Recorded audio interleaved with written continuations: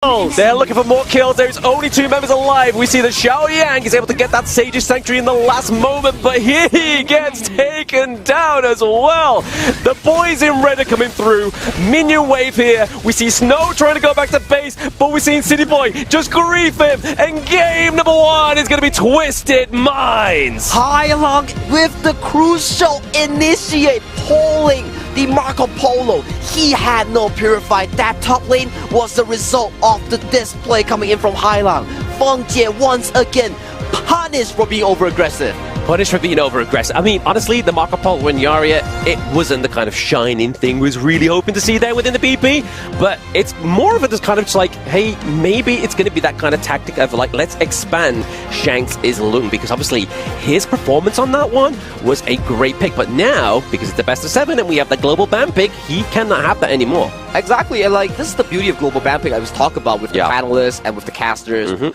There are certain ways you can just be expanding all these heroes and you can pass it slowly but surely towards the game 2, towards the game 6, as that is how you expand the hero pool. That is how you expand the hero pool, right? I mean, but this is the first game within a best of 7, and as you just saw on the stage there, nothing is granted, right? Everything is going to be earned for these players on the Gorge within this best of 7 series, but my goodness, is there been a better way to start off the KWC playoffs than this clash between the two titans? Almost a 26-minute series here, and Sage Sanctuary after Sage Sanctuary, 2 Tempest Dragons from both teams here. Fights were immaculate coming in from both these two teams. Until the very last moment, we had no idea who was going to be coming out top in this team fight. Yeah, exactly. Exactly beautiful there. But I mean, it's like Isaac was saying, right? It's like, is 3 heroes going to be enough? It's not enough. Is 4 heroes? It's not enough. But there is some few solid heroes left, but it still could not be enough. And right there, we're going to throw it back to the desk to see how they felt about that game number 1. You know what? Do you know what? Do you want to know how I feel? I feel speechless. That is exactly how I feel right now. It is how people at home is feeling. That was one fight. What a way to start our quarterfinals with Twisted Minds taking that 1-0 advantage over Pulse Gaming. Oh my god, bro. We were screaming in the green room just now. Like, that game was insane. The Tempest fight, the last fight, the macro skills demonstrated in game 1, Phil. That was insane. You could not have scripted it any better. First game here in the playoffs, double Tempest, insane fights all throughout the game, and then we see Knightley fighting for like 2 minutes. It was crazy. And then we're here, like, again, ladies and gentlemen, like, we're here in the studio just looking at the screen, just like, don't fight, don't fight. And they're just throwing hands. And we are loving every single second of it. You know, we're on the topic of that fight. I want to talk about Byron, okay? Go ahead. That's why you must master that character. You must watch the tutorials. You must play the character. It's one of the strongest, not the strongest right now. Definitely most popular in the Clash lane. The hero is untouchable. You have the Tempest buff, right, on one side, and Byron just doesn't die. Like, no, not at all. He's not afraid of that, and that's why in these 6 days, in this 7th day of competition, it's been part of the meta. That Byron pick right over there is a hero that everyone at home, you need to go and try to practice. I would definitely say Byron's one of the strongest Clash laners because of that clutch factor. Standing up against, you know, a Tempest there, he was still surviving for 2 whole minutes of fighting it, and we know Knightley. We've seen what he can do on Byron here, and he can fight for a while. That fight was so long that in some moment I thought, like, you know what? They gotta be tired, man. Like, their fingers gotta go stiff at the moment because the way that they're doing, if you have ever seen a professional player just playing this in live, like, the speed that their fingers move is insane. So I can imagine that after those 45 seconds of throwing hands in there, just boxing match, they're gotta be like really tired after that one. Yeah, absolutely. And the thing about Byron is Byron has so much regeneration, right? With his skill kit, he can constantly regenerate. You can see that he was stepping back a little bit, so skill 1 touches not only the fatigue, but also the Tempest Dragon. And it was insane, the fact, Tempest Vanguard, excuse me. And that was absolutely insane how he constantly skill 1, just back and forth and regen like 1/3 of health. On the other side, the fatigue didn't die either. Oh, Duen, sorry, excuse me. Yeah, speaking of back and forth, this game was really back and forth. At first, it looks like Twisted had a great lead here, but kind of nearing the end of the game, they kind of slowed down. It started looking like pause, they got a Tempest. It was looking like swinging the other direction. But since they took out all those high ground towers, that was paying dividends all throughout the late game. Like if you look at the highlights right now and if you check on the replays, you can start seeing all the items, the speed that they're changing them, the Sage's Sanctuary, the Destiny, like all of those items are just being changed in seconds. Absolutely, because we're talking about, hey, where is the Sage Sanctuary? But then we mentioned that these players are so good micro-wise, they can change like in a split of a second, right? They have a preset, and you want to learn how to do that from Phil as well, right? Like he has a video talking about it, so you definitely want to learn that. Now we're looking at the stats. It seems like, whoa, that's 37% damage by Lady Jane. I gotta talk about the mages in this specific game. The mages are so effective because there's so many, like I would say, bruiser type of characters. You got a Byron on one side, got a Fatigue on the other side, you got Dwyn as well. And it's kind of hard with the one-shot factor. It's more of just like poking back and forth, a lot of skill being thrown around. But everybody's so tanky, and that's why you see the mages doing so much damage. In a long game like this, almost 26-minute game, you see crazy damage numbers. But what I noticed here on Twisted Mind's team, you see the damage is fairly well distributed. They just have one holder of all the damage. But on Pause's side, we see the mid lane here, 37% damage. So once they went down, they were losing a lot of damage there. Yeah, same as damage taken. Look at Dwyn, 43%. It mentioned like how much damage is concentrated on damage dealt by Lady Jane, how much damage taken at the same time is concentrated on Dwyn as well. It's just, and by the way, that's why you have to master Dwyn. This character is unkillable, right? With a skill 2, with a passive. So let's take a look at all the items built here. When we talk about early game, I knew that for Twisted Minds it was going to be a little bit easier than for Pause. But when you look at the items that Marco Polo was building on, you know that when he's fully stacked, he is a force to be reckoned. For sure. They made it as tough for him to play as possible, I would say. With the draft on Twisted Mind, they have what I would like to consider a non-committal comp, right? Okay. They can easily dictate when they want to go in and disengage, and they're only really going to engage when it benefits them. Else, they disengage with the Shi, and back up and play safe until they get another chance. Now we're on draft. I want to talk about the specific pick, which is Shi, played by Hailang, okay? Go for it. This character was so fundamental to their victory here, because no one can touch this mage, right? In the first phase, once we know that Dwyn was being picked, Fatigue was being picked, and also there was Lady Jin being picked, you need like you need a marksman and you need a support. At that point, it's a great time to pick that character. We talk about Pause like to pick combos, but at the same time, Twisted Mind is so good at being flexible, at picking what works in a specific draft. That's why you don't see a specific synergy for the draft, but every pick makes sense, and Shi is so good here. Another thing about the draft is they banned Dolia. They also banned Arlie so they can pick Lone because that's their hyper carry. Of course. And I think that when the casters were describing the game, they were talking about that Yuhuan and Long, that double out of jail card, that was very important for them, because in some of the fights, when you're talking early game, when you're talking mid game, they came in and it was because of that double out of escape, like they were able just to run away. Boys, we've been talking a lot about the game, and I know everyone is super excited. What about if we just take a minute just to go for a break, we get something to drink, and when we come back, we're going to break it down to you in more details.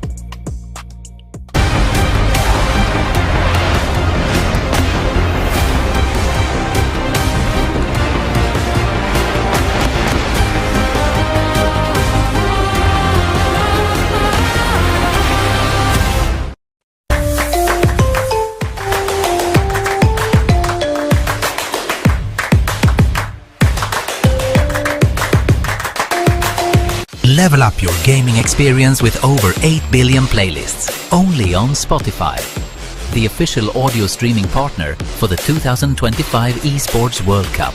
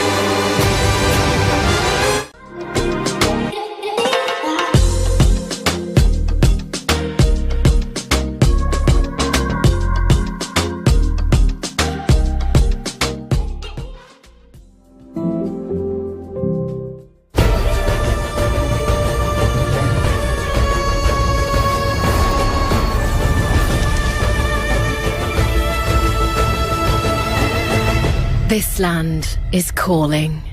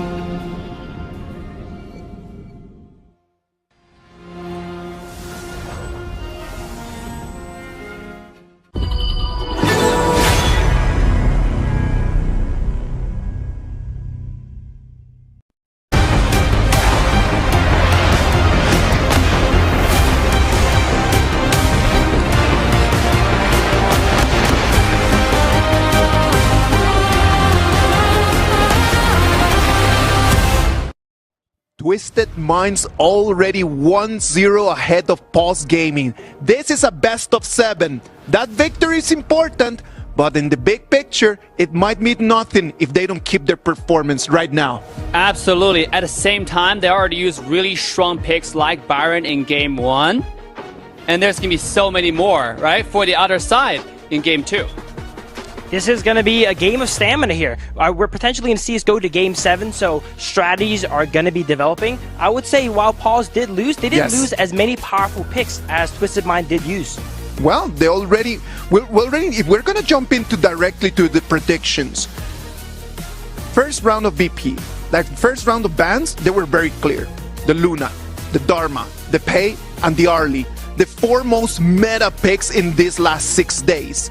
Now, if they are to ban the Lung and they're going to ban the Fatih, they're going to have to allow two of those out there. Interesting thing to notice, Diadea is missing here. You know, it was not picked or banned here, so teams are potentially saving it for some compositions later on. It's interesting to know that Diadea can enable some weaker picks to be a higher level. So I'm going to predict the Diadea pick here in the second game. It is 7 games, right? It's got to come at any moment because, as you just mentioned, Phil, it is one of those very strong support heroes. What do you think, Dave? I think Pulse need momentum, right? Twisted Mind definitely twisted some mind with that Tempest play. And then they need characters that can change the game, and they need something like Pei, for example. You know what? We're gonna jump into the first round of bans. As we see this first round of bans coming in, I am just wondering, are our ideas the same as the casters? Do they think that we're gonna be seeing a Luna, a Dharma, an Arlie, a Pei? Boys, what do you think? Saggy, Blam? Give me your thoughts.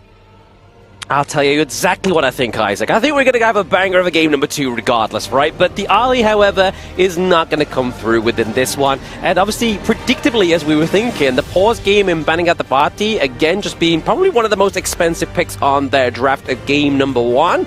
And then the Dharma as well, so the Luna could come through here for Clean, right? Ooh, Luna or Clean's favorite pick is still up for grabs here. So far, Clean, his player has been a phenomenal pick, especially right now. They lock it in. They know how important for Clean to dictate the tempo and control the game within its grasp. Because why is Pei so good? So much mobility, able to travel the map, spikes extremely hard towards the mid game to really dictate the tempo. If you can get the Shadow Tyrant and control all these neutral objectives, you're gonna be a monster. An absolute monster, but I mean, the one counter we've been seeing for the Pei, obviously, we was going to talk about the Yukio there, but it's not going to come through, right? Obviously, Jin coming through here, big AoE, a lot of damage reflection for her kit, but then the Byron, obviously, Twisted Minds used it last game. They can't have the Byron and Pei combo that we heard the analyst desk boasting about earlier, so they're going to have to kind of look elsewhere, right? I mean, in terms of the Jing, we need a little bit more control on the side of Twisted Minds, right? I'm loving these two drops, right? We talk about control coming from Twisted Minds. They're probably going to form a formation that is capable of playing with this pay here. And we talked about control.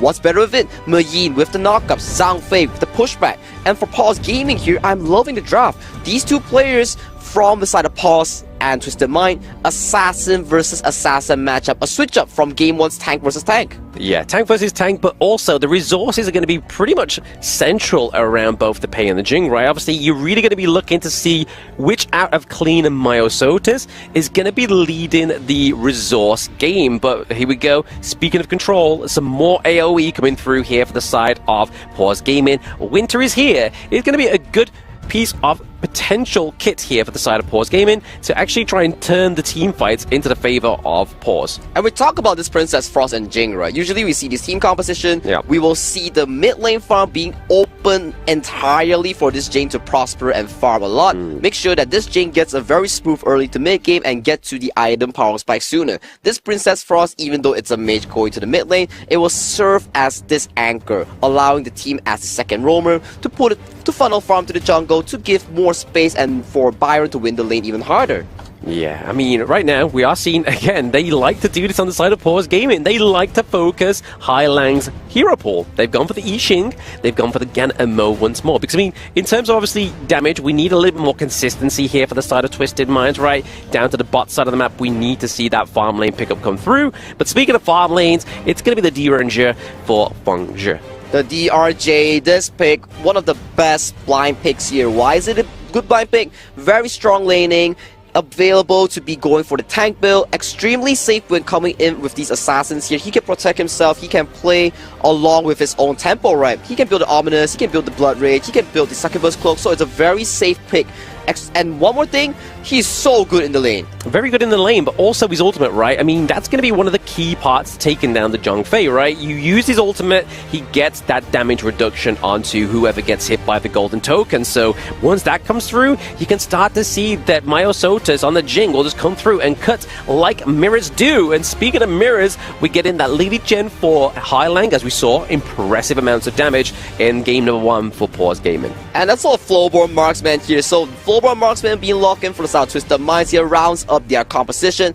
Pei and the Zhang Fei will be in charge of the early game, while the Flowborn Marksman onto Shanks will be in charge of the later stages of the game here. For Pause Gaming, they still can go for the Liang if they want to, but Lian Po, one of the best roams so far in this KWC, I think he has 80% win rate out of 10 games, is locked in for the side of Qingling. It's not just only that win rate as well, right? I mean, it's also one of City Boy's favorite picks. So, Pause are like, hey, you've taken game number 1 of us. We're going to take your big boy off of you. But, I mean, we were talking about this in the card to, obviously, the Boulevard, that City Boy likes to play those tanks, and obviously Hue-1. Hue-1 came through in game number 1. Now Zhang Fei comes through in game number 2.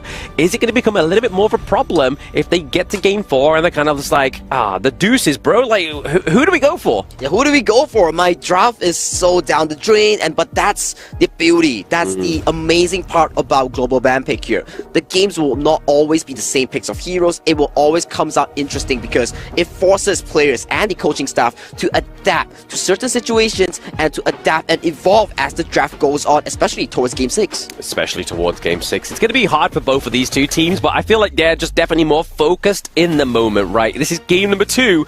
We still are so many games away for, unless obviously Pause Gaming just allow or they get demolished by Twisted Minds in a 4-0, which is probably not on my cards today here, Sagi. But as we're just waiting to get into the game here, in terms of the core for both of these teams, we're looking at obviously Clean, we're looking at Myosotis, but what's the other win conditions we could potentially see here for both of these teams? One thing's for sure, we have to see the early game tempo coming in from both these two teams here. Snow on this Byron, Feng Jie on this DRJ will be the anchor to fight off the Pei that's going to be dominating the early game. But without further ado, ladies and gentlemen, this is game 2. My name is Sagi, alongside it is Blam. Blam, let's go! Let's go indeed. So Twisted Minds already having that momentum for game number 1 victory.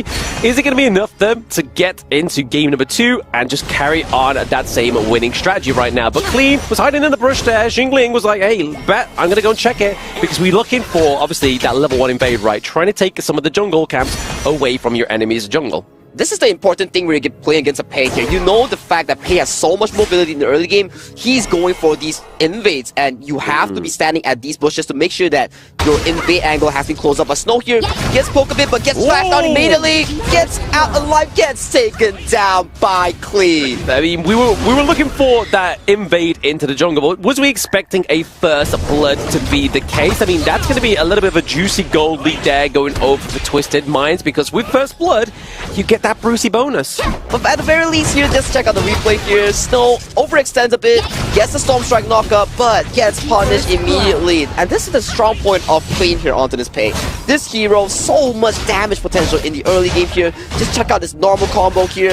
You can alternate between human form where you're ranged, and when you're in the tiger form, the tiger stance, you have so much mobility. You can be leaping onto your enemies with no harm. With no harm indeed. I mean, definitely going to be the takedown there. What you're looking for is going to be in that tiger form. So those below, look below on the screen. If you're looking to pick up the Pei, that's how you play. But nonetheless, we're looking at this game right here. Obviously, game number 2, we're looking around about 400 gold lead between the Twisted Minds at this moment in time. Already just trying to slow down the early game aggression here for Twisted Minds. Xingling playing very well, kind of just baiting a lot of those skills over to the Lian Po. That's the job of a roamer. You want to be opening up the map, providing information. Who is at where, who has shown onto the map, and what better way to do it is Qingling onto this Lian Po, City Boy onto this Zhang Fei. They're fighting for the river control right now. They are fighting for the river control. I mean, they're just fighting for anything. Any kind of lead that they could get in the early game right now is definitely what they're just trying to look and go in for. But you can see below, if you do follow us on Honor of Kings Esports, HOK, at HOK Esports, tag your favorite teams and stand with a chance to win some rewards. I mean, one of them's 1,000 tokens as well, right? 1,000 tokens, bunch of tokens, but hang on a minute though, as a flash is being forced out by Highland here as he has to escape. But damn, 1,000 tokens there gets you a lot of skin, minimum of epic skin here, Blam. I mean, not only the flash, right? The Destructive Deluge is now gone. So now they're going to get the dive on here onto 90, or even potentially Highlang. We do see the Winter is here, come through. It's going to claim the life of Highlang. So not already having a solid early game, it's going to be that mid lane. Once again, Paul SG. Yup, they fell first blood last game. Same situation again, they fight back hard, punishing Highland for not having the flash right here. For the side of Clean, he's doing an extremely good job to make sure that this Jing does not get out of control here, but as we talk about during the drafting phase, this mid wave for both these two mid lanes coming to this game, they're not going to be touching it. All this gold is going to be funneled towards the carry jungle. Yeah, exactly that, right? I mean, these mid lane mages, they don't need it. They just need to get to level 4, get their ultimate like they both have, and then just use that as either great CC or just use it for, obviously, Highlang to do a lot of damage into these potential team fights. But we're only just getting into the 4-minute mark. We are already 2 kills onto the board. A little bit more action-packed than the first game, but going into the Rug Brush here, it's going to be 90. He gets hit with the Storm Strike. He gets hit with the Winters here as well. That was so beautiful coming in from Snow and Xiaoyang. The combo was orchestrated perfectly. Storm Strike knockup into the freezing prison, immediately locking up 90. We know Mayin has a lot of CC immunity, has a lot of mobility, but what are you going to do about that? We can't react at all. Yeah, I mean, when you get slowed, it's going to be hard for you to get out of those fights when you are Mayin, right? But already, Pause Gaming looking to put a little bit of pressure down into the bot side of the map, looking to try and secure that Tyrant. Again, this is going to be a lot of damage for the side of Pause Gaming. And this is the prize Tyrant, right? It allows you to be pushing out these plays even faster, gives that extra electric zap for your team, and look at Shanks right now. Winter is here, zones in off from the turret here, and pushing forward is the CD key, and that's what Pause Gaming is doing right now. They are trying to push forward here, but the Upright Light Burst is actually going to catch Feng Jie. Not only that, but Highlang gets the knock up there as well. Could 90 get taken down here? He's able to get serious and get out alive, but right now, can Xingling do the same here? Both teams trading blow for blow here, but Twisted Mind comes out on top here. Feng Jie once again gets punished hard, and beautiful stuff coming in from Highline. The Destructive Deluge Flash gets into his face here, and Feng Jie, you do not have Flash, you get punished immediately. I mean, we were talking about this, obviously, in the pre-show. We've been talking about it a lot before, obviously, the playoffs. And between these two teams, the analyst desk called them out, right? Obviously, we're looking at Shanks, we're looking at Feng Jie, and really, Twisted Minds are definitely focusing Vungja within this game number 2, right? They don't want him to allow to get that kind of lead, get the itemization come through. Obviously, we see the Spark Forge dagger now, which is going to be a little bit more pressure onto the side of Twisted Minds now that that Deranger has a little bit more better wave clear. I will definitely have to agree with you, but right now, look at his bot lane as so many members coming in, but Twisted Mind is pressuring onto this tower. Yes, we're getting a 4v3 potentially in Maiso just into the backline, trying to take out Clean. He's able to try and get the kill and claims it as well. So the slow from the Winters here was enough to take down Clean. Xiaoyang is so active onto this game. The difference between last game and this game, Xiaoyang is coming out huge. Every fight is involved with this Princess Frost. He's setting up this assassin, these side lanes up for success here. We talk about this. The game is never about how much gold you get. It's about how much you can contribute to the team. And look at Xiaoyang. Least gold as one of the carries of the team, but he's doing wonders on the map. Yeah, I mean, it's just that ultimate, right? That big AoE ultimate just has so much kind of impression and influence onto the Gorge when you're having these team fights, and it's already showing here for Pause Gaming that it's kind of putting Twisted Minds at a bit of a standstill here. Look at Snow though, they're looking for an engage onto Shanks here. Shanks, Flash is true, still has Flash, but look at mid lane again, so much action going in. Get serious? Oh, with the whatevers, he gets a takedown, so currently that's a 2-1 trade across the Gorge right now. We see the takedown of Vungja as well as Xiaoyang, so they have lost their marksman, they've lost their mid. A lot of damage been taken up to the side of Pause Gaming right now. Oh, 2 members dropped here, and that might be potential of the top lane tower. That's going to be going down for the side of Twisted Minds here.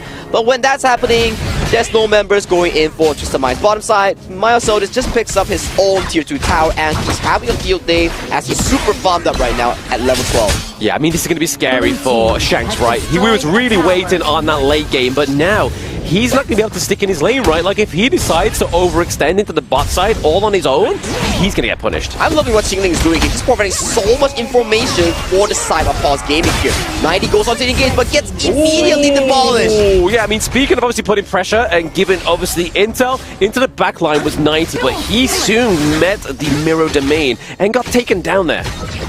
Wow, just look at this, Jing. The importance of funneling gold towards the jungle assassin here. I believe he's probably about 7,000 or 8,000 gold right now. Check out that gold lead right now. 7.3k gold lead against anyone on the side of his team. Look at Xiaoyang. Sitting on 3.7k, only a Venomous Staff.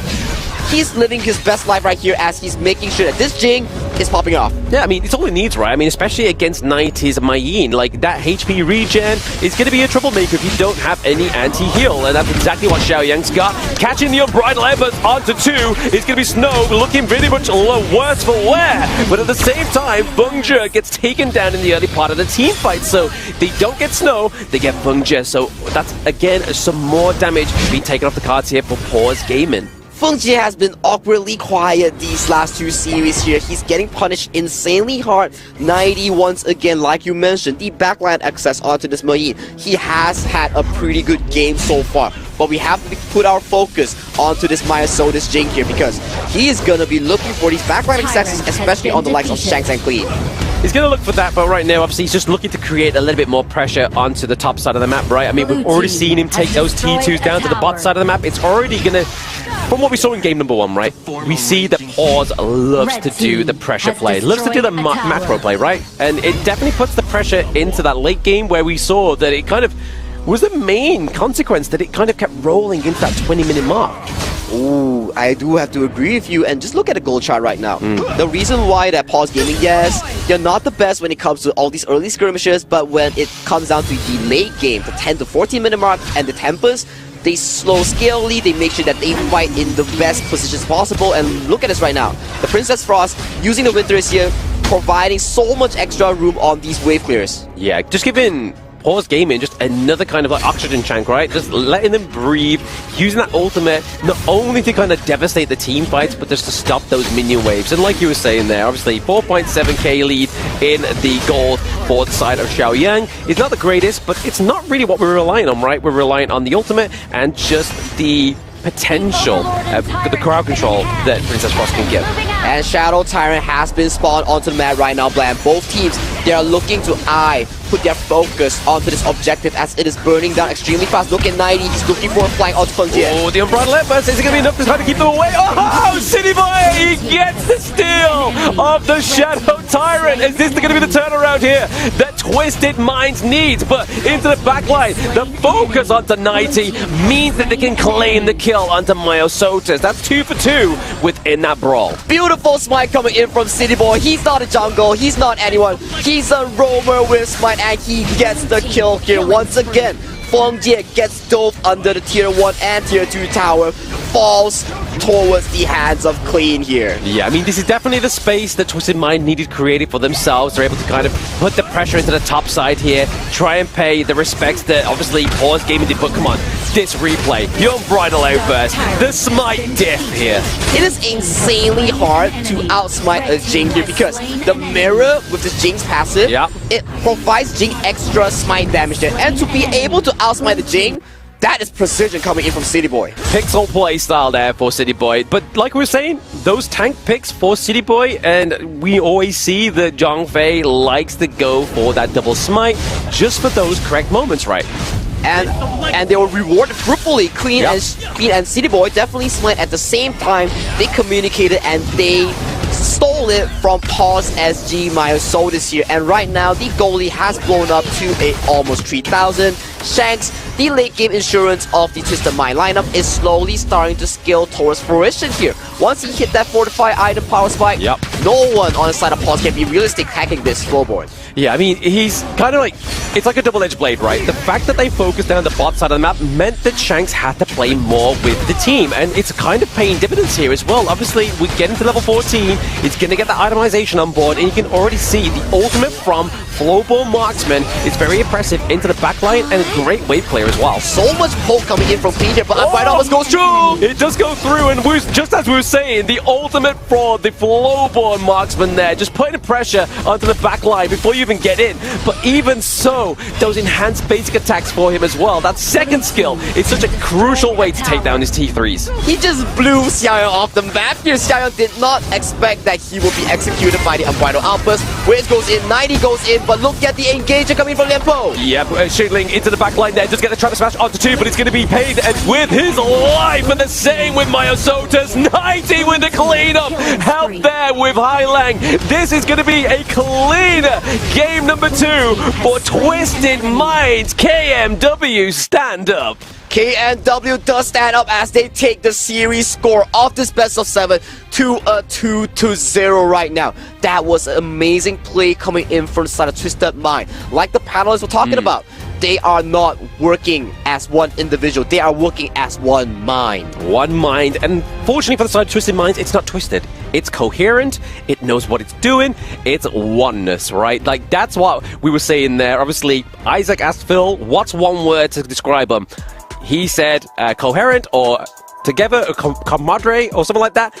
It's definitely oneness, which could be synonymous with that. Maybe the Twisted in their name is about twisting the enemy's mind, because game 2 definitely not looking the best or cleanest coming in from Pause Gaming here. Feng Jie was really punished into this game 2 of the series here.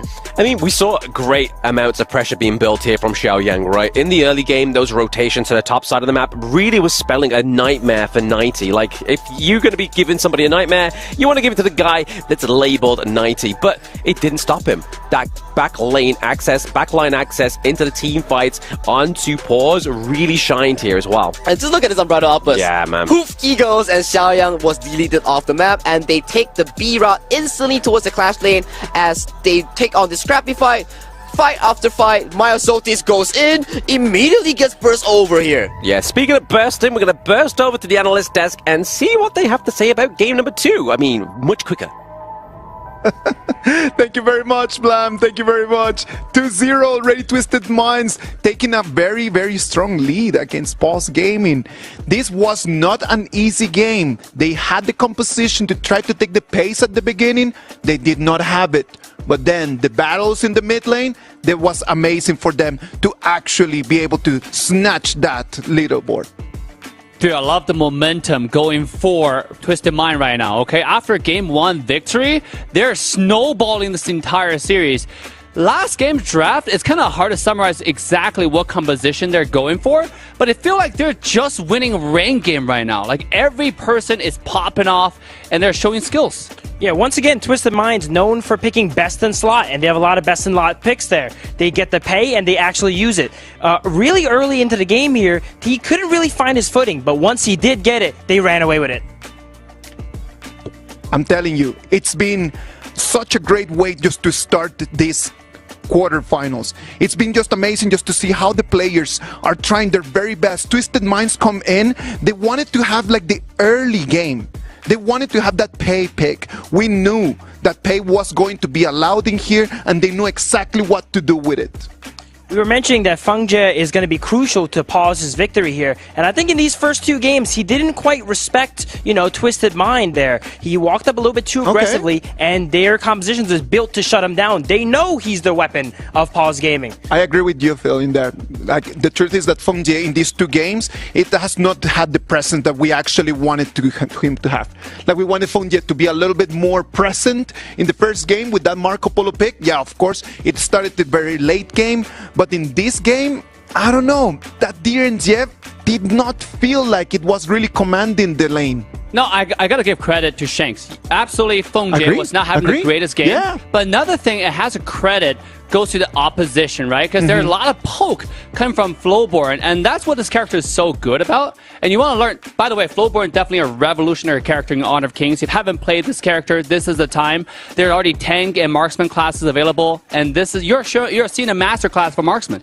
I knew at the beginning that I mentioned that Shanks might be the weaker end of that link, right? I talked about that. I talked about the chain. I talked about the composition.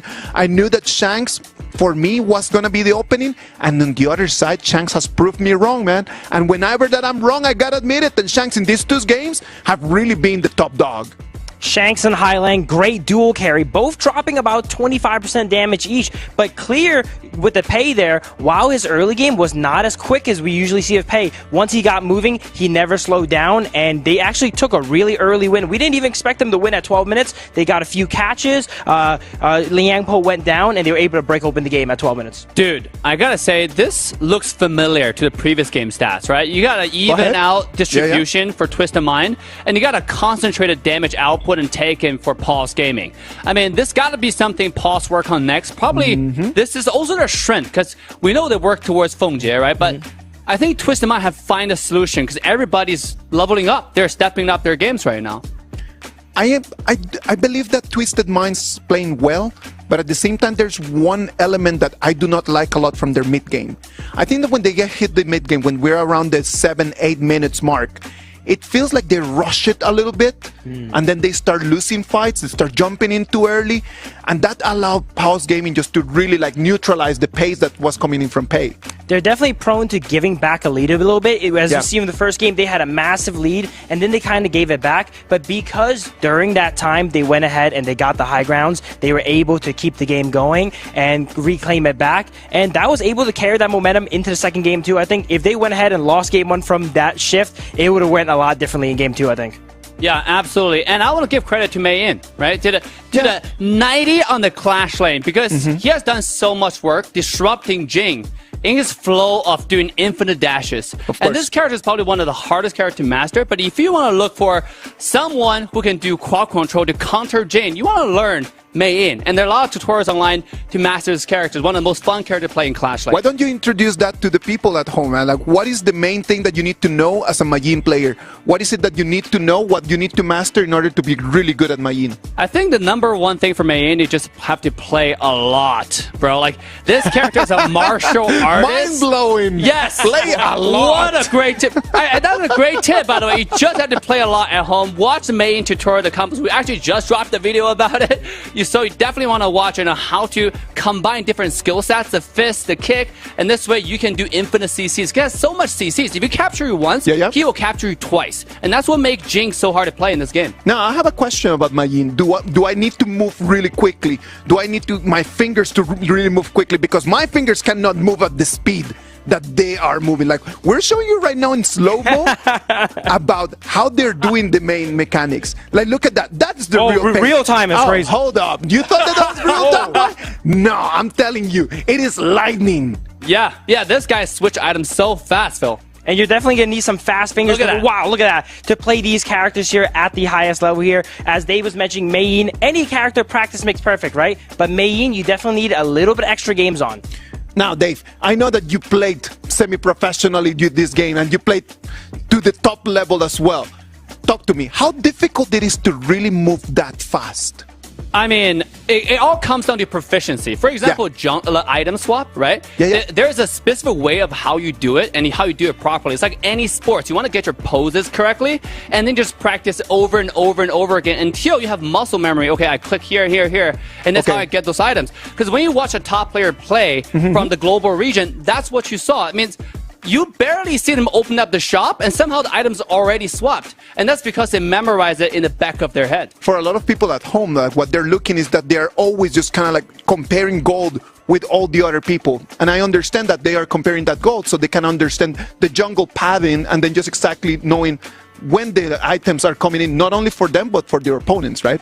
It's very important to play around your power spikes and attack the enemy before they get theirs, And once you have a character like Pei, when we talk about gold, it's all about the gold differentials, right? Because Pei is going to be constantly invading. You saw that in the early game. They got the first blood. They're catching the enemy clash lane. And I think that when you play a character like that, and when you play RFK in general, you have to learn how to make money, bro. You have to learn how to farm around. Right? Gold is really, really important. If you have 3,000 gold ahead of your opposition, the corresponding laners that in your position, you will destroy no matter what. Sometimes you can 1v2, 1v3, and that's the power of gold. Dave, Phil, already 2-0 for Twisted Minds. What is going on with Pulse Gaming? Like, we need to start just really starting to analyze what is going on with Pulse Gaming, or is it Twisted Minds that is just too strong for them? Phil, what's your take? As I was mentioning earlier with Pulse Gaming, they really play around Fengjie, and since he can't really get online in any of these games, Twisted Minds are drafting compositions that are making it hard for him to go ahead and play, and because of that, he's not able to get online, he's not able to get ahead, and when he goes down, so does the ship. Do you think that it's because Fengjie is not having a good day, or is it because Twisted Minds has forced him into a corner? What is your take? I think it's a little bit of both. He's not really respecting the enemies as much with how he walks up. He plays a little bit reckless, I think, with some of the encounters. But also, Twisted Mind drafted compositions that makes it so that he has to play so pixel perfect to not get caught. Dave, do you have the same take, or would you say that is something different? Bro, I gotta play the devil's advocate here, okay? Go for it. I think that, we all want to root for the underdog, but I think a Twisted Mind got in the bag, all right? Because they have the momentum right now, and then obviously their name is Twisted Mind, bro. Like, they're ready. And the first two games, if anything they have demonstrated, they are the natural predator, the natural counter for someone like Pulse Gaming. Pulse Gaming played by the book, right? They have the combos mastered. They have the strategies. Where you have the Twisted Mind, they just go all over the place, right? They can pick whatever that counters you based on your choice of action. They have the swag as well. Exactly. You know what? Like, when you see the reactions, you can see like the way that they're enjoying the game. And that kind of mentality in these very high stress moments, it actually got to pay up. Oh, when Twisted Minds wins, you know they win. They make sure you absolutely know it here. They're definitely twisting the minds a bit on pause here. I feel like they're really not on their game today. And also, I gotta say, for Twisted Mind, they're showing a different side of their draft. They're showing like a 200 IQ draft right now. Like we mentioned in game one, how they banned Dolia, banned some of the combos for their opposition, right? Dolia and Duen. Okay, you pick Duen, I'll take that out. I'll pick Shi to counter you, right? On the other side, in game two, they've shown a flexible pick. Okay, you pick Dianjia, let's pick Poke. Let's pick Lady Jen and Flowborn to counter that. So this is a team about flexibility, about different choices and options. And I want to see game three, what they have in store for us. I am really looking forward for game 3. I know that right now, the Amazon Arena, the tension in there, the feeling, it's gonna be so exciting. I am actually looking forward for this BP to start, because I'm gonna tell you something. I think I'm just gonna make a little run just to the Amazon Arena, check on it, check how it's going on, and then I'm gonna be running back right over here. I wanna go and see that trophy. That trophy in the middle of the stage is the reason why these teams are practicing every day. They try their very best in order to be closer to that. Twisted Minds with that 2-0 lead in a best of 7, they come into game 3 wanting to make this a clean sweep. But you know what? Is it going to be a clean sweep? Is it going to be a Twisted Minds win? Or is it going to be a Pulse Gaming win? The people that can tell us a little bit more about that are Blam and Saggy. Blam, Saggy, take it from here. Thank you very much there, Isaac. I mean, showing your preference there for the Amazon Arena rather than the boys in the casting booth. We're literally around the corner. Come on, run and give us a hug. Give us some love as we give you the Game 3 BP between Pause Gaming and Twisted Minds. Already seen very familiar bands. Ooh, familiar bands, and that's a very familiar pick as well. As Pause Gaming are like, okay, Fengjie, you got a very sloppy 1-2 game. You were really focused coming in from Twisted Minds team composition, so this game, we are going to treat you as the president, as the prime protector that we have to protect this sole DPS here. We see this lady soon. We're going to be expecting the Ming that's going to be shortly picked up. I mean, we've saw it plenty of times for Pause Gaming, right? It's got to come through. I mean, you're not going to see Twisted Minds be like, yeah, you know what, we're going to bait away that. I mean, they've gone for a really good combo here. The analyst desk was talking about it. Twisted Minds playing that 4D chess. Who's not playing 4D chess right now is going to be Pause Gaming at this current point in time because they've let the Doom and the Dolia come through. So that's already quite a heavy combo here for the side of Twisted Minds. And I think coming in for like Game 3, Game 4, and Game 5, I do believe that Pause Gaming, they are slowly starting to show their cards here. Yeah. Game 1, Game 2, yeah, it was tough games, very close games, especially in Game 1. Game 2, they got demolished by Twisted Minds, but coming into Game 3, these cards are starting to slowly expand here. We were talking about burst as we bursted back onto the analyst desk before game number 2 post analytics, but speaking of burst, we love to see the Dolia and the Ganamo, right? I mean, you got Dolia Dune, you got Dolia and Ganamo. Dune's going to be able to give that kind of range that Ganamo needs, and then Dolia can give over that 2 times freshly forged blades, and that's going to come through and do a lot of burst damage. So if you can catch Fengjie, which they've been able to do in the past few games on this Lady Soon, it's going to be a hard one for them. And especially for Dolia, right? You can always be flexible, right? Yeah, you have the Dune, you have the Ganemo, so you can think, okay, do I want to play Protect for my Ganemo, allow him to throw out more of these freshly forged? Or do I want to play with Dune so it can be hyper aggressive, keep going in and out with the Unruly Blade?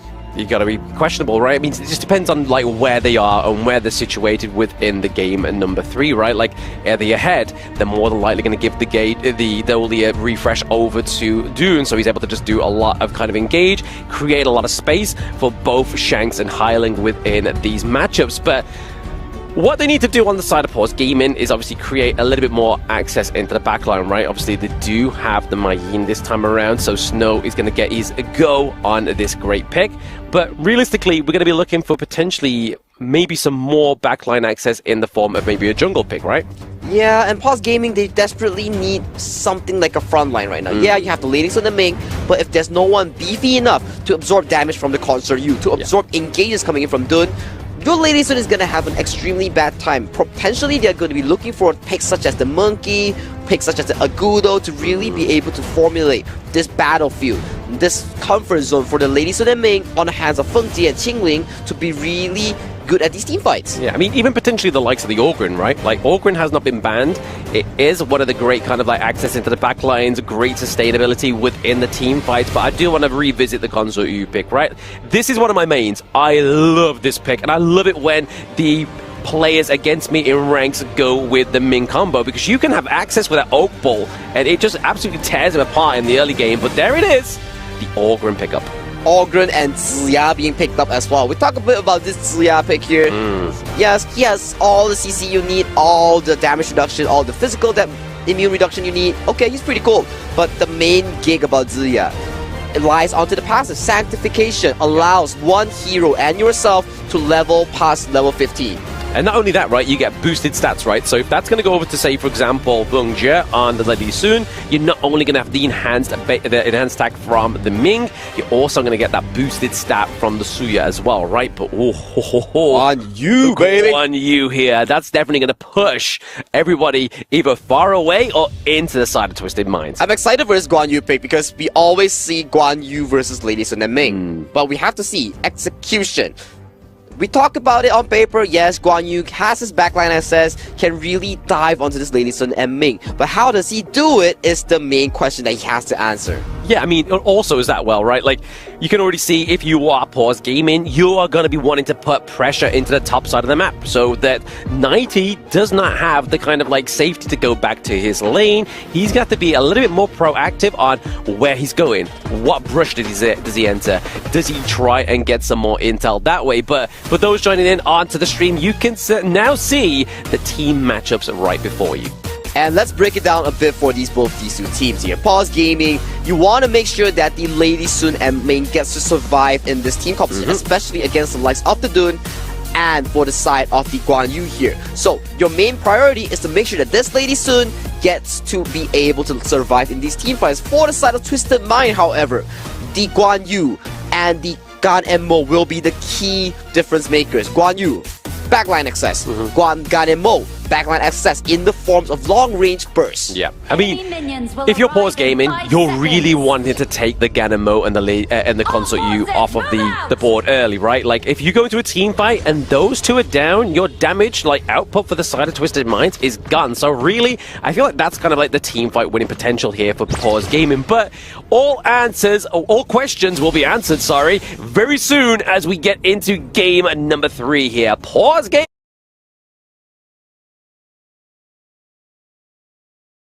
Into game number 3 here. Pause game.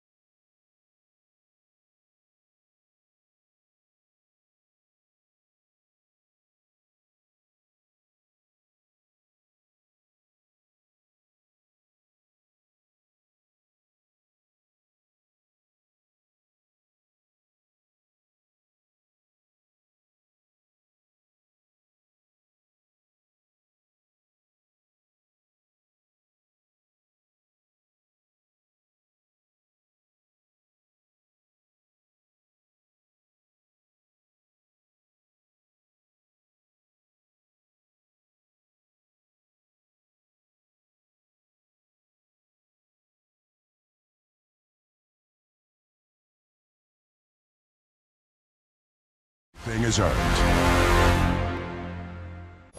This is the Esports World Cup Club Championship, the ultimate cross-game competition that will crown the best esports club in the world. Let's break down how it works. Clubs will be able to compete at the Esports World Cup and as many titles as they can qualify for. The clubs will then earn points based on their placement in each title. To qualify for the club championship, a club will need a top 8 placement in at least 2 competitions. But to win the championship, a club must place first in at least 1 competition. At the end of the Esports World Cup, the 24 clubs with the highest number of points will earn a share of the 27 million, with the winner taking home a staggering $7 million, and of course, the title of the best esports club in the world. Who will rise above and write their place in history? Watch it all here at the Esports World Cup. Hi everyone! The Honor of Kings Flowborn Outfit Design Contest is officially underway. We've always wanted to make HOK more fun for players. We hope the highly customizable outfit feature of Flowborn becomes a way for players to express themselves. In this contest, we welcome all players to submit their ideas through original outfit designs. Create your own exclusive hero. Outstanding entries will win cash prizes and may even be implemented in-game. The submission period is from July 4th to July 25th, so don't miss out. Before submitting, please make sure to download the official template to keep your submission format correct. After completing your design, follow the steps to submit your work.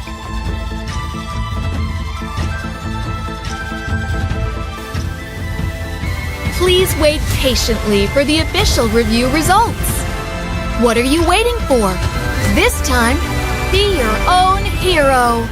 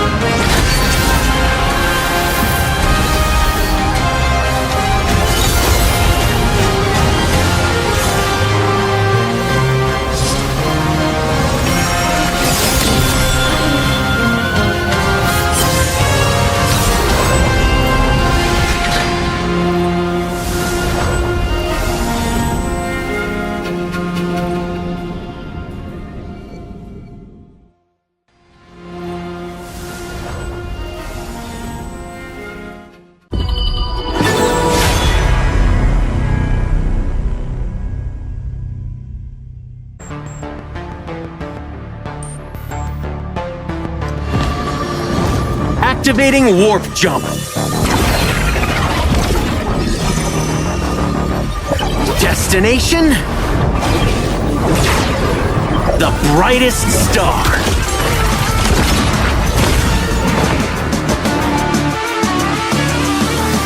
We the kings, it's all the show.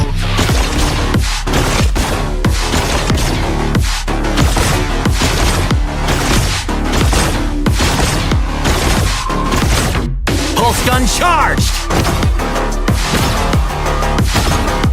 Scope calibrated!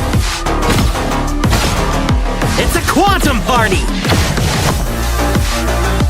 Ignite the stars! Into the nebula! Cosmic shifts!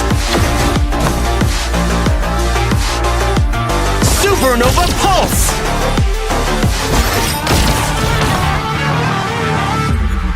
Right in the core!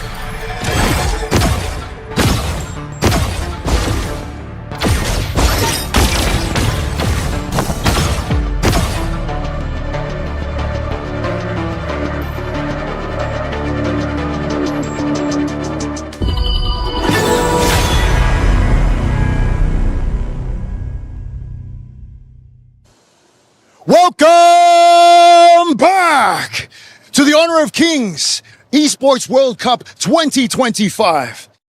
Team Vitality, the third place team out of IKL, the last team from Indonesia, still alive, but let's see how they do in the playoffs. TT Global, challenge accepted, #1 from ACL. They will put up a very strong performance today. AGAL, the undisputed goats of Honor of Kings. They put the Kings in Honor of Kings. And their challenger, Alpha 7, looking to put a rumble in the jungle. The stage is set. The players are ready. Are you ready? Because you better be.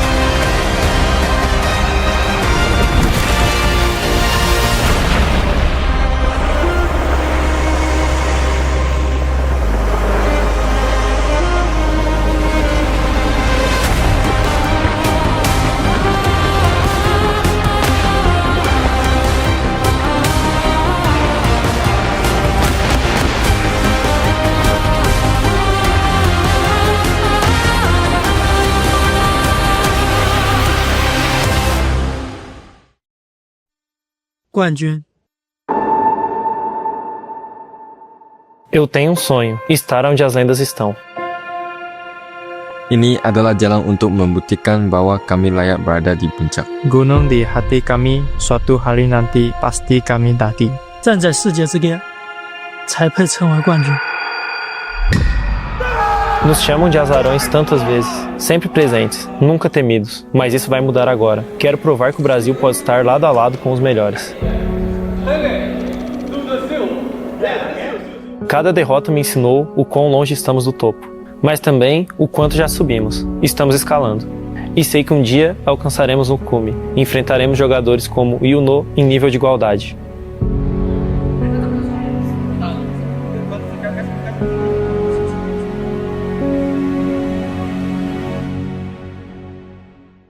Saya tahu bagaimana rasanya kalah di panggung dunia. Saya telah melihat apa yang membuat tim KPL begitu tangguh. Saya meninggalkan rumah untuk berkembang, untuk membuktikan bahwa bahkan dewa pun bisa dikalahkan. Dan saya ingin melakukannya saat berdiri di hadapan Ino, pemain yang saya hormati.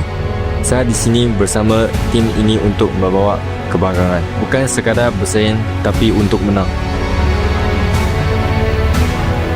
Kami pernah berasa bagaimana rasanya ditakuti, tapi belum lagi dihormati. Untuk benar-benar dihormati, kami perlu kalahkan yang terbaik. Dan itu adalah Ino, lawan yang paling kami hormati, dan gunung yang perlu kami daki. Perjalanan ke puncak bermula dengannya.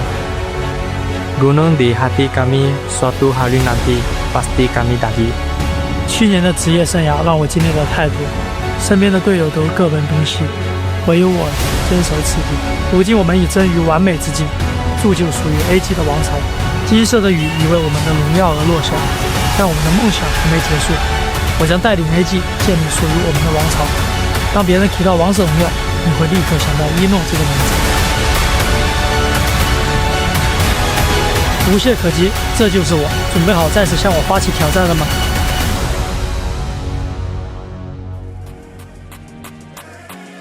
Yesterday, the playoffs opened the doors to greatness, and for some, it slammed it shut. Today, the door gets narrower, the pressure's higher, the matchup's tighter, and the room for mistakes almost gone. Ladies and gentlemen, welcome to the KWC 2025. I'm your host, Isaac Peña, bringing you live the playoffs day 2, live from Riyadh, Saudi Arabia. I'm gonna be analyzing all the games for you today, and I'm gonna be here with Phil and Manjin. Phil, Manjin, how are you, boys? Very happy to be here. Day 2. Yesterday was such intense matches going on here. We had one ultimate battle come out, and one really, unexpected battle as well, too. I'm so excited for today. Earlier we went to the gym together with Eruption and the crew. We're the 6:30 club. You should join us. Oh, I got join us next time. But I'm excited to see. Finally, we're gonna have the top 4, best 4 teams for HOK. Top performances yesterday. If you were here with us, you know that yesterday was packed with amazing plays, top level performances from some of those players. And of course, Qiddiya put it all together into the Qiddiya top plays of yesterday. Take a look. We started the day with Pulse Gaming against Twisted Minds, but look at the MOBA Esports against OG. Whew, yeah, that was fire. That was a match to watch here, and we saw some really interesting picks here. Now we're into best of 7s, right? So we're going to see interesting picks come out as the picks get removed because of the global pick ban format. There's an Angela there dropping a laser. We also saw Milady come out. Yeah, and we also saw the Luba number 7 two-time for the ultimate battle matchup of Boss G and Twisted Minds. But again, Nova proving everyone wrong. Hey, you're thinking that this is the main course? No, we're gonna finish this early. We're gonna finish this with a sweep 4-0 onto OG. Everyone thought that was close. Not Nova though. They cleaned it up 4-0. Yes, sir. And because of that, they're the best. Yeah, and with that being said, I think they have a great preparation time also to watch the next few games that we're gonna see for later. But then again, you can also feel the hearts out for all of these players, especially Twisted Minds, right? That comeback of Pulse G, right? We were all frustrated of, hey, they should have gone for the Overlord, Tempest, for the Tempest. But then again, they managed to pull it off for that game 7. So props to all of these guys. I'm telling you, yesterday while we were here just watching the performances, our reactions were just the same as the players right over there, as you can see in the Crunchyroll reactions. It was sometimes happy, sometimes sad, but never bored, always excited. I'm really loving the Hailang power trash talk always. Like the big trash talker, the pop-offs. Yes, but when you get to interview him, it's really sweet, Of course. Yeah. Humble players. But with great pop-offs, come, really low moments as well, too. Because if you lose, you're going home. It was sad yesterday just to see Pulse Gaming and OG Esports say goodbye to our KWC 2025. They worked really hard just to make it all the way, but you know what? Regardless of the result from yesterday, they go home with their heads high because top 8 in the whole world, that's already pretty good. Plus, if I'm not mistaken, they will take home a huge amount. Huge cash prize. Huge cash prize, right? Huge shout out to the top 18 because they also got a huge amount too. Yeah. Yes, exactly. Everyone that makes it to EWC or to KWC in particular is already a winner. Right now agree. we're just splitting hairs to see who wins the most. But you know what? It's not only about winning, it's about having fun. It's about enjoying with friends. And you know what? Today, before we go into our 2 best of 7s, we have best of 1. We're gonna bring you a show match between Team Honor and Team Kings. Super excited for this show match coming up here. You see some fan favorites, creators, pros, coaches, staff. Everyone's in the mix. Everyone is welcome in HOK. That's the main main marketing slogan in our region. Welcome to HOK, ladies and gentlemen. Everyone from our production team, right? From our directors, they do play. And who knows, maybe someday you can also join the show match, right? I'm telling you, today's show match is just going to be like that. It's going to feel just like gathering with friends, getting all together around the meal, and then just get 10 players, and then just get on and just go over there and just finish online. I'm telling you, a lot of times when I'm with my friends, I'm always playing like that as well. I'm always just trying the best just to get 9 players just so we can get a whole room full of 10. Ladies and gentlemen, our show match is about to start. What about if we send it to Sky and Mara, who are over there at the Amazon Arena? Ladies, please take it from here. Hello and welcome to the Honor of Kings World Cup 2025.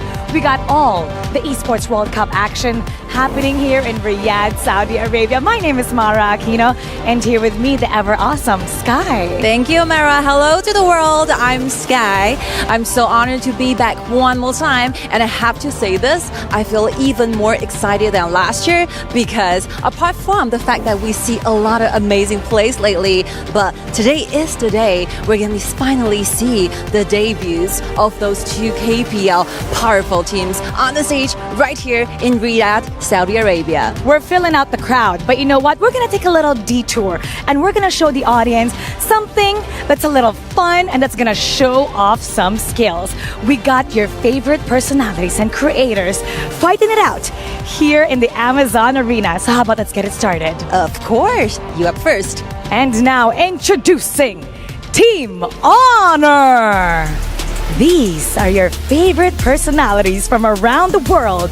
We got from the Clash lane, Geoja, Jungler, Carl, Mid laner, Hoon, Farmer, Audi, and Roamer, Noel. They are ready to go.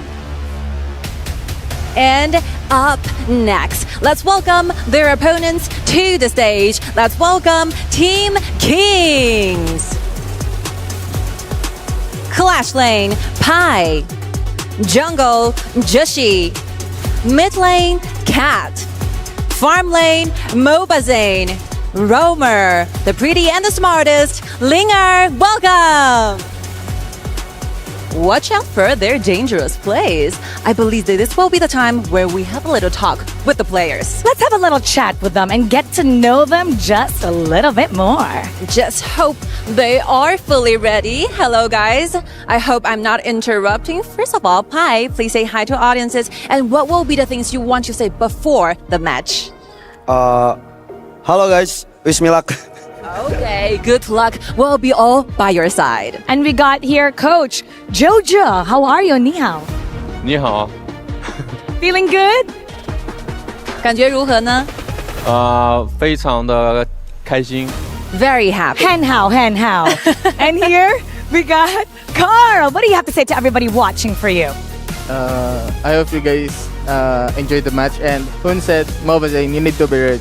Ooh. You need to be ready. All right, what do you have to say towards your enemy? All I can say is nothing beats the Just J holiday. Wow, cool. And right now, you can beat them. Hoon, your opponent is right there. First of all, let's do some heart fingers for the audience.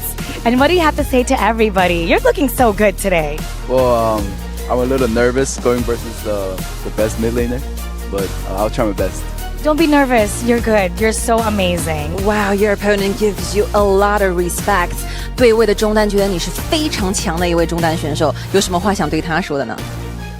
很感谢你的认可，我们比赛加油。 Okay, thank you for your respect. We will get our best self into the stage. And how about this, like MOBA Zane? Do you have anything you want to say to your opponents right now? Good luck. We got Cat. We got Cat. We got the carry here. Well, here we got Audi. What do you have to say to everybody? 干就完了。 We can do it. How about Noel? You know what? A lot of people online, when you come on to translate, they are falling in love with you. And now you have the mic to say hi to everybody. Hello, guys. All right, lastly, we got Leonard here. So please say hi to the audience from all over the world. Hi, hello. What do you say to your opponents before everything started? 我先用中文来，我们那个中单说会打爆对面的。Do you have an English version? 有英文版哈。好，来一个吧。Our mid line said he will make the opponents unhappy. Okay, they will destroy their opponents. Now that we got to meet the most hype and the most requested talent from all around the globe, it's time to get this show match started. What do you think? Just hope they are ready for the fire. And now, they're gonna give us a show match that you've never seen before. This is gonna be one intense best of match series. So how about let's take it to the casters. Lead the gorge. Thank you so much, Mara and Sky. As we go into the show match, it's going to be Team Honor versus Team Kings in a best of one. My name is Holler, and with me is Kindo Fu. That's right. It's your favorite kind of tofu, Kindofu, and we have a special treat for you guys. This is going to be an appetizer before the main course of our best of 7 series today. Now, for Team Honor, we have a lot of big names here. Jiu Zhe, of course, as you know, the coach of TT Global. If you're new to him, don't worry. He is one of the professors over in the KPL side. He actually, I think, has like a course where he has a lot of students, so well respected, and also has a lot of inside information. The question is he gonna bring that to the stage today? Look, if they were to win this game, I think they could make everyone from Team Kings their student moving forward, right? I think that they're going to have a great time. Yes, there was some trash talking involved. I thought it was a little too respectful for my taste, but all in all, in good fun. Yeah, for sure. I think we like to raise the bar a little bit in terms of, you know, the banter between teams and whatnot. But also on the side of Team Honor, we have Carl. Carl, the most prominent jungler on the side, besides Joshua, of course. In the PKL, they have brought their biggest guns to the stage today. And it's going to be kind of a bit of a rivalry in that sense. And I think that we've kind of evenly matched up the teams. This is as even as it's going to get going into this game. Of course, going back to that whole trash talking thing, I think I'm actually very good at that. So I could be coach in the trash talking department. Why not play? But with that being said, we also take a look at the other side. Team Kings, if you guys know him, and if you don't, it's fine. It's Sir Pai, one of our HOK Indonesia biggest names as well. You've already seen him compete once in Indonesia. Let's see if he's going to put up a spectacular performance today. Yeah, I think that we're going to see everyone really step up on this one. I mean, yes, it's a best of one. Yes, it's all for good fun and all that. But, I mean, going to this stage in Riyadh and just kind of going at it, none of these players get to play together or even on the stage, so this is a great opportunity to see how they can shine on Honor of Kings. Yeah, because there was no prep, right? In both teams, they were kind of like, hey, we're going to put you on stage, you're going to play. And you know what? I think Team Kings have a slight advantage, because if you haven't noticed, we have someone called Cat, who has been a veteran in the KPL region, and also, as you have seen, the fans have been cheering him on. Cat God. Now, is he going to show his prowess in the Gorge today? Yeah, but okay, let's go back to Jiuja. In terms of TT Global, yes, he's the coach, but is this a little too much, or is it just like a flex going into the series of like, actually, I don't need to worry about my team, I can continue to play the show match and then just jump into that series without skipping a beat? I feel like he's using this as a practice, because the first series is actually going to be TT Global going up against Team Vitality here. Okay, but all right. Do you give any of these teams, just from the players alone, kind of a bit of an edge? Because, I mean, if we're looking at these ones, it seems like they're evenly matched, but again, just like holistically, what are your thoughts? I think it's pretty equal, because the next set of people we'll talk about is actually MOBA, Zane, and Hun as well, right? Hun, as you all know, the on-screen boyfriend of Miss Mara over here. Now, they have had a long history. They have been teammates for a number of years. So I'm curious to see if there's any internal civil war that they'll be going with against each other down here. I think they'll have some fun with this. Yeah. I mean, they were very respectful in the trash talking portion of this one, but I did find that very funny with the heart thing. Very cute by Hun. That we need a little bit more love in this community, and I think that that's a great way to kind of showcase that. Okay, so next up on Team Honor, we have Aoti. Aoti is one of those biggest streamers coming up from the Chinese region here, and I think he is a very funny talent. But not only that, he actually has some proficiency with quite a few heroes in the Gorge as well. Excited to see his performance. What about Noelle? I mean, she's from Nova Esports, the team manager. She's actually like always been there because, I mean, look, Nova Esports has been winning everything, right? But seeing her on stage, obviously she's doing a great job with the team, but does she play well in the roam? Okay, so this is the final matchup, right? Noel and Ling are in that room. Now, for those of you that have watched both of their streams, right? Noel streams online, Linger streams online as well. Both of them have been very successful in their ranked games. But this is not a ranked game. This is a, I don't know, battle for bragging, right? It's kind of more than a ranked game at this point. Yeah, more than just like it's the reputation. It's also like really sticking it to them. But, you know, as the roam here, like what are you thinking in terms of like just overall prowess? I feel like Linger should have a lot more experience. I mean, this is the first time we see her play live, right, in person. So I have high expectations for Linger. I have the same high expectations for Noel today, but I want those weird picks coming out today. Yeah, actually that would be crazy, right? But it doesn't seem like Team Honor are being, you know, showing a lot of honor. As it looks like they want to kind of like speed up the game and go with the pay one. Yes, this is just a best of one. We want to extend this. We want to see these guys play. But if you're going with this like fast-paced type of hero here, it seems like they just want to end this. It feels like it. And look, this, honestly, this is like a professional team kind of draft, right? Yeah. The Byron actually being stolen away from the Team Honor side. So, Pei Byron combination not available, and they pick up the Dolia, which is going to be played and piloted by Linger over here. I love it. I love it. Even though it's like a show match, even though it's for fun and all that, but they're like, no. We're playing this for realsies, right? We're going to ensure that we have some really good heroes. We're going to counter draft, and we're just going to make things very difficult. Yo, okay, take a look at Linger. She's locked in. There is like serious discussion. And wow, Cat, no Diao Chan, he is going for the Shangguan, one of those flashy heroes with the finishing stroke, jumping in the air, zip and zap. Yeah, it's going to have a great time. I mean, the ability to play this one, and we haven't seen it at the KWC, but seeing it at the show match, this is a great hero to see. It's very flashy, getting to the back line, getting those potential kills. I love the way that they're going with Team King's draft. Yeah. Team Honor here, they're going to pick up the D-Renjie and the Yuhuan. All the meta picks coming through. Team Honor is not here to play around. They are looking for, not the show, it's a match for them. Yeah, actually, I'm wondering, is there something at stake that we weren't told about? Because it seems like they're, again, going with their best foot forward in this draft. They really want to win here. Yes, I think it's the backstage stakes, right? Like, I don't know, maybe someone has to do push-ups like kind of how Phil did it yesterday? yeah, I don't think he got to the full 30. I think the full count was like 26 or 27.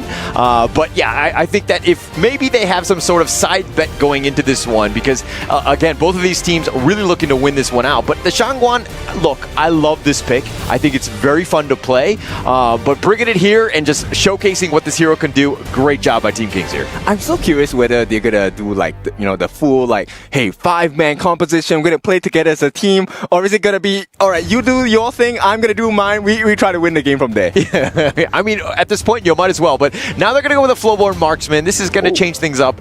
Give it into MOBA Zane here. So this could be an interesting one. We've seen this one at the KWC. We haven't had too much success with it, but let's give MOBA Zane a little bit of credit here. Look, he has been streaming Honor of Kings quite a lot recently, and he has played Flowborn Marksman. I mean, the clips we've seen of him is on Marco Polo, so I'm kind of like, hey, where's the Marco, man? But it's fine. MOBA Zane on the Flowborn Marksman. He is a professional player nonetheless, so he's gonna impress us today. Yeah, definitely looking to impress. I think for everyone, they just want to kind of show off, just flex a little bit, right? Like on the international stage, yes, you're playing with some, people that really you haven't been playing with, but that's the whole fun about this showcase here. Okay, wow, okay, this is such a serious draft coming up from Team Honor. They actually pick up the Princess Frost and the Lianpo as well. So it's looking like a Lianpo support. So Noel going for the big tanky blows. And here we go, Jashi. This is a alarm special for Jashi here. So PKL fans, rejoice because we're going to see some flying blades and deep shock bites. Yeah, great finish to the draft here. Really just like, again, to Jashi's credit, this is what he likes to play. Yes, he's gonna need some space to really get that farm, but when he gets there, Llama is gonna be great for him. Okay, so let's talk about show match strats. Bear in mind, I said show match. This is not a professional match. What kind of strats would you like to try? I mean, look, I would go very serious as well, right? Especially when I'm up there, because I don't want to look like a fool. I don't want to be like, oh my gosh, why is this guy like 0-17-3? Wow, someone is putting my KDA on the scoreboard. But that is not going to happen today. I think at this point, right, I think teamwork is definitely going to be very apparent. Now, there are a couple of pros on each side, so I'm so curious how this synergy is going to work. Actually, I'm not entirely sure if the Leon Po is going to be Rome. It might have been the Yuhan for Noel. They might have first picked it, or first phase picked it, because the Leon Po kind of, they could flex it. But we're going to see exactly where they line up here. In the clash, right? I think it's yeah, maybe that's a potential. Yeah, I think and you know, Noelle, she has quite a decent hero pool as well. We've been watching her streams as well. So let's see, right? The battle of the Romes, that's the one I want to talk about. Linger against Noelle. How is that going to run out? Yeah, it's going to be personal. I think it's going to be, there are going to be some, dare I say, pillow fighting. I mean, yeah, they're not going to do too much damage. There's a lot of sustain between them, so it might not be the easiest thing to do, but it's going to be fun going into this one. Of course, it will be the show match between Team Honor and Team Kings, and let's go in. Super big matchup. And of course, you know, there's one more matchup I'm super curious. Now, Cat has long been known as one of the strongest players, the veteran of KPL. And Hoon is a new and upcoming player into, you know, our side of the story so far. I want to see how far Hoon has grown. Yeah, it's going to be interesting. Oh, it looks like they're going to go with that mid lane. The Princess Frost, Noelle, Rome, no! throwing people off. Cat taking a lot of damage, and he's going to give up first blood to Hoon, and they set the tone already. Team Honor with that first kill. Okay, so Cat has been tamed for that first blood, but it's fine. You know, he recovers. It's a Shangguan, no worries. Yeah, look, let's talk about this draft here. It's completely throwing us off, right? I mean, you had that Princess Frost in that Rome position, really changing things up, and they kind of flexed it because they were like, we're going to fair first phase, pick this one, and kind of throw everyone off because they were like, this is definitely in the mid lane. One thing here is, look, I think on the side of Team Honor, they have quite a lot of stuns as well. Yeah. And not as many on the side of Team Kings. Yeah, not as many, but they have to play around that. That's like the biggest thing. But let's talk a little bit about this bottom lane here. MOBA Zane going on versus Audi. Like Flowborn Marksman, D-Ren J, classic. We've actually seen this in the KWC, but the Flowborn Marksman hasn't really been able to kind of shine throughout. But it's MOBA Zane. But at the same time, I also have to argue, it's Altia, right? Look, these two members are very strong in their own right. Like I said, if you don't know who Altia is, he's one of the biggest streamers in China. So this is a big marker of success. If MOBA Zane actually gets to take down one of the biggest streamers over there. Yeah, that'd be a huge flex, right? I think that he would want to do that, and there's a reason why they want to kind of let this guy shine on this Flowborn, which again hasn't had too much success here. Okay, so Jiu Zhe, as also known as the coach on the side of TT Global, he is making Pai's life so hard in this clash lane. Completely zoned away, not even able to get close to the sprite. Jose doing a great job. And again, I do want your, I mean, he's kind of like the coach of this team, dare I say. He's probably going to be making some calls, but he's in the clash lane, and it looks like the finishing stroke not going to finish off Noelle there. Okay, but Cat showing you exactly what a Shangguan does, right? That finishing stroke, she's able to go immune. Take to the skies and throw some paint brushes at you as well. It kind of hurts, you know, when paint enters your eyes. Yeah, but what's better than one finishing stroke? Two finishing strokes, and then Linger with that Celestial Melody. The potential is there for that double, and getting right on top of that, they can kind of focus fire and potentially get more kills that way. And then that's a bit of an advantage here. Cat and Linger, I'm pretty sure they have like good comms between them. Now it's up to Hoon and Noelle. Can they pull off the same combination as well? I think they're going to be able to. Those two are much easier to play in synergy. Cat and Linger, you need to kind of like time the ults properly. Everybody needs to be in sync. It's a little bit more difficult of a combination, but here comes the gank. It looks like he's going to go in. Jose with a nice little stun, nice little burst ram, but Noelle in a world of hurt. Flash away, and it looks like Jose will survive, but Noelle not as lucky. Oh, they take this Princess Frost out. So Noelle, unfortunately, out of the game for 9 seconds more. It's okay. And look, 5 different members on the King's side. So I'm very curious because, look, Jashi and Carl, this might be very personal here. Yeah, personal, but they weren't really in that fight. They've been kind of farming on their own, which has been great. And yes, with that pickoff was very nice for Team Kings on that one. But finding Noelle just a little out of position on that one. Okay, so you know what? Jashi and Carl, I know that both of them can dance to a certain extent. So if they get the kill on each other, I want them to pause the game. the BM, but Hoon gets gone on, not able to stay alive, and it looks like they're going to find Noelle as well. A double kill going the way of Cat, and showing you the prowess on the Shangguan. Okay, the claws are shown. The pullback by Jashi as well. Carl, he is safe for the time being. But let's take a look at the replay here. This movement by Hoon was just a little bit too far forward, and when you have the timing and the planning by Cat, Cat, who is a veteran in this game, there's no way you make it out. Yeah, no real way. He did try to ult so that it was expended, but in the cast time, he got blown up. So Team Kings to finding yet another kill. And look at this pressure that they're putting on. They're really taking it to Team Honor here. Hello, this is not a professional game. Why are you guys playing like professionals here? I mean, they're going to force it. Look at another gank attempt. Audi, though, getting gone on here. He's going to dodge it. He gets to safety and staying alive. Even with that finishing stroke, that potential 1-2 combination can really just kill somebody. It's so scary, right? Yeah. But at the same time, let's take a look at the good things that are happening for the side of Audi. Audi here actually has not died a single time. Yes, no assist in comparison to, MOBA Zane, who has one, but it's just one. Actually, it's very close in terms of the net worth. Yeah. I mean, it's been a couple kills, in more in favor of Team Kings here. But, I mean, there's a Frigid Prison. That's a nice one. With that, winner is here, and Noel gets the kill. But they find a return kill in that mid lane. Carl going down. And now Jose, with that nice little tremor smash, will just hit the minion wave. And he's going to have to back off and get to safety under that tower. So MOBA Zane seems to be the one that's getting pummeled over here. His T1 has been taken down. But Carl, this is his first death in the game, and Joshi was playing an important part in the game as well. He was split pushing at the side. Yeah, taking the farm away, right? And Carl really needs that. Obviously, he needs to stay alive more than anything else. Really give their team a chance, especially in this early game. We haven't seen too much of Carl because he's just so busy farming. I think that's a good thing. And here's the silent assassin. Alti has been farming the entire game, hasn't died once yet. He's about at close to 3.5k, which is not bad, but Joshi, topping the global goal charts here.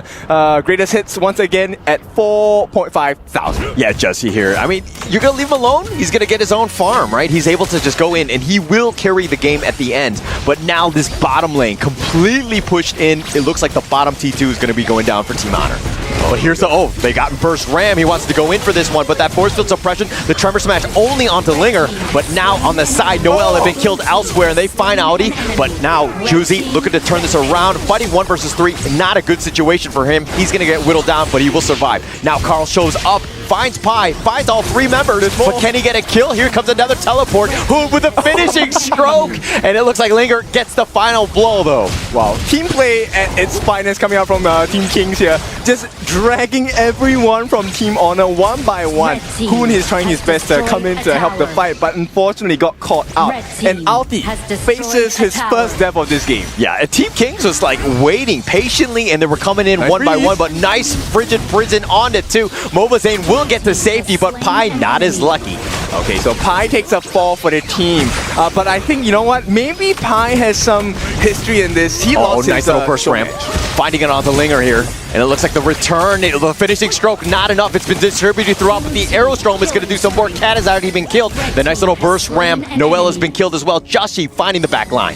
So Carl gets 1 for the team, 2 in fact. But, for a trade, pretty decent by Joshi. He actually went to the back lines to find Noel on the back lines. Team Honor kind of taking the fight back to them. I mean, they're taking some good team fights. That was a good turn of events. They're definitely getting back into this one, but still, Joshi has kind of been popping off. We haven't seen him too much, and he just got that kill.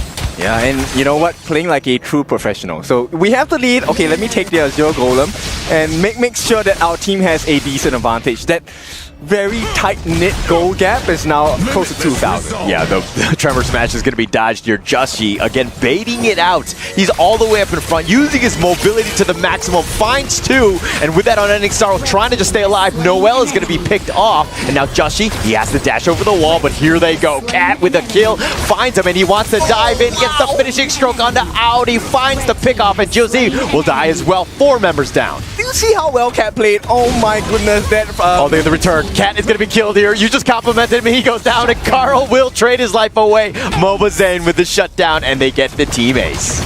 Still, it is a good sacrifice coming out from Cat God here. And what a team play. This is truly Team Kings. They are so dominant this time. So dominant. I mean, just the rotations, being able to find that pick off, but DJ can break it down. Yeah, so Joshi goes into the backlines, catches out 2 different members, allowing space for MOBA Zane to get the free damage in. And of course, this is where Cat shows off. Look, waiting under the T2, didn't care about the shots, gets the finishing stroke down as well. And it was just 1 by 1 they fell on the side of Team Honor. Yeah, and look, Cat just sticking around, and Carl's like, okay, you want to stick around? You're going to find out. He gets that pick off. I mean, I think in the end, not the worst trade for him, but Noel loving it. Yes, and this is what we want to see, right? So Noel making the calls for the team.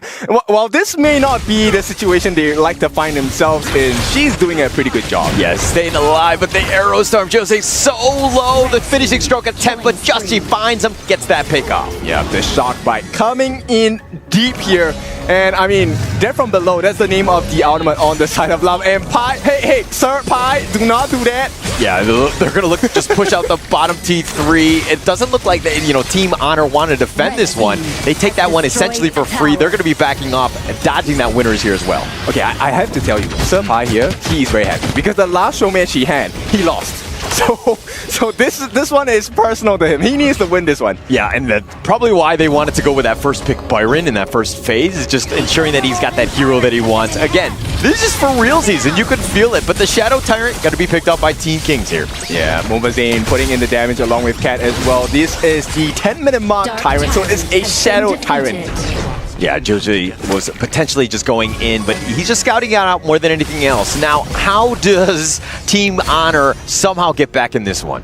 Wombo combo. It has to be, right? Alti needs to land that golden token. Noel needs to land her frigid prison. And who needs to land his second skill? Okay, easier said than done, though. Yeah.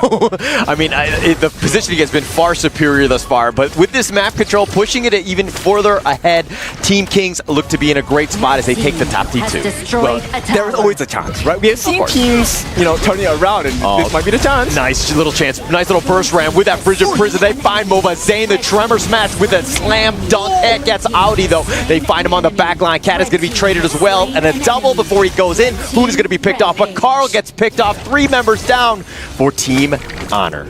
Still a good result, right? Oh, Noel this time really putting the freezes to work. And this is where Pi, he wants to go for a big one. A little bit of a push more than anything else. I don't think they're going to end. Look at that recall. Oh, the BF Pi flexing right in front of Jose. Yep, the couch. Oh, he caught Noel. Oh, finds Joshi. He's getting a little bit low. Needs to be careful. He's going to be just get tremor smashed, and Josie makes him pay. Brilliant. The coach is doing a lot of work. He's no longer a coach. He is a player now. Yeah, actually flexing on that one, right? Joshi was like sticking around, and he's like, I got my mobility. I'm going to get on out. But this Lian Po, just so many stuns. Let's take a look at the items here. And okay, nothing too crazy. We're going for the full damage onto Hoon as well. He takes the Venom Staff, the anti-heal. And once he completes, I presume that's going to be the Void Staff coming in. Oh, but Carl already at 5 items. Yeah, he's a little bit behind Justy, though, which is a bit of a problem. About 1K at this point, but the Overlord about to be started. Joje gets the jump in with that Tremor Smash, finding MOBA Zane. He goes for the direct target, but Carl taking him down, and it looks like with that Overlord, MOBA Zane is going to be killed. Pei is going to be killed as well. Pi, excuse me. Cat getting a little bit low. Nice little burst ramp onto 2 with that control, but here comes Justy. The finishing stroke picks off Noel, and that's going to be it for them. 4 members down, and the final 2 members, Jose and Justy, going at it. Jose with not really too much damage. He probably wants to stay alive. He burst rams over the wall, gets chased by Justy. Yeah, Justy going for the chase at this point. I mean, he is looking for an opening, but at this point, Tutor has done so much. Look, they secured the Shadow Overlord, so the map is now in reverse pressure, meaning Team Kings, they need to clear the waves. So this buys a lot of time for the rest of the team. So Team Honor doing the play, making the right moves, and having the stress and pressure relieved for the moment, because at this point it's gonna start being a little bit more difficult. It's almost double the kills on the side of Team Kings. Yeah, they have so many kills. I mean, Justy was like the last man standing. I think he would have enjoyed that one, but he's gotten to that point where he's critical mass. He's gotten all that space, and he's just really been putting the pressure on, and now he's gonna put it onto Carl, brushing him away, and it looks like they're going to take the Azure Golem here. Okay, let's take a look at this moment. How did they actually secure it? Oh, so Carl was actually left undisturbed, and this was also due to the fact that Noel got a couple of nice freezes here, and the flash coming out from Alti managed to save his life for a little bit, allowing him to get a lot of free damage as Cat was going in for the backlines as well. While he did give his life, this put us in that situation of the 1v1. Tutor knows that, hey, I don't win this fight, right? So let me just drag it as long as possible. Yeah, just extending it. but it looks like the fight is going to be happening in the mid lane. Hoon has already been killed, and it looks like they're going to take Noel and Audi down. Pi just too much control. The damage is on point, and Jose will be picked off as well, and it looks like Team Kings are going to roll it down mid. Not yet, not yet. Okay, this is what you need to do in your ranked game. Look at what Carl's doing, right? You cut the waves, and then you go and look for something else in the jungle. So brilliant play. This is not just a professional play. This is ranked games, guys. Learn this. Yeah, extending the game as much as possible. Without those minions, of course, you have that backdoor protection, and it's going to slow it down. You're probably thinking, why don't they just go all in? It's like, wait, actually, there are no minion waves there, so they have that backdoor, and we can't go in. Linger catches eyes onto Carl here, and they're going to try and escort this bottom wave, but the members are coming up. Yeah, they're coming up. They're going for the crystal. They're doing some damage, but MOBA Zane's been stunned. He's going to be backing off. Goes for that arrow storm. Not going to connect on this one, but Linger's going to be picked off. Justy has to dash away. Carl wants that damage. He goes right to him. Sage's Sanctuary on top of this. The finishing stroke onto all 5 members. Not going to get the pick. Here's another Sage's Sanctuary from Carl. He's going to be back up, but finds Kat. He's going to be picked off. MOBA Zane is going to be killed, and now Pi on the run, and he's going to be running with Justy. Is it going to be an honorable comeback coming in? Because, okay, the goal gap's still very big, but the fact that they caught Kat, MOBA Zane, and Linger, 3 members who actually provide so much value for the composition, they're now down for about 20 seconds more. Yeah, it's actually quite a bit in that sense, but with Pi and Justy, I think that they have enough wave clear to kind of extend it. They're in no trouble at this point, but again, Team Honor striking back.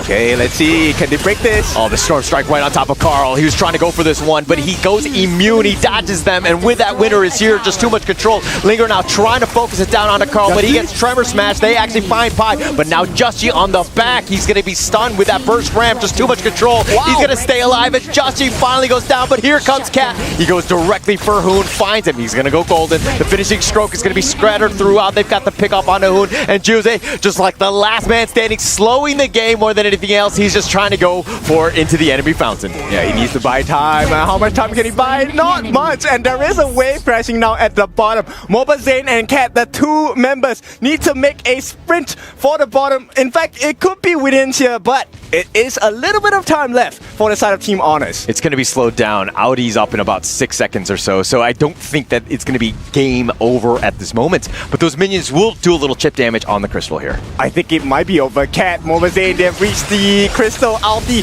on his own. What can he do? 1v2. The backdoor protection was up for a second, but Audi gets focus fired. He's going to be picked off, but now Carl is joined up, and it looks like he wants to go for Kat. He deals with the minion wave more than anything else. They need to protect the base. Okay, Noel is going to try and do this with Hoon as well as Carl.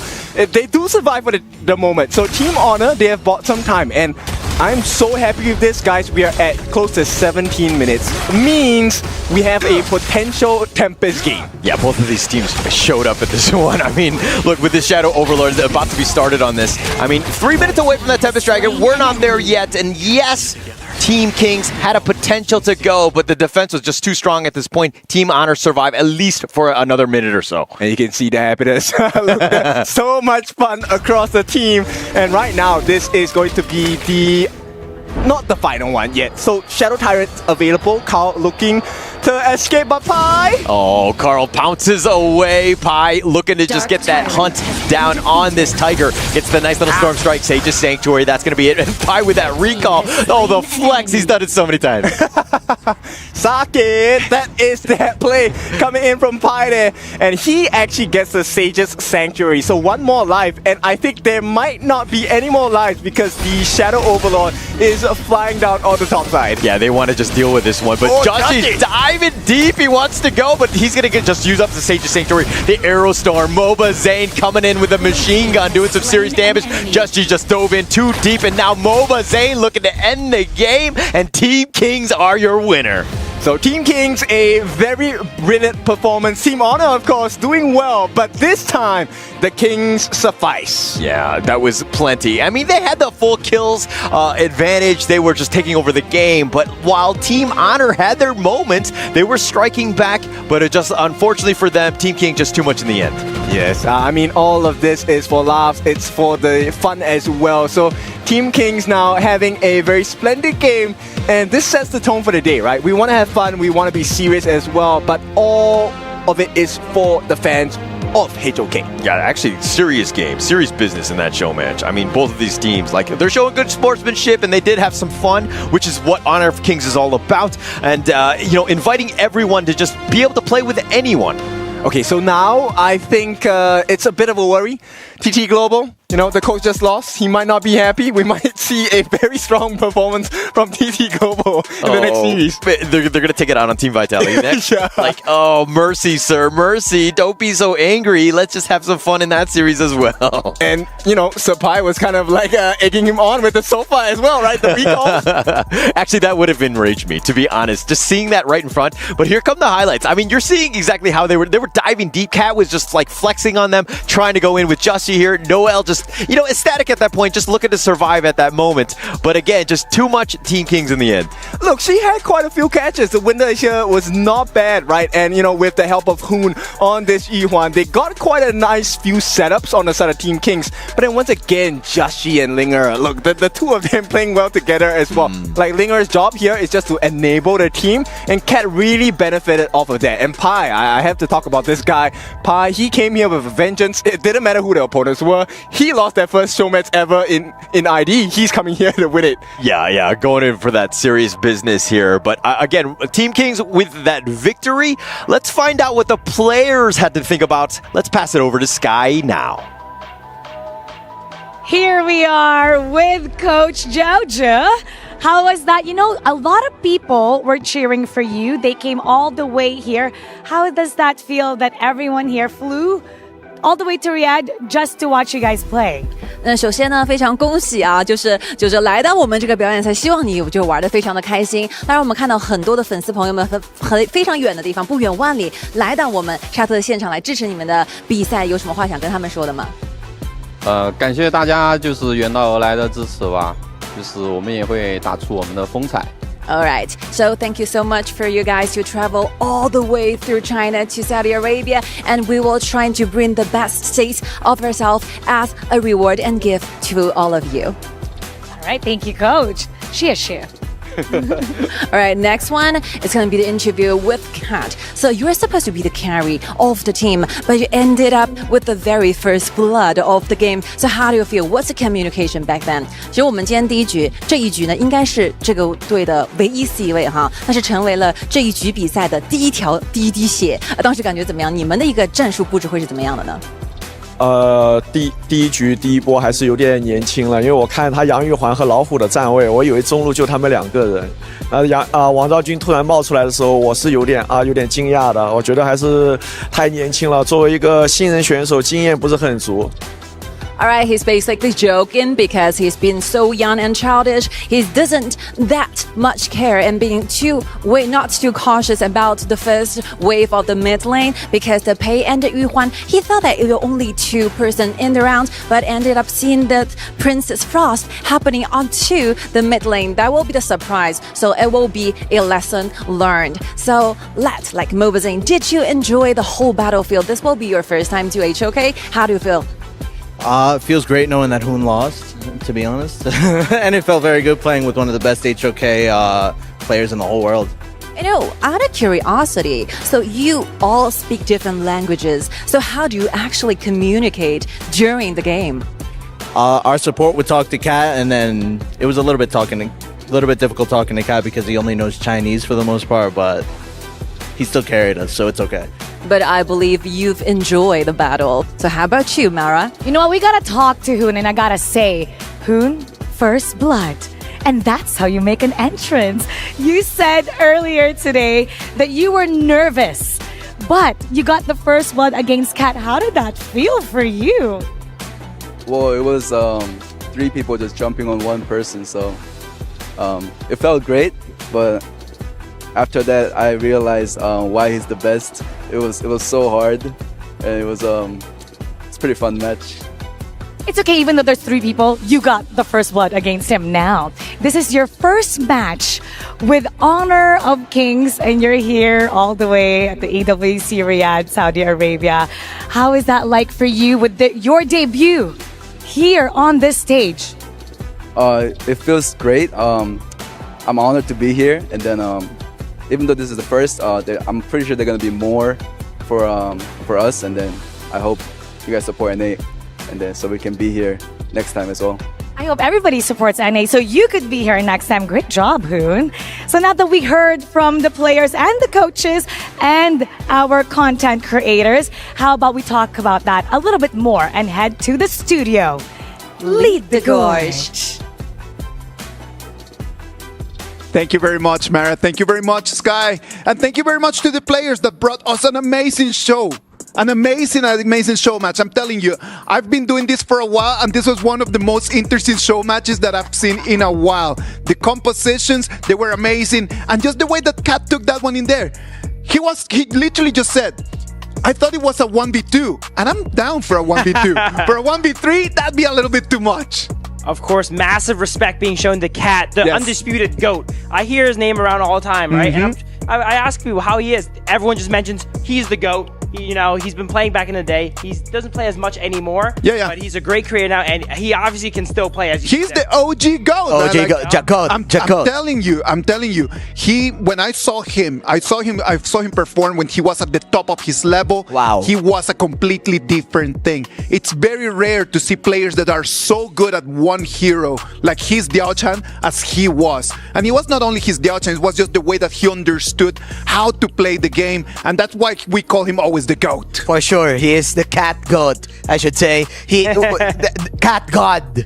It's not the GOAT, the greatest of all time. I don't know, Cat God, but of course, he's so confident with the Shangguan pick. This is like a ranked game, you know? He went easy on them. He could have went to Diao-chan. It was yeah. He was like, these young kids, let me give them a break, all right? You know what? Yeah, I want to showcase my skill. Right. You know what? At the end of the day, it's about just coming in and just getting everyone to play. He wanted to play that Shangguan because he knew that Lingard would play the Dahlia. And we talked about that. We thought that, okay, how do we get Lingard just to play with that Dahlia and for us to actually really capitalize on this? That was lovely. You can see her having the time of her life. Yes, sir. I want to be in that team, man. I want Cat to carry me. I wanted to play. Yes, sir. They won't let me in. I want Linger to reset my ulti. Right? We gotta do a caster match. We gotta go next time, maybe. We gotta set that up, and that's what you guys need to set up right over there at home. Look at how much fun these people are having, man. Yeah. That is the lovely thing about our game. You can come in. What you just saw right over there is just 10 people having fun, playing games and enjoying their time. This is what HOK, Honor of Kings, is about. Happy moments right there. Look at that. Hoon trash talking MOBA Zane all the time. MOBA Zane just trashing him every time. Important note here is even the losing team, they're having fun too. Look at Hoon there. He lost, but he's still having a great time. I'm telling you, this is top level of performance. What a better way to start the day, playoffs day 2, than with this show match. Yes, sir. This is exactly what we need, right, Manjin? Yes, sir. And it goes to show that how open HOK is. Like the global server, all of them have different languages. If you're in there, what would you say to me? If I don't know how to speak to you. Stop feeding. Stop. Go. No, die. Don't die. Don't go. You know what I would be saying? Carry me, please. Just carry me. Carry me. Please, Cat God, carry me. This has been great start to the day, ladies and gentlemen. The feeling right now here in the studio and right over there in the arena is already the best that it could have been. What about if we take a little bit of a break, and then after that we're going to come back with playoffs. It's going to be our match 1 of today, TT Global against Team Vitality. Stay online.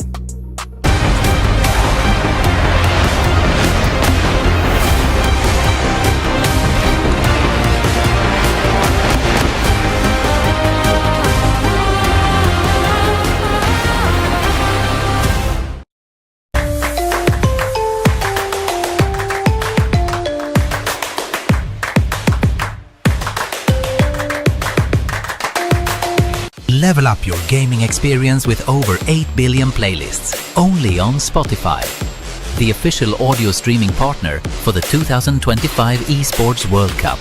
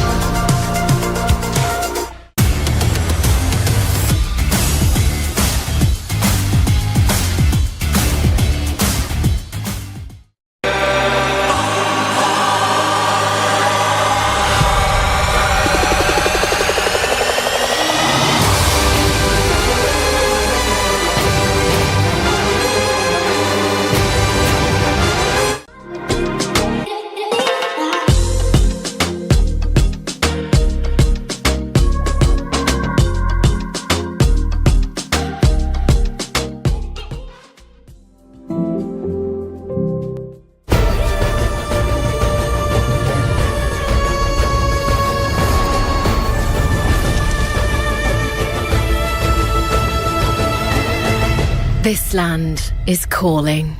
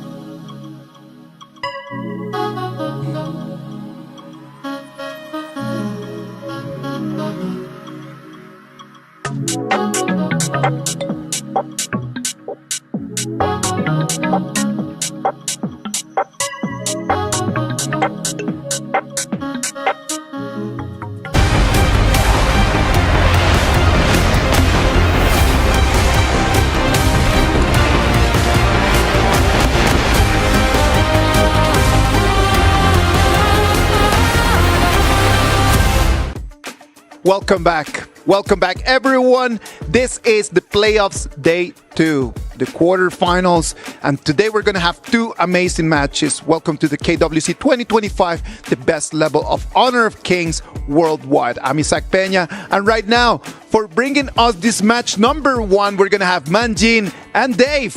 Manjin, Dave, let's start from you, man. Did you watch the show match? Oh, absolutely. That was an incredible match. Yes, sir.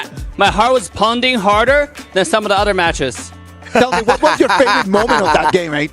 I thought it was going to go to Tempest Dragon. I thought so too. Yeah, it final was so showdown. back and forth. Yeah, those were your boys. And also, it was so exciting that Cat got first blood in the middle lane because it's such a cheese strategy, and that's something that you can pull off in one of those like best out of one scenarios, especially in a show match. And it's so fun to watch.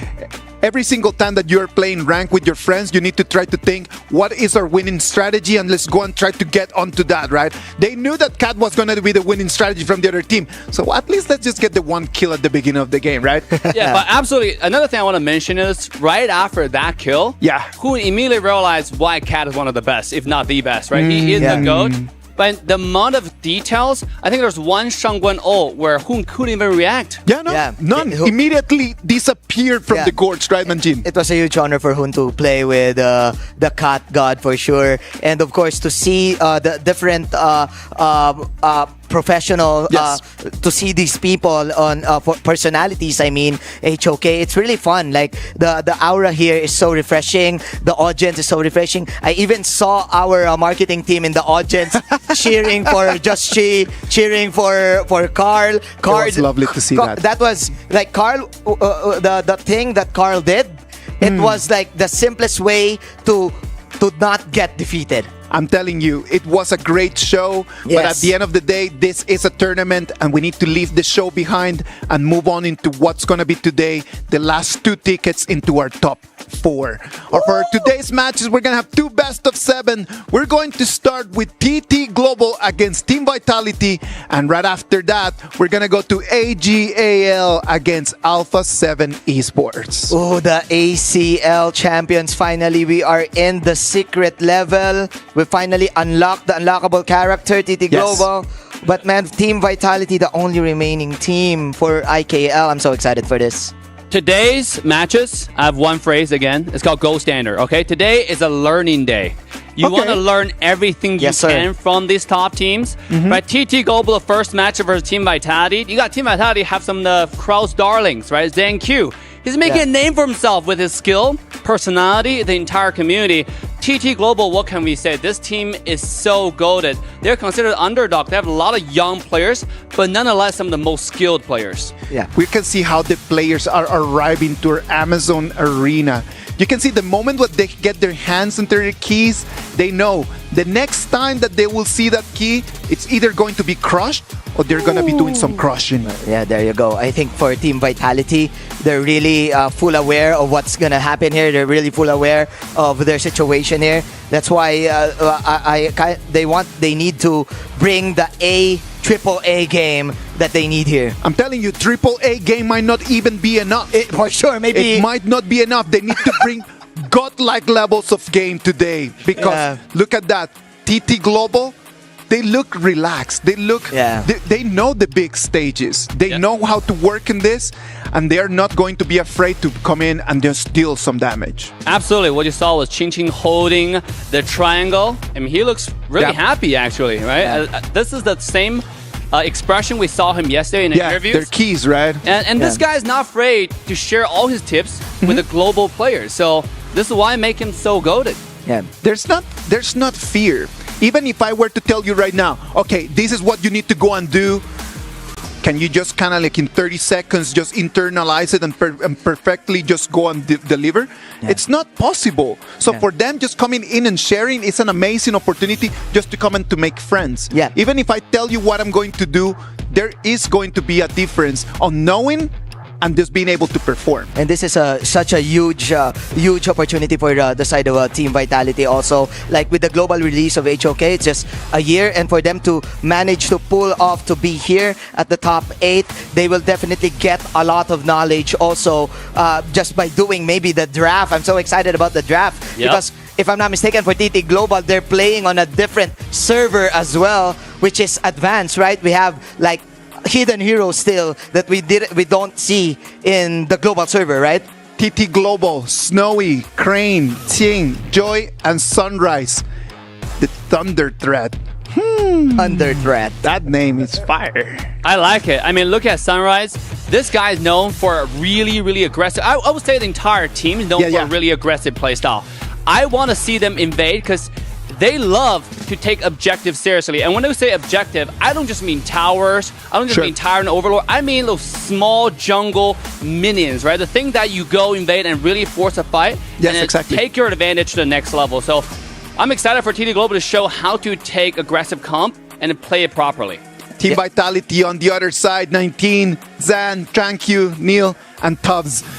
V for victory. Team Vitality. Yes, sir. Team Vitality. Maybe their games is kind of like messy for the few group stages, but then again, it's a hard thing to do to be up here in the top 8. And I want to shout out Zhang for sure in using a lot of assassins, the fades. For sure, we're gonna see it. Maybe we're gonna see the Jing up here. But then again, if you're up against a team that can probably invade you, I would love 19 and the mid laner to step up their game in maybe protecting Zhang because Zhang is one of their win conditions. It is very difficult for Zhang today if he decides just to become the core of the team and then just to build everything around him. The team is going to have to find a way how to zone out TT Global from coming and taking jungle resources. But it's not going to be an easy task. Okay. No, it is. No, I love Zhang. Okay, Zhang is my boy. We made a lot of content. By the way, you should follow HOK Global Esports channel. And why wouldn't you follow it, right? For all the great news, great content. Just saying, right? Zhang is a golden. If I'm not mistaken, HOK actually interviewed Zhang right after the draft, and Zhang was jokingly saying that, oh, it's gonna be 8 minutes. He knows, and I commend that. For sure, they will bring out their best. For sure, they will do their best here. And what I like about them is that they know they accept like what's gonna happen. They accept their strengths, and let's move forward from that. I like seeing this in this way. Right? I like looking at this as you are being given in life a hand, and then you need to deal with that hand. You cannot return your cards. You need to play with the cards that you've been given. You can decide, are you going to stay in the hotel and just call it a day? Or are you going to come into the Amazon arena and really perform and try to give us what we deserve, which is a top-level game? You know, to your point, Manjin, when we were recording that video, you should be in the proximity. Everybody was laughing so hard. Yeah. If you haven't watched that video, Zhang is definitely one of the most charismatic character or player in the entire HOK global ecosystem. So definitely follow the HOK Global Esports channel so you can get all this great content. At the same time, I look forward to Zhang performance today. I am really looking forward to hear from the players as well. I want to know exactly what is going through their minds. I know that we had an interview over there with TT Global's Joy. Let's see what Joy had to tell us about that. Ladies and gentlemen, we are backstage not only with Joy, the roamer of TT Global, we also have Sky. Welcome backstage. Usually she's on the front of the stage. Now she's backstage with me. So first of all, congratulations making the playoffs and also here in KWC. My first question is, you're going against Team Vitality. What is the game plan going against Team Vitality? OK， 首先呢，非常恭喜9星选手呢可以来到我们淘汰赛，以及来到我们现场沙特利雅得。那你们今天对阵的选手呢会是 Team Vitality 啊？你觉得那场比赛你们的战术风格，或者说你们对于这支队伍的研究会是什么呢？我们就打好自己的，然后做好每一个布局就行。Okay, I think we will just perform the best state of ourselves and do every single step 1, step 2, step by step, and ensure that we can get a very safe victory. I love it. What an answer, huh? What a translation. Yeah, thank you. And second question is, Joy, this might be a little harsh, but what is your prediction going in against Team Vitality? 这个问题呢会稍微有点辛辣。你个人觉得你们这场 BOG 的对决的比分会是怎么样的呢？比分应该是4-0。I think it will be a 4-0. 4-0, guys. That is the prediction. Once again, thank you very much, Joy, and good luck in advance. And also to TT Global and Sky. Thank you for being with us. It's my Appreciate pleasure. It. Back to you guys. 4-0. For some people, that sounds harsh, but I'm telling you, if I am a professional player, every single game that I'm going to go for a best of 7, I'm going to say 4-0 every single time, because that's got to be mentality. It's a matter of how you feel yourself over there getting into that game. That's, of course, the confidence that TT Global has in this tournament. Plus, of course, if you're going to look at on paper, if you're going to look at the resume, for sure, there are a lot of achievements of each player for the side of TT Global compared, of course, to the players of Vitality. But then again, Team Vitality, I want to say they just need to take this one game at a time. No pressure. Don't pressure themselves because they're fully aware of what's going to happen. Just play it with maybe nothing to win, nothing to lose, and who knows what's gonna happen, right? Who knows what's going to happen, Dave? What is your thought on that? I want to shine some lights on Coach Jojo. Okay. This coach is known to be one of the most strict coach in the entire world. All right. Okay. One word to describe this coach is called discipline. Every single detail in the game has to be done in perfection. If you make some mistakes, he will correct you. He will point it out until you're fully, I would say, absorbed it as a muscle memory. And he's one of the most passionate coaches as well, right? Like you can see, like yesterday when I said, like maybe they need some yelling. Jojo can do a lot of yelling.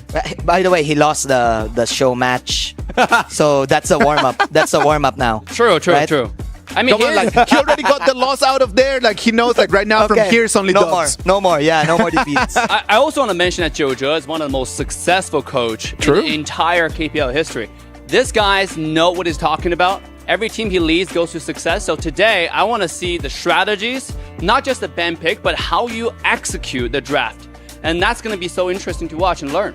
I'm telling you, this is going to be an amazing match because at the end of the day, there's only two options in here. Either TT Global comes in and takes a victory that everyone is expecting, or Team Vitality is going to give us the biggest upset of the tournament. Sir. Which one is going to be?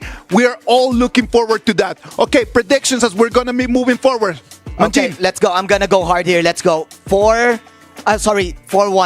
I'm going to give Vitality one game. Okay, 4-1 TT Global. Yeah. Dave. I love ZenQ, my boy, but 4-0 TTG. 4-0 TTG. Well, I am going to go with the best prediction ever. I'm going to say that Team Vitality is going to come. They're going to show us that the storyline for them is very clear. They are the Cinderella. They came in 3rd seed in IKL, and right now they're in the top 8. TT Global. They want to come in and then just show us that they can be champions as well. Ladies and gentlemen, this is quarterfinals, playoffs, day 2. TT Global against Team Vitality. Take it here, Amazon Arena. Let's go!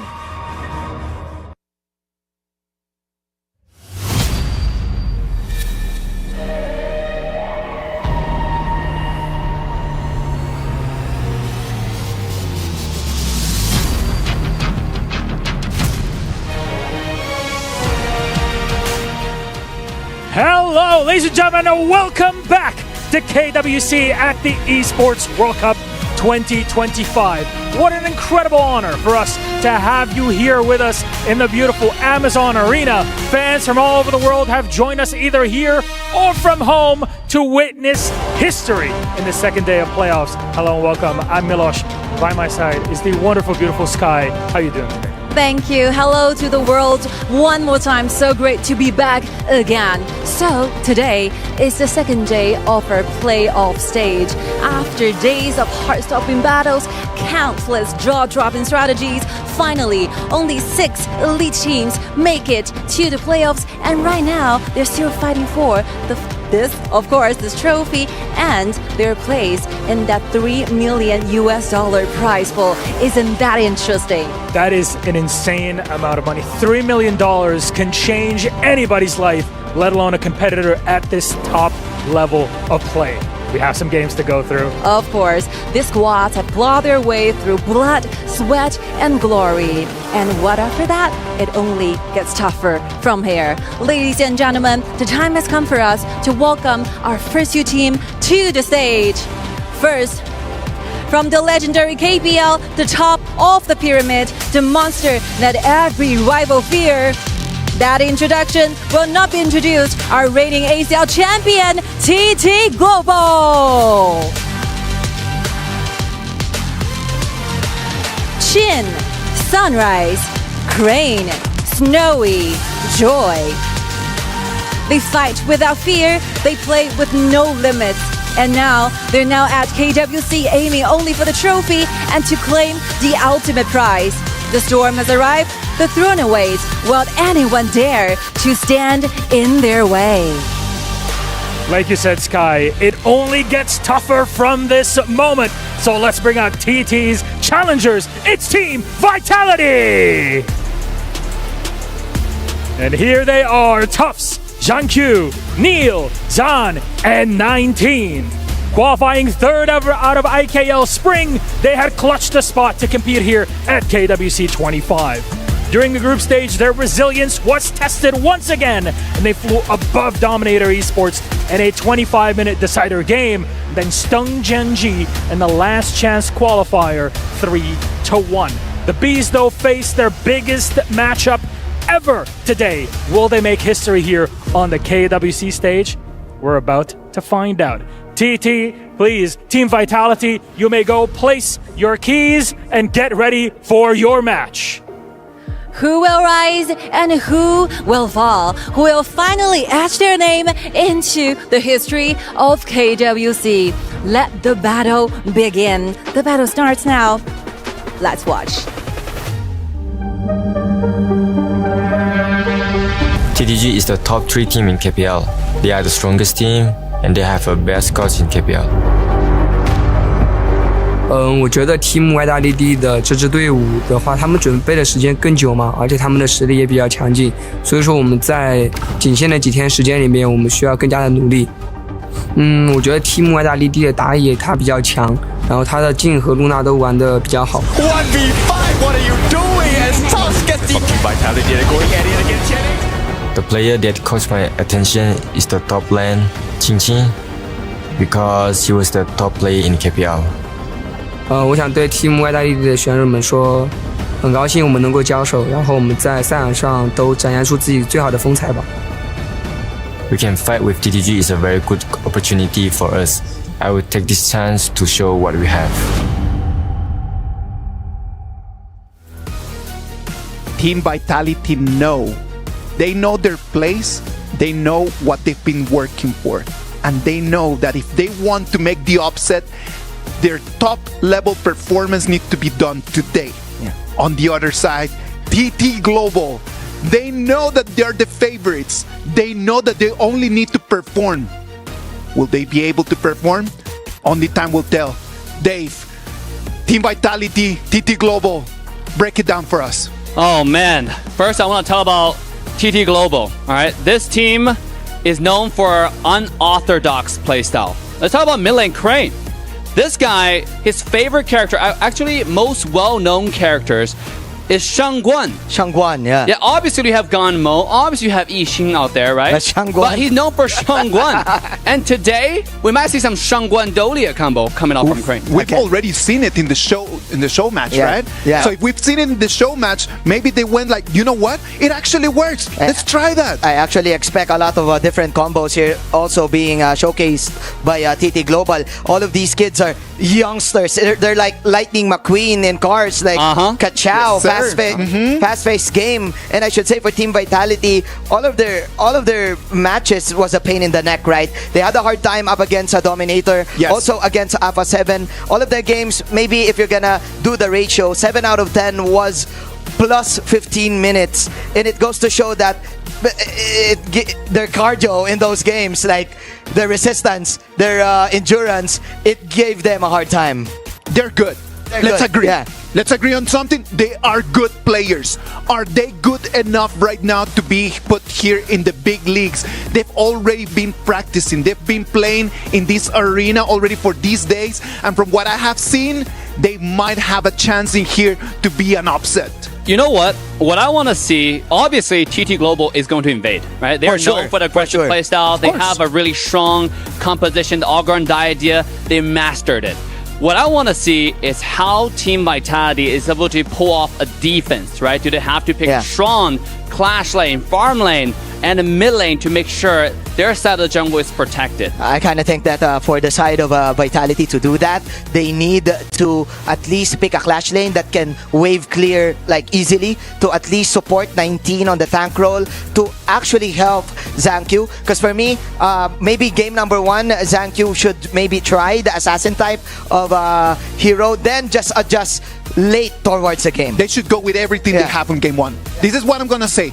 If you want to really make the upset, in game 1 you need to come out with everything you got. Don't save anything for after, because there might not be an after. Go to game 1, toss everything you have, and you might have a chance. Yeah, Pei and Byron. This is it. Why not? Why not? Maybe just pick the Byron up already, but I'm not sure if TT Global can maybe respect ban that. But Dharma is still open for the taking. Ogran, I'm not gonna be surprised if there's gonna be a Shangguan. For sure, TT Global will try the draft to adjust the draft with a Shangguan type of lineup. Sure. Another thing, now we're talking about lineup again. When we talk about TT Global being unorthodox, another player, their farm lane, Snow. He's known for Shouyue, right? We haven't seen Shouyue much in the playoff I would love yet. that. Yeah. We have been talking about this character because the key piece in the poke strategy, in the poke composition. Are we going to see Shouyue coming out today to demonstrate how to poke, how to end the team fight before it even begins? And that's going to come out from TT Global. In this KWC 2025, we've seen twice Shouyue, and both times were from Fengjie. So Fengjie had 2 performances over there on Shouyue with 1 win and 1 loss. Yeah, for sure. If there's a Shoyu, you need to expect a stun also. A Mozi combo, a Liang Princess Pros combo, for sure is gonna happen in this game. But for the side of Team Vitality, I do want to see a lot of heroes that has the ability to take pokes in the early stages of the game, maybe level 1 to 3. A Kongming, I think, is good here to at least have the extra passive. Let's see. Let's wait and see. The players are ready. The BP is starting. Team Vitality, there is no pressure. Just go there, do your best. TT Global, how are you going to answer that? Boys, casters, go for it. Welcome to the first match of the day as we have the ACL champion TT Global going up against the last team left from the IKL and Team Vitality for this best of 7 quarterfinal elimination match. My name is Holler, and with me is Kindofu. That's right. It's your favorite kind of tofu, and this is a perfect way to start the quarterfinals. Team Vitality here, looking for the first blood, the first strike against TT Global, and they have to make it work because TT Global will not give you a chance. I think the panel said it best in the sense that Team Vitality really need to put their best foot forward. Game 1 is like an elimination match because it's all about that momentum, building confidence. Are they able to strike first against TT Global? If there's any hero that strike first, it has to be the Dharma, picked up for the side of Tufts. Now, if you're new to TT Global, right, I know a lot of the chat has been asking, when are the KPL teams coming?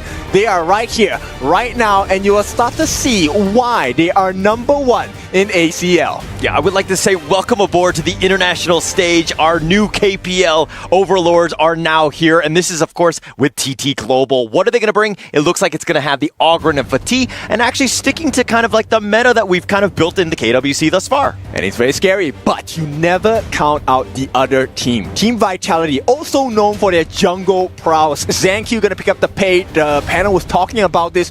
Give him the assassins, and they're gonna pair it up with the Yuhuan. Yuhuan, of course, as you guys know, can be flexed into the roam, can be flexed into the mid. Let's take a look at what is the thought process of Kurus here, who is going to be the coach for Team Vitality. Yeah, they want to go with a fast pace, like really take the fight to them, just going out swinging, so to speak, picking up that Zankyu pay. It's going to really set the tone. I mean, this was a counter pick. Some of the teams were like, hey, if we go with pay, we can go with the Ogren. So it goes actually both ways, but Team Vitality realized that, hey, we have a great strategy. We're able to counter the Ogren by just being aggressive early. Okay, but TT Global, they respond. #1 with the early ban, #2 with the Lady Jun pick, which is actually really good against the Ogren, but it also now messes up the Dharma because with the Destructive Deluge, the ultimate for Lady Jun, big AoE, constant freezes coming in, TT Global might have a better team fight than Team Vitality if they don't play their cards right. Yeah, it's all about that jump in, that counter initiation, just slowing it down, buying yourself a little bit of time to keep that Ogren alive.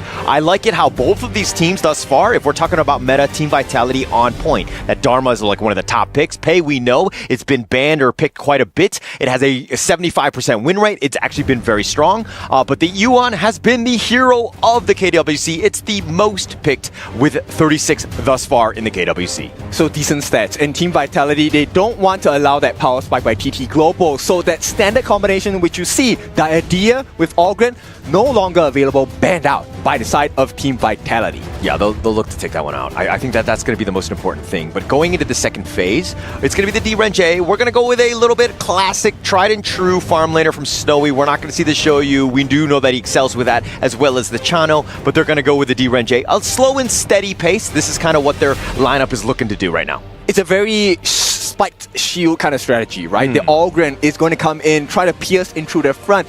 Meanwhile, the D-Renjay and the Lady Jin will be trying to throw skills, throw those tokens, get the damage in. And when you are so preoccupied with them, this is where Ching on this party is going to come in from the sidelines, and you might not like it if you're a Team Vitality fan. Yeah, and actually looking at the TT Global lineup, they have a lot of damage. I mean, look, Team Vitality, they round out their draft with the Lady Soon and the Shi here.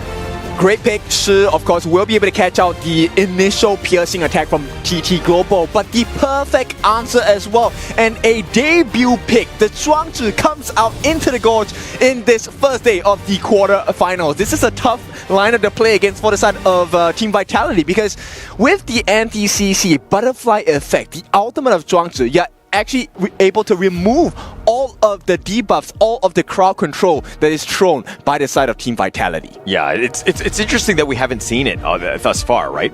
Baking it up here into the, of course, the quarterfinals, and that last Trump pick, exactly what you want, really setting the tone in terms of how they want to play this. Is like, yeah, you're trying to stun us, but good luck. We have this Zhuangzi. We're going to be able to just deal with this and just continue on with our siege. So it takes a bit of time for the Zhuangzi to come into play. So this is going to be aided, I believe, TT Global, one of the most aggressive teams coming out from the KPL region, will be looking to put that first best step forward. Best step forward indeed. I mean, I think that Team Vitality, this is a dare I say, tried and true. It's not too crazy. Yes, the Lady Soon is going to be there. It hasn't been one of those top farm laners, but of course, only game one. I think Team Vitality, more than anything else, are looking to kind of leverage off of this pay here. Right, so TT Global fans in the arena, let's hear your scream, because game number 1 is going to start. Team Vitality, any of you guys there, let me hear some noise. That's right, action and energy, game number 1. This is the best time to put that foot forward. Now TT Global, Team Vitality, they have played their cards. The keys are in place. One of them will be crushed. One of them will continue to move forward. This is a single elimination.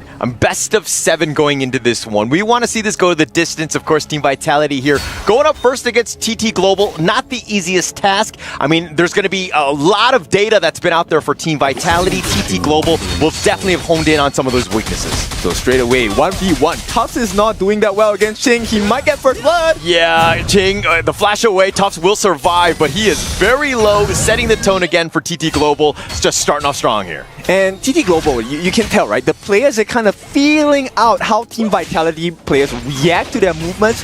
Ching didn't have to commit the flash, actually forced it out of Tufts. This is a great start for the side of TT Global. Yeah, great start indeed. A little unfortunate. I mean, using that common skill, Neil has to flash away as well. Just walking in, kind of scary. Just walking through the river, trying to rotate, and again, you got caught out and had to use another common skill. Which is why the panel was talking about this. This is really a learning lesson, right? So now, Team Vitality, we know their strengths. Zhang, one of the best junglers out there, but this is a new challenge. We are going deeper into proficiency for KWC. TT Global, number 1 team. You have to do better. You have to do better. I mean, I think that Zhang Q is going to be super focused. He wants to put his head down, wants to get his team an early lead. He's going to be looking to invade as well. Just be that aggressive guy. He's been an all-star at the KWC thus far, on and off screen, but this is a guy that you got to be careful about, because again, once he starts getting going, TT Global might have some issues. Exactly, and I think that's what all Team Vitality fans want, right? You want to put this good performance against TT Global. You want to show that, hey, after 1 year of Honor of Kings, we have grown to be a bigger monster. Yeah, Team Vitality here. We're looking for the potential jump. Ching is actually going to just skirt out the top brush. He's going to just make sure that everybody thinks fine. But look at how TT Global are starting to rotate. It's going to be interesting to see how the KPL teams play this game. Yes, it's a numbers advantage for sure, right? 4v3, they get that initial rotation as well. They have information about who is here from Vitality. Sunrise looking for the steal. Yeah, Zan taking a lot of damage in the bottom lane. Snowy's doing, putting the pressure on, making things a little bit uncomfortable. 2 minutes and 30 seconds. Still very early. This is great for Team Vitality because, I mean, they're only 500 gold behind, but TT Global looking to get aggressive. I think very importantly is the fact that ZanQ is actually keeping pace. He's 100 gold ahead of Sunrise. This is not what we expected coming in. Not really what we expected. I mean, if we're talking about the players alone, but in terms of heroes, I would have expected that because you want that early game lead. Payden, generally speaking, will have that advantage. He's very fast, he's able to move around, and he does a decent amount of damage, so those wave clears are very quick for him. Yeah, so stealing camps is very important, and with that, right, they've actually taken that Horntail Beast at the bottom side of the map away from TT Global.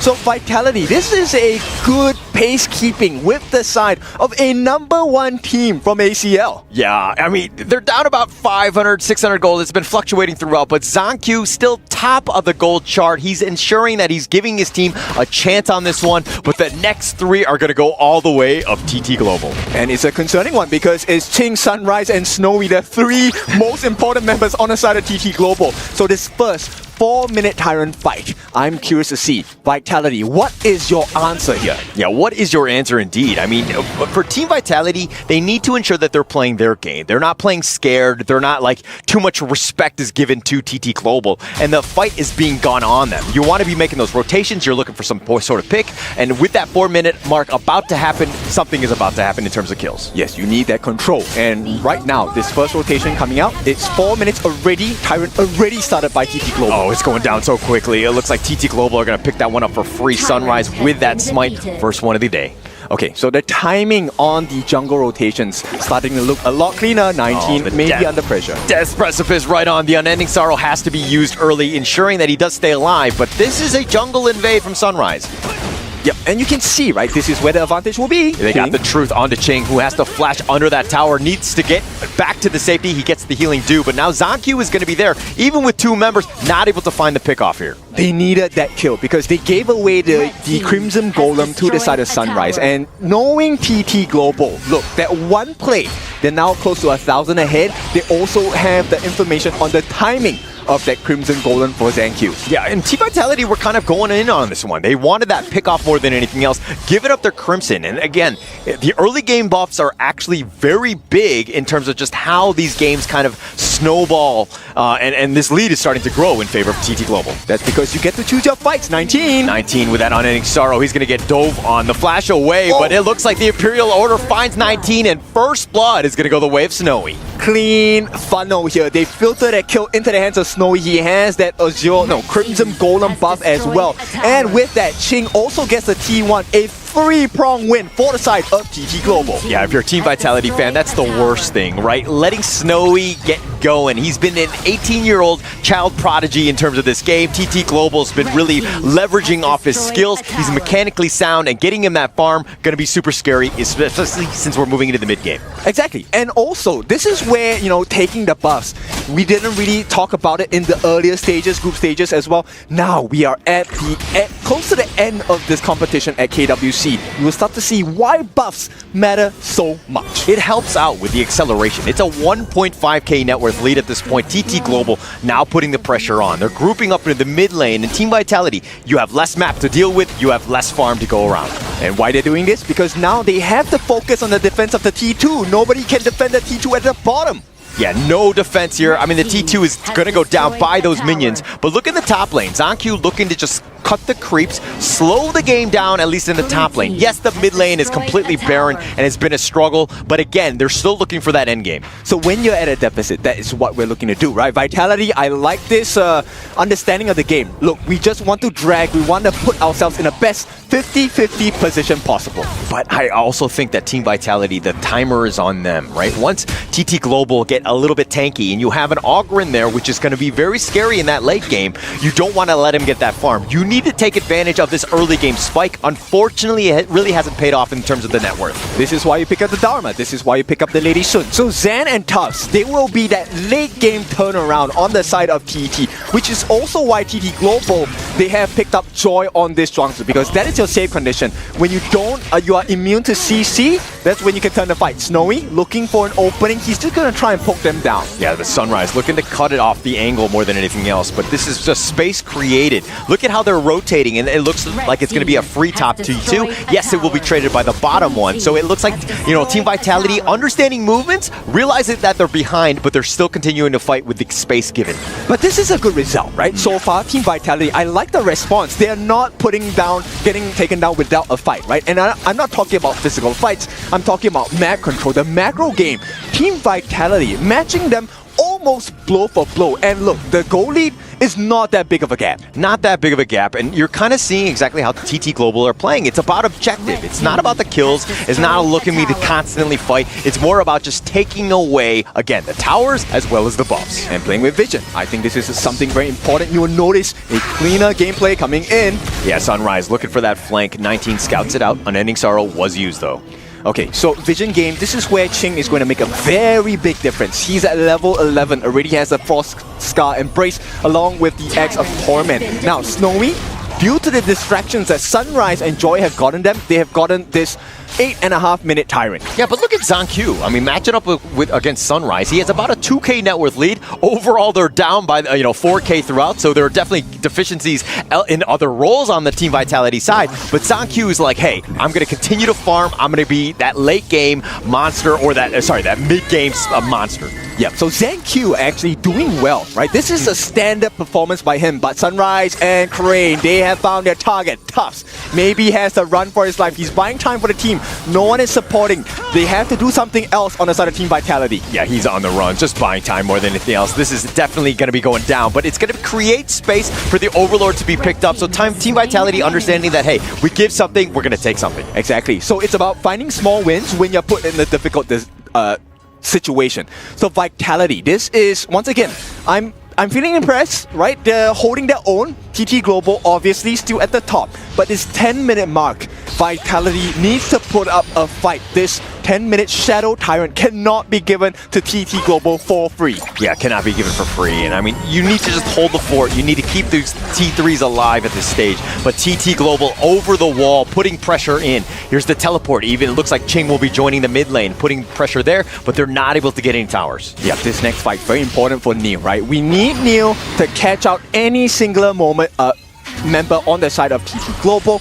It would be great if they can take out Sunrise, then it kind of opens up the doors to the backlines of TT Global.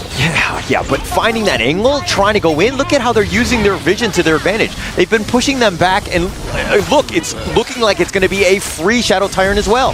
So even if you have the lead on ZonQ, look, you need the lead coming in from the Team 19 looking for an opening, but it's not going to be there, and now they can start to turn the fight. Snowy though, falling a bit low. Tufts was looking for the potential jump in, and look at how TT Global understanding that there's a Dharma on the enemy team, not grouped up, right? So even if he went in, you might have gotten one guy, and that's really not the target you want in Sunrise. And Joy, this is the beauty of the pick, right? Joy, as long as he is with Snowy and Crane, you can't exactly burst them down. There is anti-CC. Anti-CC. Zon, though, taking a lot of damage. ZonQ looking for that perfect angle when to go in, but it looks like Team Vitality already very low. You really can't take this fight. More than anything else, ZonQ is looking to just clear the wave. And free damage coming from Snowy as well. This is one of the benefits of D-range here. You can attack from range, and your passive procs, you throw extra cards out, and it will hit that tower. Yeah, that extra range is super helpful. I mean, in between minion waves, you're doing a little bit of chip damage, slowly taking that one down. And this is that slow siege. Sunrise is here. They've already taken the mid T3. They don't have to overcommit. This is one of the strengths of a #1 KPL team playing in ACL. It's all about those minor things. Play at range, right? Maximize your damage without taking any at all. Yeah, look, I mean, taking away a game from TT Global seems like a tough task, but right now, we just need to think about baby steps. Looking for that first kill. Team Vitality playing for about 11 minutes, haven't found anything because TT Global's positioning has been flawless. Exactly, and you need to be very careful because as a team coming in this learning journey, you have learned it. You cannot overcommit, but they'll try. They're looking to jump in. It looks like ZonQ, he gets picked off first. He gets caught out in that sense, but 19 looking to go, and Tufts tried to go for the truth, but he gets blown up. Sunrise making him pay, and now TT Global on the run with 3 members down from Team Vitality. This will be a tough hold.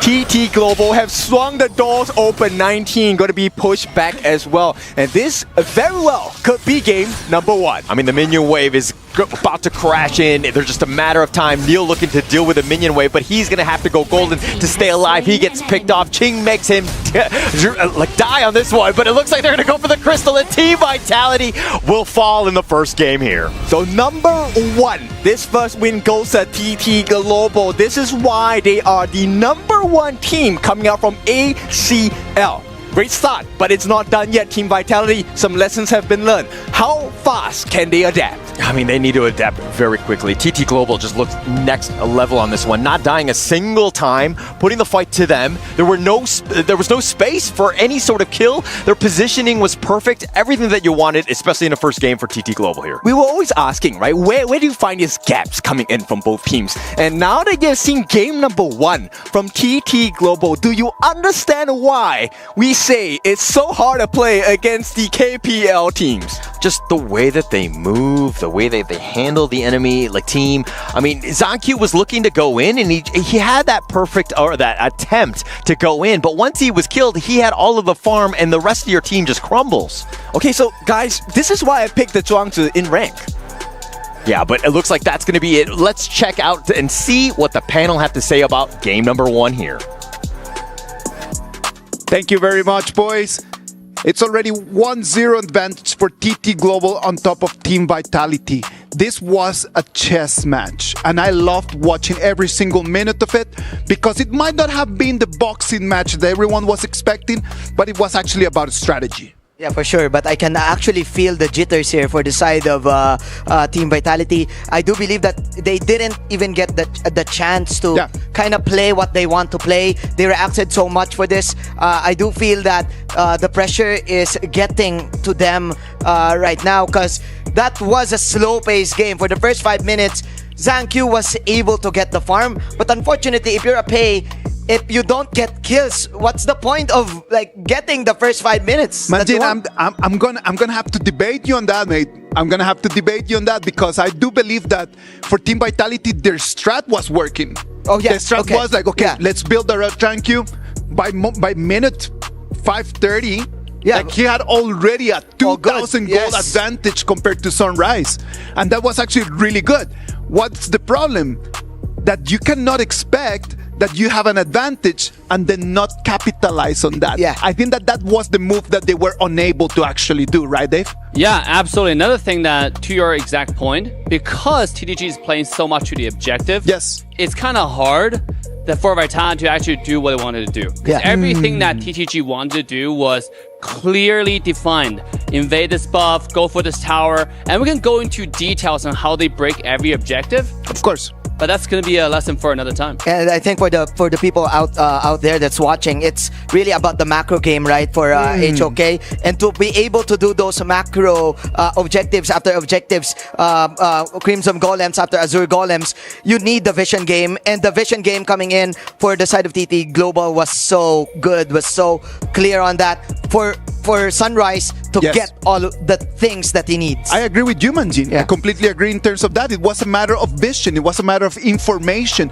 There was a very interesting hero that we had right over there in the TT Global composition. The Zhuangzi first appearance here in the KWC 2025. And that hero can give you vision. It can take damage. It can be a shield the same as it can be a detective, right, Dave? Yeah, I want to talk more about Zhuangzi. This character is so seldomly used. A lot of people think it's one of those characters you will never see in rank, but it's actually so good at a specific draft, especially in this game when you see Dharma, when you see Shu. You want to be cleansing those quad controls for your team, and Zhuangzi provide exactly just that. Not to mention how tanky he is.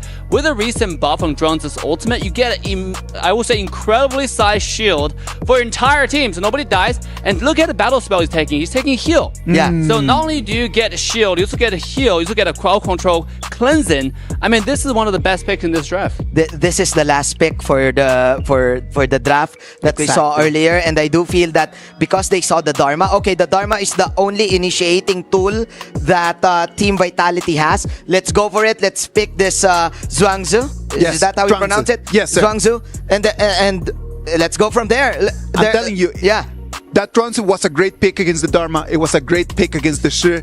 I find that it was just so mobile. It would allow the team just to be able to play around their laning easily. They didn't even need to think too much about like trying to be ganked because there was no opening for ganking. Yes, sir. That's the exact thing that Team Vitality needed. They needed to find a little opening, jump in, and then just try to get the one kill that would allow Paid to start snowballing. And not to mention, Drunks is really, really tanky, right? This character is incredibly hard to kill.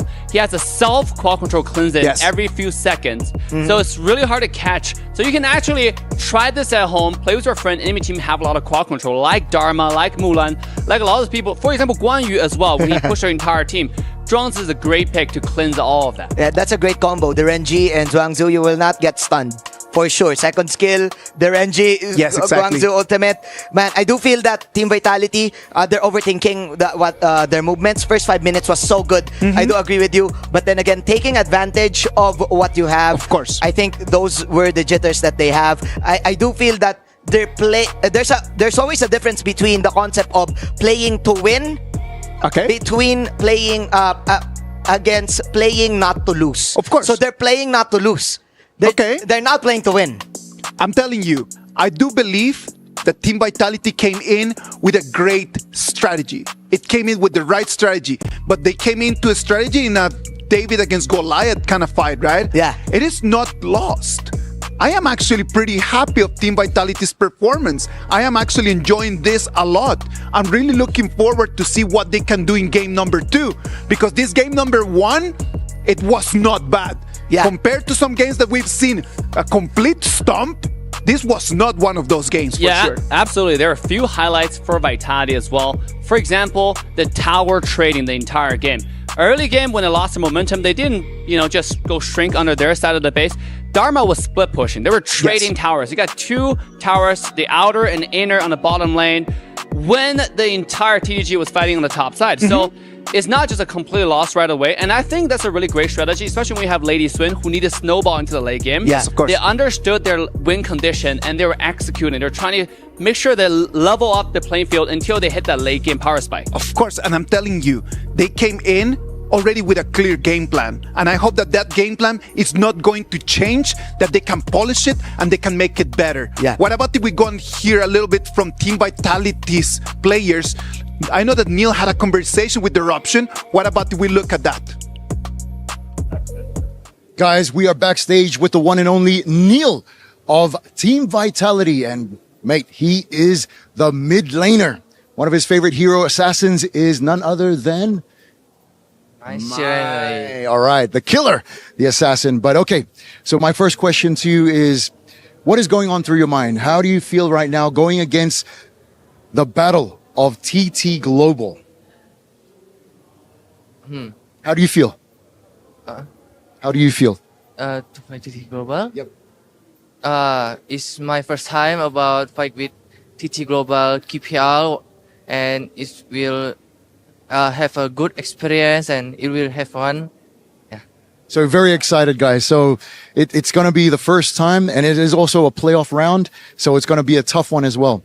Speaking of TT Global, I was with Joy earlier, and Joy said his prediction will be 4-0.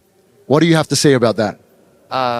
About TT Global say it's true, like 4-0, but about my mind, I hope we can like have 1 point, like 4-1, so it will have a good experience too about fight with TT Global.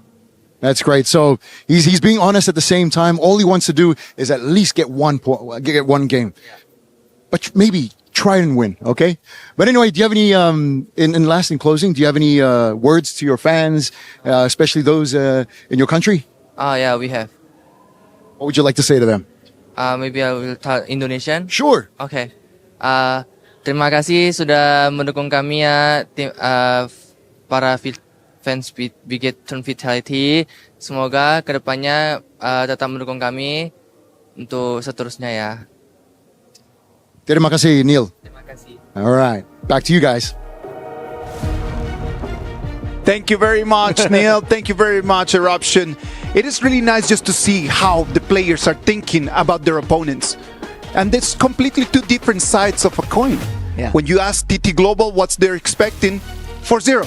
Yeah. But you go and ask Team Vitality, they're like, I hope we can get the 1 point. Yeah. And if we can get the 1 point, maybe they could get the second one, and maybe they could take the next ones. I love the sportsmanship here by Team Vitality. I love that they're really aware what's happening. And this is a good warm-up game. Game number 1 was a pre-game, right? Pre-game I meal. loved it. Right? I liked it a lot. It is a great warm-up. I should say, my advice is, don't overthink and take the risks. Now, I gotta play devil's advocate, okay? I saw a completely opposite. When I saw Neil's facial expression, he looked like he's scared to say something confident, you know? And I want to see a more ferocious side of Vitality coming from him. Yes, you're facing TTG, and it's going to be an uphill battle for sure, but play your game and aim for the win, right? And then this is where you can actually just show the best strategy, show your best hand. We all expect a great show, and you cannot get a great show if you're coming in with a mentality of 4-1. No good show is going to come out of that, and I know that this game number 2 is going to be even better than game number 1. Casters, take it from here. Alright, MP grab. Let's go. Oh, this will change.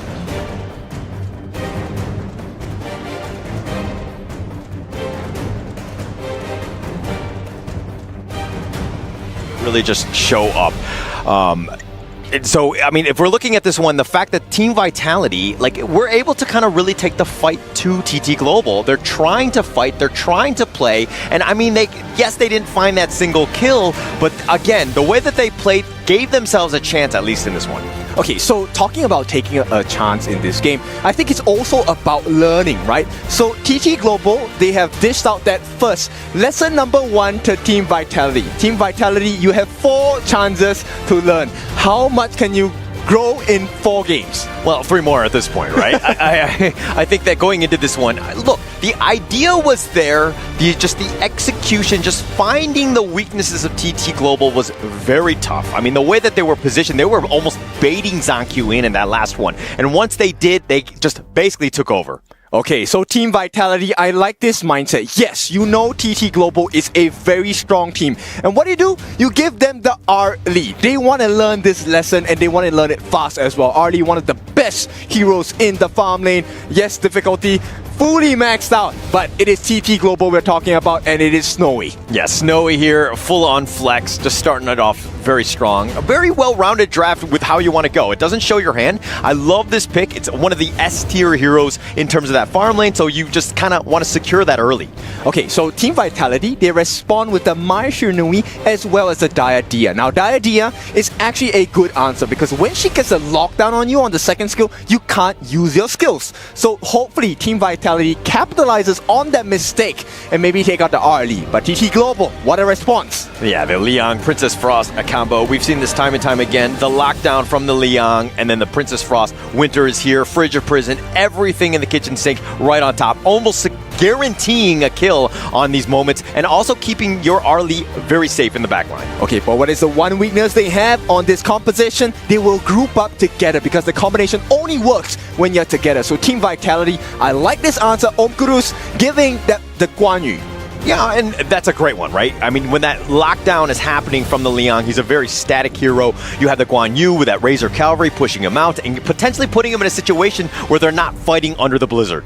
Okay, so TT Global, they understand that, hey, there is a lot of control and that buys you a lot of space on the side of Team Vitality. So one of the dangers is actually the Hoey, because if he gets a stun along with that with the Burning Sun arrow, it's not going to be an easy game for TT Global. They take out a potential trump card in the form of Hoey. Yeah, and just dealing with it. The extra stuns and just kind of dealing with, again, the static Liang. They want to protect that as much as possible. But let's talk a little bit about Neil's Mai. Is he going to be up to the task of dealing with this Crane Frost in the mid lane?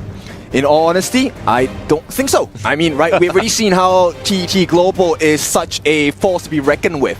And honestly, I think Team Vitality, this is just, we're watching Team Vitality learn in person here. Yeah, and they're going to pick up the Agudo here. A little bit of slow sieging, slowing the game down, letting them play more of like the positioning one, understanding that, hey, we're not able to find all the kills that we want. Maybe we can just take down towers. Okay, so slow sieging is definitely one of the ways they can play, but it also plays through their strengths, right? ZhongQ is a person that loves to be aggressive in the jungle. He wants to get the advantage with the skill set that Agudo offers. That is definitely a possibility. Now, TT Global, what is the response? There is a potential of alarm pick. That's one of the counters. Hano is available as well.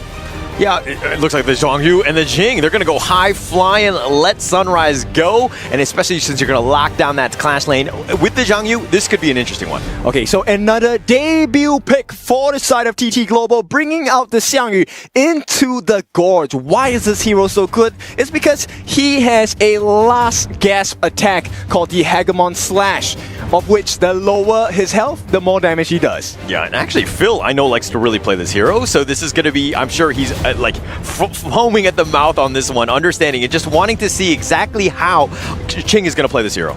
Okay, so taking up this draft, there is an answer for the Guan Yu, right? Xiangyu as a hero is able to push them out with the charge, Furious Charge as you guys know it. So the draft this time a little bit closer from the side of Team Vitality. I like that Om Kurus has kind of equipped the team with a little bit more force this time. But can they make the plays? Because I think Team Vitality, they've answered well. The map control has been okay. They need more. Yeah, but TT Global, their lineup is looking to just use their mechanical skill prowess and be able to really take the fight to Team Vitality. The last one, again, their positioning was flawless, but seeing exactly how they want to play this one with, again, somewhat difficult and mechanically difficult heroes, this is going to be a sight to see.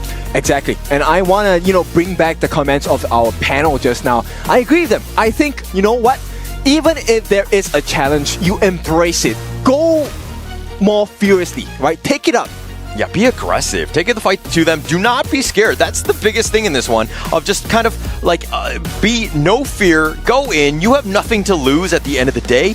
I mean, a lot of people are kind of like, how much of a chance do they have? I think we saw with game one that, hey, they're ready. They're well coached. They're good to go. And again, they're going to give the global community a chance and a big up for them.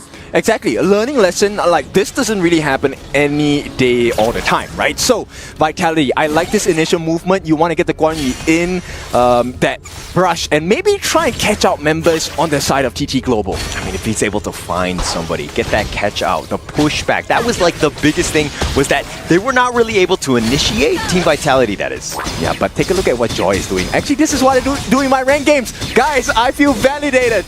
Yeah, but it looks like it's going to be contested here. 19 spots it out, realizing that something is a bit of a stray. The Bitter Farewell on top of this one, and Neil is there. I think he gets the Kachusin, does steal it away, and Joy not in a great spot. It looks like he will go down to Neil getting first blood here. This is big for Vitality, a great start. So they have a slight goal lead, they protect their buff, but of course, going into the hands of Neo here. I mean, picking up that first kill. This is the first kill for Team Vitality in this entire series. Yes, it took about a minute into the second game to get there, but we're here. Great start for them. Okay, Zan gonna be pushed back for a little bit. So this combination of Princess Frost and Liang has been stopped for a while. Now, the only question is, what more advantage can Vitality get for themselves? Yeah, and they need anything right now. And again, TT Global, we're kind of playing a little cheeky with that one. Joy definitely being aggressive, and you were, you do it in your own ranked games. I'm sure you've given up first blood as well.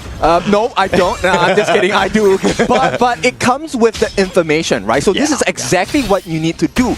This is where you be aggressive and force mistakes out. Yeah, and also, Zankyu was not able to get the blue buff. So in a way, yes, you're giving up first blood or whatever, but Zankyu doesn't have that, potentially slowing a little bit of his farm down. I think it definitely slows the game down. Not by a lot, but the fact is, the lesser buffs you have, it impacts your EXP, impacts your goal lead, so everything, in a nutshell, kind of benefits TT Global in a way. Yeah.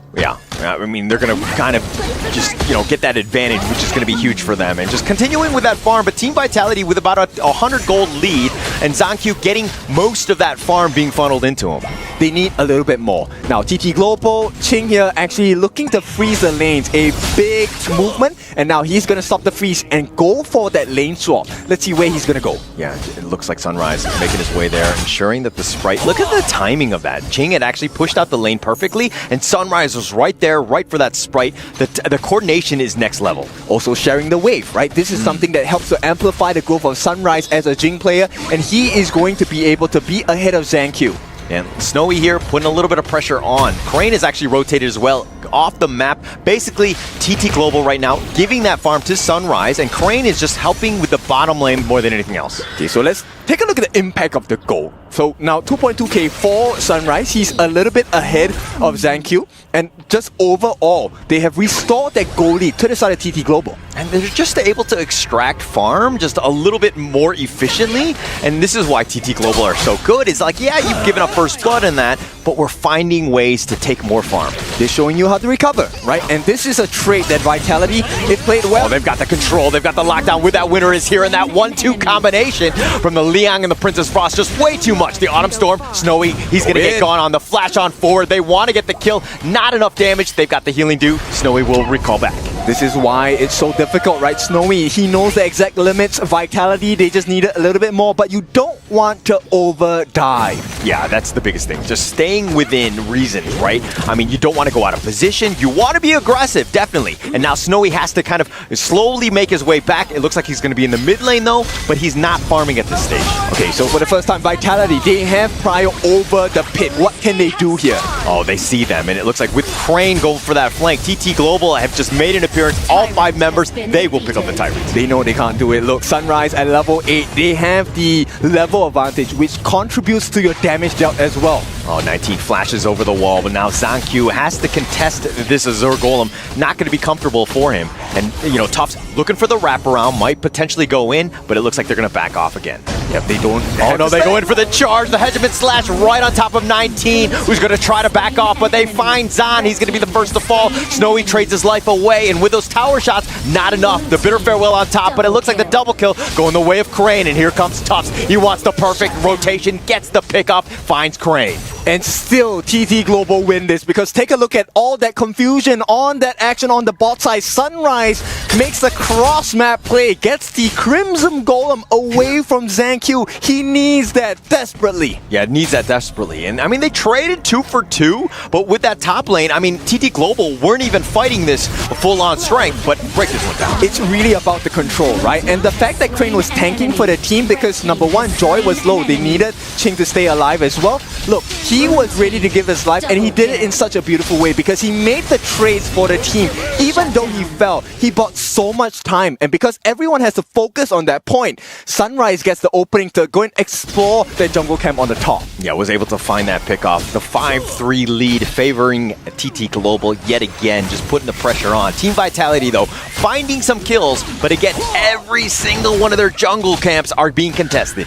You never give away anything for free, and you always force them to have a difficult decision to make when they are trying to take their buffs. And once again, you can see this is prime time top level gameplay, right? Put your Crimson buffs into your farm laner, into your jungle, and just make life difficult. Yeah, and I mean, taking it away and also just kind of accelerating your own ability to get that farm. Snowy with that red buff will help him with that push. The top lane, top T1 has already been taken down, and now TT Global putting the pressure on.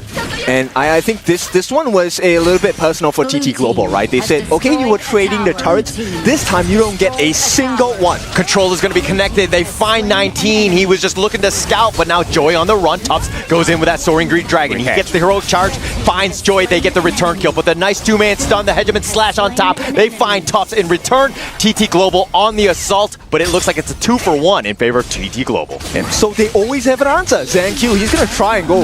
Yeah, he's going to try to go. He throws out Furball. Sunrise is on the back. He's just too fast at this point. This one really shows you the understanding of the strength, right? Knowing, hey, number one, I have a level advantage. Number two, I have a gold advantage, which means I have an item advantage. And knowing when to take the fight. ZanQ forced to use his Blood Rage early. And this is a trait you need to start learning from the KPL teams. Yeah, just baiting things out. I mean, he disengaged at the perfect time. Really well played by Sunrise. Understanding that, hey, what is the limit of this hero? Am I able to get out? Always playing that safe route and just taking the right fights. The timing, right? Like you mentioned before, the timing is so big for the side of TT Global. In the global stage, you need to understand, Snowy, he's going to try and go again. His frenzy is coming off of cooldown. Yeah, they're looking for a potential assault at this point, but Snowy dealing with the minion waves. ZanQ just being like, let's slow the game down. We need to keep ourselves in this one. Yes, we're down about 5k, but the longer the game goes, we can get more of our guys some of that farm. Yes, and take a look at how TT is playing, right? So TT Global, they're doing a 4-1 composition now. The 4 members with the goalie, they will keep forcing you into difficult situations where it's a limbo. Do you go for the fight? Do you not? Oh, Sunrise looking to just go in, but they've Team Vitality. A lot of them have taken a decent amount. They're going to have to go back to their fountain to heal, taking a free tower for TT Global yet again. So free damage, right? They take the turrets. At the same time, there's no response for Vitality. You have multiple waves pushing, and you now have the freedom to clear the lanes. And now at the 8-minute mark, what are they going to do on the side of Vitality? I mean, TT Global, the way that they're playing is so clean. The Tyrant is being picked up. I mean, this is space created, and it looks like Ching was potentially looking to go in. He charges to the side instead, staying alive. Team Vitality on the retreat. Nice catch. They catch him with a furball. They have the connection onto Joy, but 19 is going to be killed. Joy will trade his life away, and it looks like Top's just trying to get back to his own base. Not able to do so. He gets picked off. 2 members down.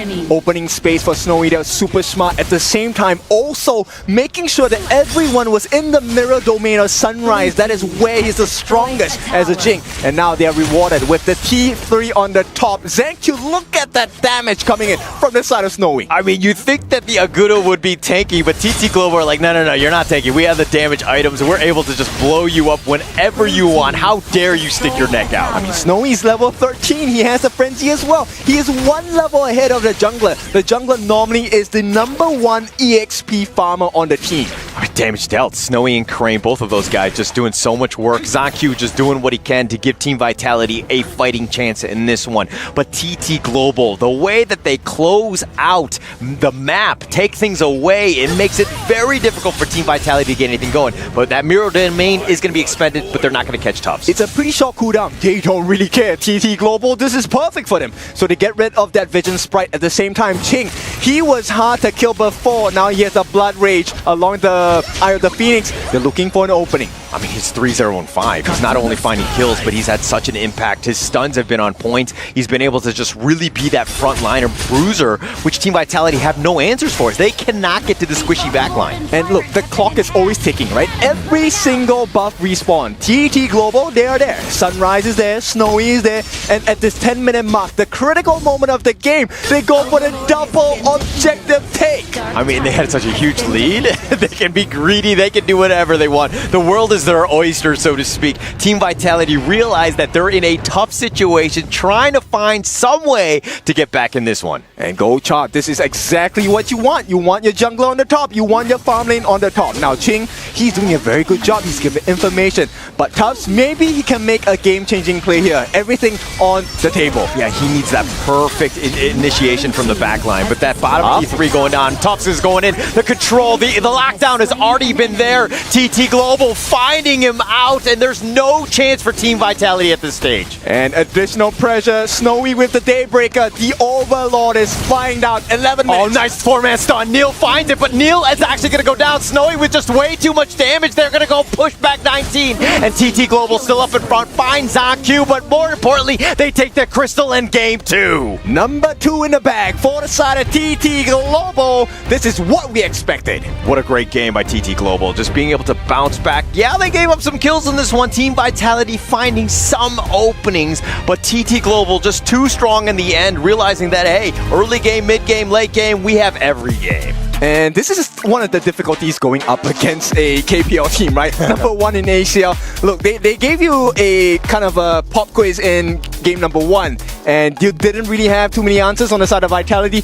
Game number 2, they gave you a new examination, and this time it was even tougher. Yeah, but if you're going to have an examination, at least tell me what the topic's on, right? It seems like Team Vitality haven't been able to just be readily available for the onslaught that TT Global have been throwing at them. They've been taking every fight that they want. Yes, that was a much better fight by Team Vitality, but TT Global are like, yes, we're the professors, but you have no answers to this test. And this is a painful lesson to learn, but one that is very important, right? Look, so many things now as we explain this and explore this for the global audiences. Now you have to pay attention to your common spells, your itemizations, your goal leads, your camps, your hero picks, your BPs, everything coming in perfect synchronization for the side of TT Global. But it's on our side. Isaac, what do you have for us on the desk? Thank you very much, Kin. Thank you very much to Holler as well. This has been a great game. One more time, TT Global showing us how HOK needs to be played, how the best teams in Honor of Kings actually play the game. It was really difficult for Team Vitality to try to find the opening. They found some kills, which is already a good first step, but they were unable just to turn tides around. Yeah, finally Team Vitality on the board, but not on the series yet. On the board in terms of kills. Yeah. Neil getting the steal. There were like glimpses of hope, like, oh, maybe they can actually get this early game. But again, the problem for me is still the mastery of Team TT Global in the mid game, handling situations, sticky situations right after the early game. The vision that the Princess Pros provided to them, and that was a Princess Pros. That was not even a tank type of support, gave Sunrise the free game on this Jing. Yeah, and I want to highlight just the mastery of rotation, right? Not losing a single tower. Not losing a single tower on TTG's side. They've been rotating like crazy, and there's one specific team fight on the bottom side. Now we're looking at all the team fight clashes.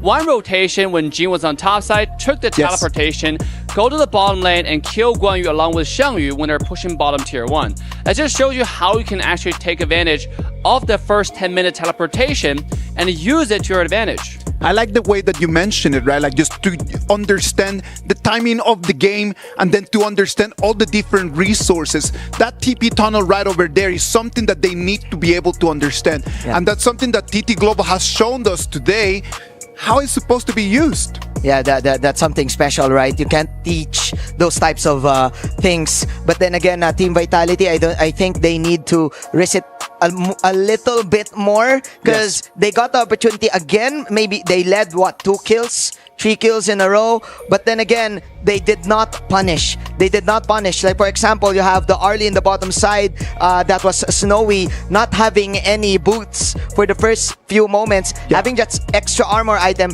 They did not went all in. They did not chase them. And with that being said, it was the jungle who is actually owning Jing, Sunrise, owning all of the jungle camps. To be honest, that's actually such a good point. The breakdown of items is what make this game, what make the pros. And actually, in Honor of Kings, you can go look at loadouts and see and click on modify and see the slow breakdowns, the detailed breakdowns of how pros build their items. You can see the finished build, but you can see the components. To your point regarding Arlie on the bottom side, go ahead. He built a small component of Doomsday, the 8% lifesteal that helped him in the early game. So he didn't build boots for the longest time. And eventually, he got boots of resistance just to make sure he has the mobility to run around and not getting CC by DNG or Diadia, because the tiny CC is what kind of kills Arlie. Notice he has Frenzy as a battle spell. So he's going all in on damage. Another thing I want to mention about Arlie, if you're at home learning this character, Arlie is a late game character. You need that Doomsday, you need a Shadow Reaper, you need an Eternity Blade in order to be effective. Fully online. Exactly. Yes, so before that, you really wanted to farm. And that's exactly what Snowy did. And we know there's a lot of KWC players, they rush into team fights a little bit too early before they're fully built out. Yeah, I think that's the one big difference in between these two games and what we've been seeing in the previous 7 days. It has been, there's not that many brawls at the beginning of the game. There's not that many like minute 1, just kind of like going in and they just 1-to-1 trade, stuff like this. It doesn't happen. They're trying to build a little bit of an advantage out of nothing. If we cannot remember the game 1, the one thing that they loved to do was to put pressure and force you to use your flash. Yeah. And after the flash is gone, that's it. GG. You know that that's already on cooldown. So I know that for the 4 minutes battle, you might not have that available. Yeah, for sure. And of course, TT Global always 2 steps ahead, maybe 5 steps ahead. Because besides the mechanics that we're talking about, besides the itemization, I also want to talk about the draft. I do feel that they already expected the Guan Yu to be picked on the 3rd phase. And what I like about TT Global, they know how to counter certain picks. Like for example, game number 1, and Princess Frost, right? There you go. Like for example, game number 1, they chose the last pick Zhuangzi, and then the last pick, how do you pronounce it? Zhuangzi. And then the last pick Zhuang Yu. Zhang Yu, the last pick Zhang Yu, because they know that the Guan Yu is coming. So with this TT Global, it goes to show they have the mastery of course, the compositions. Yes. And they know it. Yes. Hopefully for Team Vitality right now, they're looking at this and just really taking notes and trying to get better for the next game, which is going to be Game 3. We're going to bring you Game 3 right after this short break. Go take something to drink and then come back.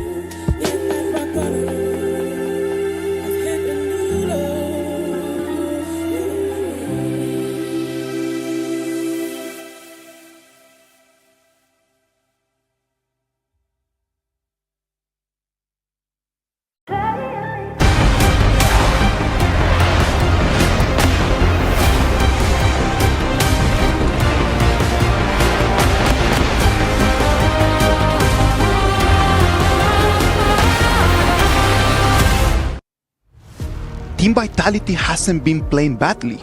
Yeah. Again, like I sincerely believe that Team Vitality has been playing by far their best performance in this whole tournament. Yeah. The problem is that right now they're in front of an opponent that's completely different to anything that they have seen before. I'm telling you, the problem is that. The problem is that right now they are trying their very best against a very, very big mountain. Yes, sir. It's Yes, not. sir. It's not the fact that they cannot beat them. It's the fact that right now that mountain is just becoming bigger and bigger, and Team Vitality might start becoming a little bit tired about this. We shall see in game number 3. I think this is the game that they need to win right here, right now. If we go 3-0 here, for me, it's over. Yeah, just don't overthink. They have the opportunity for the first 5 minutes. Maybe they can just do 50-50 invades also. They have so many combos available to TDG right now. But then Pei, Byron, they still have not used the strongest. Agro, Ziyan, Moses, so we have everything that those players like to use. Damn, this is going to be a great game. All of those options are up there for grabs. What about if we send it to Holler and Kin? Holler, Kin, what are your reads on this BP? We're going to find out as it's TT Global up 2-0 against Team Vitality. Team Vitality have struck back. There have been glimpses of hope for them at this stage. That's great, right? So, I mean, end of the day, we take this as a lesson to be learned because Team Vitality, look, this, I would believe this is one of the most painful ways to learn a lesson, but this is a great lesson because you know, you get to see where are those exact gaps, right? What are the timings you need to learn in this game to be one of the top teams in the world? Okay, well, I've definitely had some painful experiences, painful lessons, but I don't think that this would be one of those top 10, even on stage. Although, I mean, if they happen to go 0-4, it might be rough for them. But Team Vitality, the way that they've been playing, they can be proud of themselves thus far. Yes, I think they definitely have learned quickly. Definitely at this point, they need to step up their game even more. And now, Team Vitality, right? Third time maybe, third time's a charm.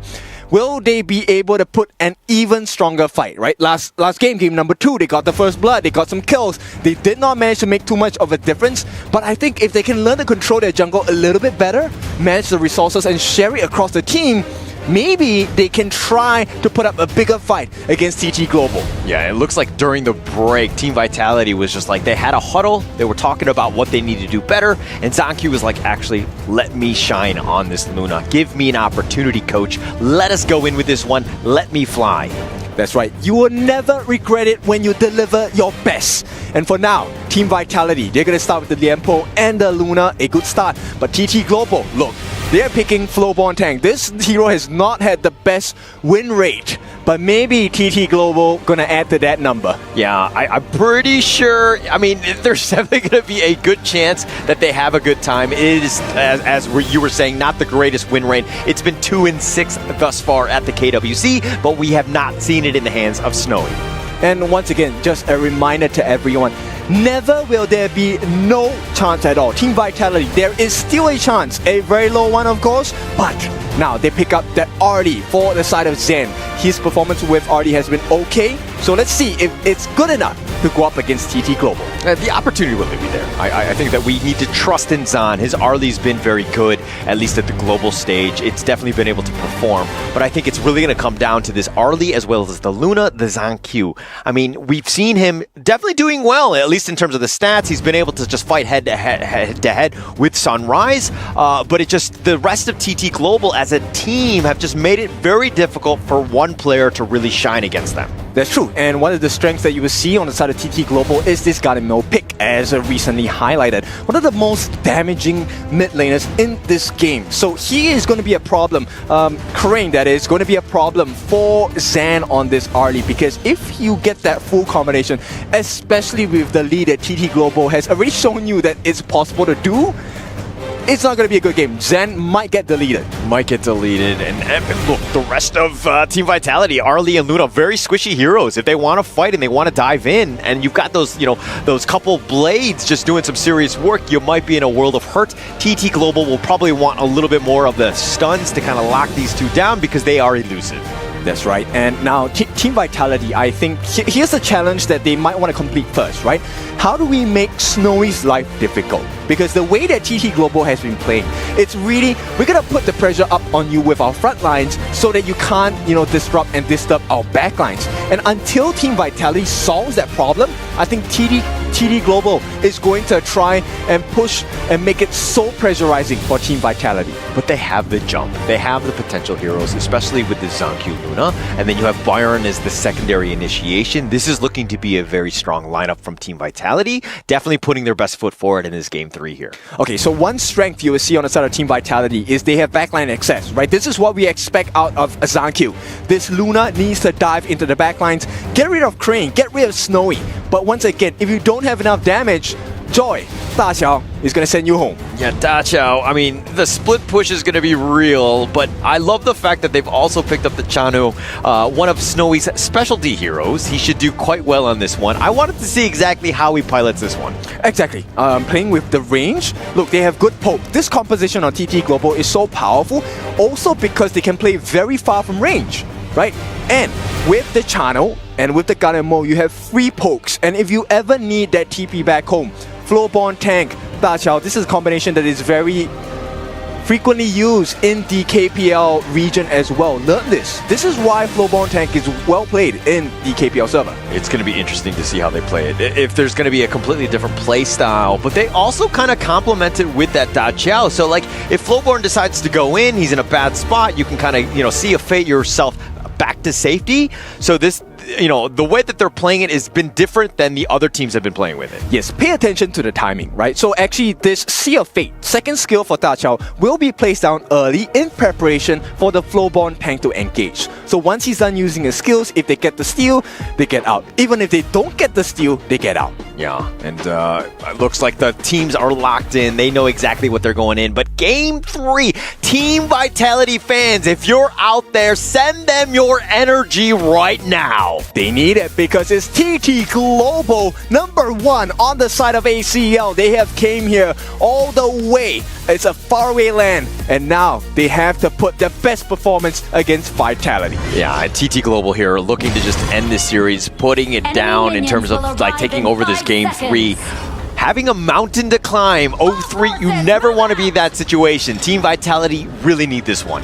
I mean, it's a tough challenge, right? It's, hey, we're going to climb a mountain today. This is going to be a first day mountain climbing. We're going to climb Mount Everest. Yeah, it's not looking good at this point. And as the panel was talking about, this mountain is getting bigger and bigger and more difficult for Team Vitality to overcome. Okay, but a good start so far. Tufts is doing well in the Clash lane. They are managing to put a little bit of damage on the Crane as well. Potential first blood. And look at how Sunrise looking to contest. And they're slowly, they're not even taking the Azure Golem, but they want Sunrise more than anything else. But reinforcements are on the way. The Sea of Fate, perfectly timed. Ooh. Yes, he just barely gets out of that one. Yep. Showing you that absolute limit, right? So they do put a bit of pressure onto ZanQ. He did secure the Azure Golem, but this is exactly what you need to do. Zan trying to steal, but Crane, he stops in. And look at how Tufts looking to invade himself. Like they're being understanding the movements and they're trying to give it this to ZanQ. Again, keeping him with that blue buff is going to be key for this Luna here. Yes, and you don't give away things for free, right? This time, Vitality, I like this lesson learned.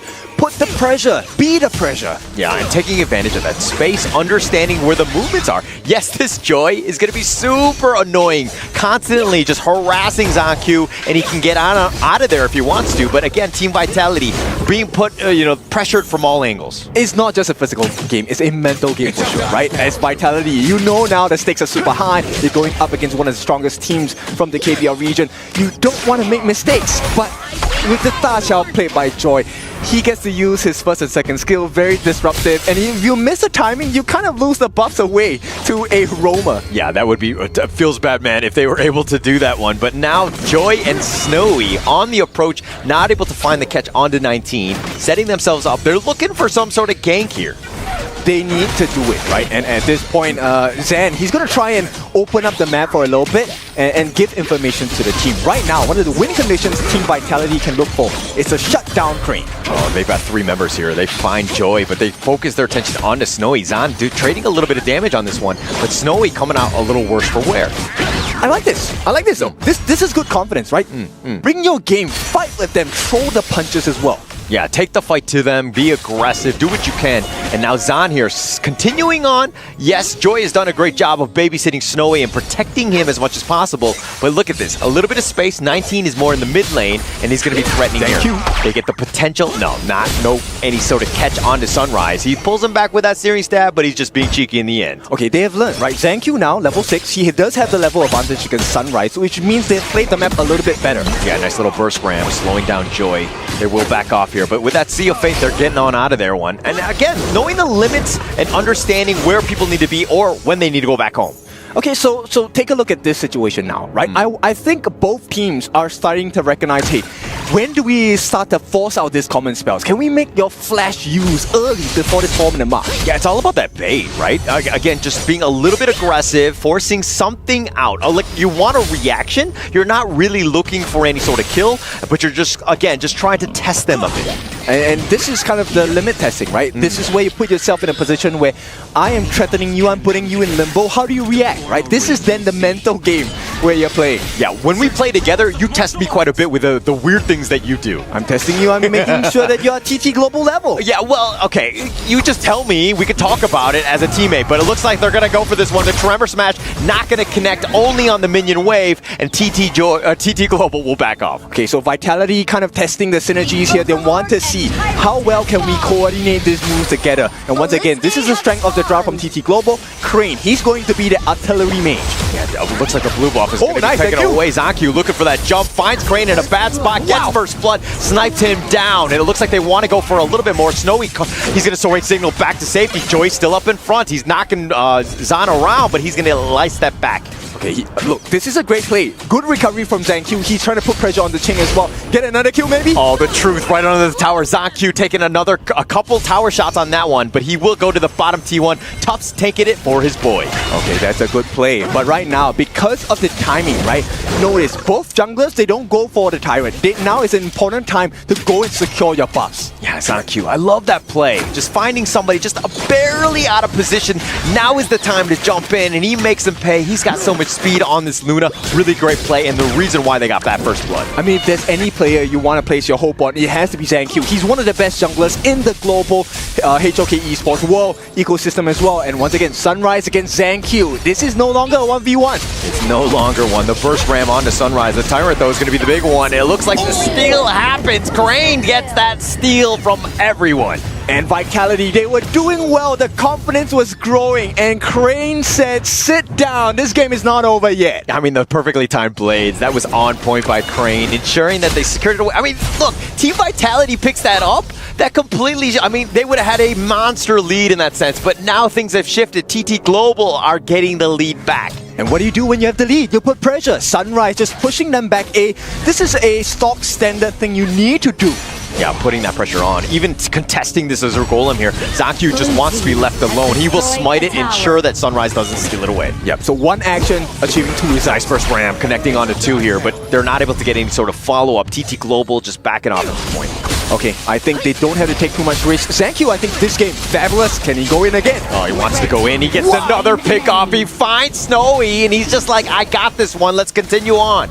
Team Vitality, you have to believe. At this point, it's ZanQ. If there's any person that's going to change this game, it has to be this jungler. Ching, running for his life. This is the exact thing they need to do. Team Vitality, push them away. You can get the turrets. Yeah, and this kill is turning into the objective. That's the biggest thing. Like, you're on a power play. Snowy's down for, he's going to be up right now. But Team Vitality, again, using that extra space to take some objectives, which they needed to have done. I don't think they took a single one in the last game. Look, ZanQ is locked in at this point. DT Global, they have to look for an opening. It's not the biggest of leads just yet. Vitality, there is a chance they can still lose that lead. Yeah, it's still 50-50 at this point. Obviously, we're not giving a victory to Team Vitality, but now they find ZanQ. He's going to have to dash back over. He wants to take the Crimson Golem more than anything else, but Zan focusing it down, running it down onto Sunrise. ZanQ now showing up, wants to go on to potentially Sunrise. He dives deep for this one, but Sunrise under that tower, and I think that's going to be the end of this assault. And this is what we're talking about. Look, they're forcing them to use the skills. This is not a timing that Joy wants to put the eye of the whirlpool. There could be bigger times where it's necessary. So Vitality, we ask, have they learned? They are learning. Yeah, they're definitely learning. And actually, they're doing well with those lessons learned. They've gotten better already. They have 2 kills to their name. They've been playing flawlessly. Yep, the goal. Look at the goal difference. Sunrise nearing 4,000, but ZanQ already at 6. And this time, the goal lead is kind of at the correct places on the side of Team Vitality. I think it's more because Global Tank's not that good, but that's just me. I mean, ZanQ has been styling on this Luna. He's been having a great time. Sunrise has been struggling to really catch up. I mean, being down 2.4k, I did not have that on my bingo card. I did not have that as well. But still, even when you're from behind, you know, this is why teams like Nova are so scary as well. they are playing from behind, but TT Global, they have pushed the map, they've traded the turrets as well. Yeah, all those kills, everything has been in favor of Team Vitality, but the rest of it, I mean, the net worth lead is still in favor of TT Global because, again, they're continuing to push. They're stealing boars at this point, contesting everything. And you know what? Crane, he has done this a couple of times. I'm not sure whether you guys have seen it, but he's consistently stealing these small camps away. And those minute differences make a difference at the highest level. Yeah, but the blades are starting to really hurt. I mean, he has a 2-level advantage. He's doing some damage. He's got that net worth as well. And that Crimson Golem just getting taken away by TT Global yet again. And this is where it starts to turn around. Snowy under pressure from ZanQ. I don't think he will be able to get the kill, but it's important they get something here from the jungle. But the Eye of the Whirlpool, ZanQ. Oh, they've got the Whirlpool. They find ZanQ in a bad spot. He's trying to stay alive, and Snowy snipes him out. He calls the rest of his friends here. The idea was good. This was exactly what Vitality needs to have in mindset, right? We be aggressive, we make you feel the pressure as well. But the execution, TT Global, they're a very strong team. There's a reason why they're number 1. And once again, this looks like a bait. They're waiting for ZanQ to come out, maybe? Yeah, they're potentially going in for this one. But 19, he's a tanky boy. He will be fine in that sense. But with this numbers advantage, how does TT Global respond? I think at this point, they just want to take the T1. This opens up the map so much, it makes them blind as well on the side of Vitality. Yeah, Zan doing a little bit of work onto Sunrise. He's going to just walk away. Joy, not in a great spot as well. Tries to go for the Sea of Fate. He does get out. That burst ram with that knockoff could have potentially disrupted that. Exactly. You just want to stop Joy from reaching that Sea of Fate portal on the floor, right? Tufts catches eyes onto Ching. And right now, it's really about, hey, can the rest of the team set up Zan or ZanQ? Yeah, I mean, that's pretty much it, right? Those are the two. Those are your win conditions. Finding them. And look, TT Global's lineup is kind of on the squishier side as well. If they're able to get on like the Chano or the Gan and Mo, they have that potential. It's about those team fights. How does the initiation happen from Team Vitality? And also vision, right? Knowing when to engage, when your opponent doesn't know that you're there. Example, that's what Zan is doing. He might be able to catch Snowy if Snowy doesn't make too good of a rotation here. He's just waiting in the wings. The Shadow Tyrant, the first of the game, and it looks like it's going to be started by ZanQ. He's going to look to pull this away. TT Global realizing that they're rushing it down a bit. They're starting to move into position here. Wrong call. Macro play all on the side of TT Global. Yeah, Sunrise here just looking to contest the Tremor Smash onto 2, and here comes the flash in forward. Gets the Storm Strike onto Joy, but the Tyrant getting pulled away. They want to go for this one, but Tufts is going to be killed. Who picks it up? And it's a steal going the way of Sunrise, and now TT Global on the chase. The flash forward. They're going to go for Neil. They're going for that kill with ZanQ already been down. Neil just trying to hang on, but the Wolves will chop him down. And it's an ace coming in from the side of TT Global. Look, they made all the right decisions. We'll give you the breakdown later on the test, but for now, game number 3 in the bag for TT Global. They're going to take this one down in a matter of time, and TT Global just really, with that one team fight, you blink, and the game completely changes. There's so many good decisions that they made in a row for the side of TT Global. And this is one lesson you definitely need to pay attention to learn, right? They dragged that Tyrant fight. They didn't really care. They had the Dharma on the top, Ching split pushing, mid lane split pushing, bottom lane split pushing as well. And when they finally took the fight, it was a one-kill strike. One-kill strike. I mean, the last kills on this one, the scoreboard was like 6-2. So just winning that with that ace, they were down throughout the entire game. I mean, Team Vitality were really taking the fight to them, but it was that last one. The ability to just close out the game after a single team fight just speaks volumes about this team here. Okay, so it was a beautiful ending for the side of TT Global, but I want to say this to all Team Vitality fans. What a performance. ZanQ, this is exactly what we expected of him. The quality, the dive, the confidence, and the pain he dealt to TT Global. He was giving them a chance. He was really fighting back. I mean, most of these highlights are around him when it came to Team Vitality, getting those kills, setting it up, but this was pretty much it. But let's see what the panel had to think about Game 3 here.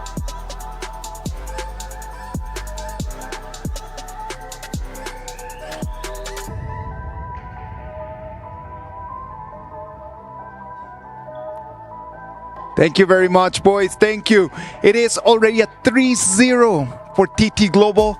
It might be a little bit too big of an advantage, but this one left us a very good taste in our mouth, I would say, because ZanQ showing us why he is the main core over there for Team Vitality. the way that Luna played, that is the way that top players play. I gotta say, you gotta give it up to Zankyu and also to Team Vitality for getting, again, another good early game.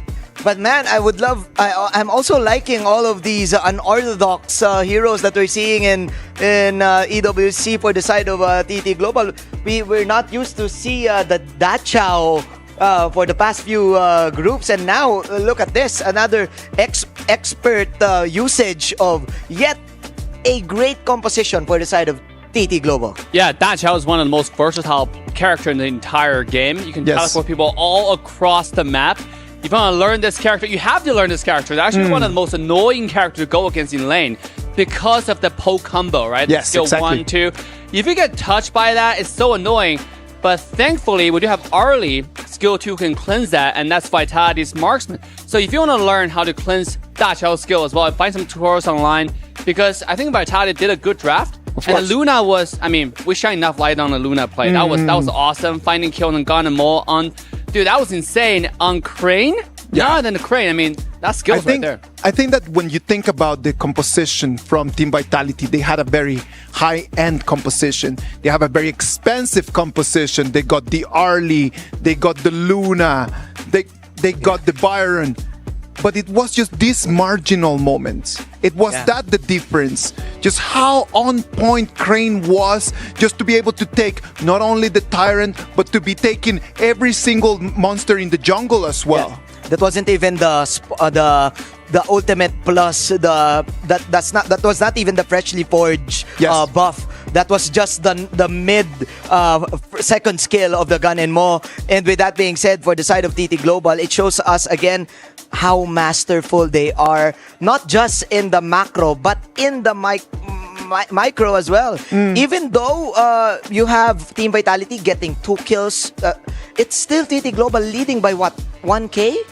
And that's bad news for you. That's not a good sign. I totally agree. We need to give a little bit the spotlight to Zankyu, because the way that he played that Luna, you need to understand the way that Luna plays in there. It's able to deal damage, take the kills, take control of the pace, but he cannot do that on his own. I'm not saying that his teammates did not do their work. I'm just saying that as a unit, TT Global and Team Vitality are in different leagues. You know what? I was talking to Coach Jojo. One of the strengths for this coach is communication. He trains purposely on communication. What can be said, cannot be said in game. There's not an actual word in actual game, because it's a battle. In the battle, every second matters. And in this game, you saw the different level of communications you mentioned, Isaac. Because for TT Global, when they fight together. They're hitting the same target. Look at the teamfight rate, man. Yep. And look at Vitality. It seems like it's Jankyu's solo fight. Of course. It's 1v5. I think that 19 just soak up damage because of that team fight rate. Both of them having 100% and 0% on Arlie, on Zaan and Tufts. They didn't actually get to play their game, and it just took TT Global one team fight, and they know that it's over. They have the push capability with the channel, with the zone on Kin. Yes. I think for the next game, I don't want to say it, but I think we're done. No, come on. I think we're done. We gotta be realistic. Yeah. After this game 3, with the great composition that Team Vitality had, and the way that TT Global just finished the game, you gotta admit that there's already a gap in here. Yeah. For Team Vitality to come back from a 3-0 down and then just to be able to win it in 4-3, that would be for the history books. And it seems like TT Global has mastered not just the communication, but they put in the word over communicate in your game. So shout out to all of your ranked games. You should practice it, open your mics. Yes. And just over communicate, report the little details. Like for example, hey, the Lianpo just ulted. Hey, the Lianpo just burned his flash. It will definitely give you more victories for sure. It is such a different game, right? Honor of Kings, when you have your mic on and then you can actually communicate with people around. That is a completely different experience. So if you're at home and you want to do Honor of Kings, I'm telling you, mic on, and then everything is gonna go your way. Communicate, and most importantly, remember the jungle timers. We saw the Flowborn tank. This is a masterclass for Flowborn tank, actually. Yes. We've seen this character so little. and is such a flexible and a versatile character. And it's so fun to use as well, not to mention all the customization. Of course. Make sure to customize yours. And I think there's a contest on customization as well going on. So make sure to do that. But in this game, we saw Sunrise in the Luna's jungle at blue buff on time before Luna was there. Yeah. So just show you that they took objective fight to another level. Again, it's not just the towers, it's not just the Overlord Tyrants, it's the jungle buffs. Dave, I'm telling you, what we have seen in these 3 games has been a masterclass of how this is supposed to be played. Not only the way that they play the macro, but the hero picks. Just the heroes that we've been able to see in these 3 games have shown you that not only the meta is out there, like you could actually see every single other option depending on your composition. We've seen the Zhuangzi, we've been seeing the Xiangyu, and we just saw right over here the Tatsia with the channel. Yeah. Oh man, this is Team Vitality. They already spent all of their. They just cashed out like every S tier hero for the past few 3 games. You have the art.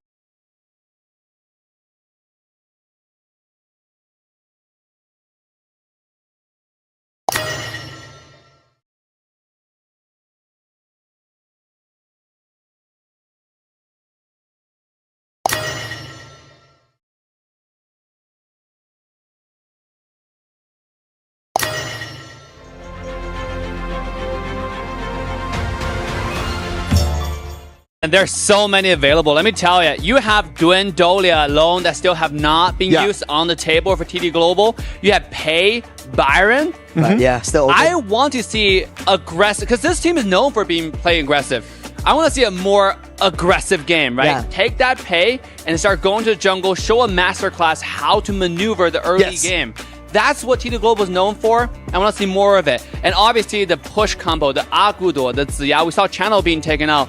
I mean, it's a good pick just now, but it doesn't really synchronize into any specific compositions. And I want to see the tower push show that aspect of Honor of Kings as well. That would be interesting to see, no? Imagine. I want to see the Huyi. I want to see the arrow. I want to see arrows flying in. I want to see highlights. Come on, TT Global. We're talking about the rundown. We're talking about the ka-chow. Give it to us. Come on. Maybe give this a gentleman's mercy. I don't know. But TT Global, give us something new. I want to see something new. Maybe Laura? Is that how you pronounce it? Laura? Luara. Maybe a Luara. Or maybe an Erin. Again, they banned out Huyi 3 times already in the series. So, who knows? Maybe we get to see it. I'm really looking forward to that. And I know that everyone at home is really looking forward to this. Team Vitality on the other side, they have one more game to try to turn things around. And they can take this game in whatever way that they want. They want to just come in and demonstrate why they belong here in the top 8. You gotta remember, this is the top 8 of all the world. It's not just your region. It's not just like around home. This is the whole world. And if they're here, it's because they've earned the passage here. They're not bad players. They're not a bad team.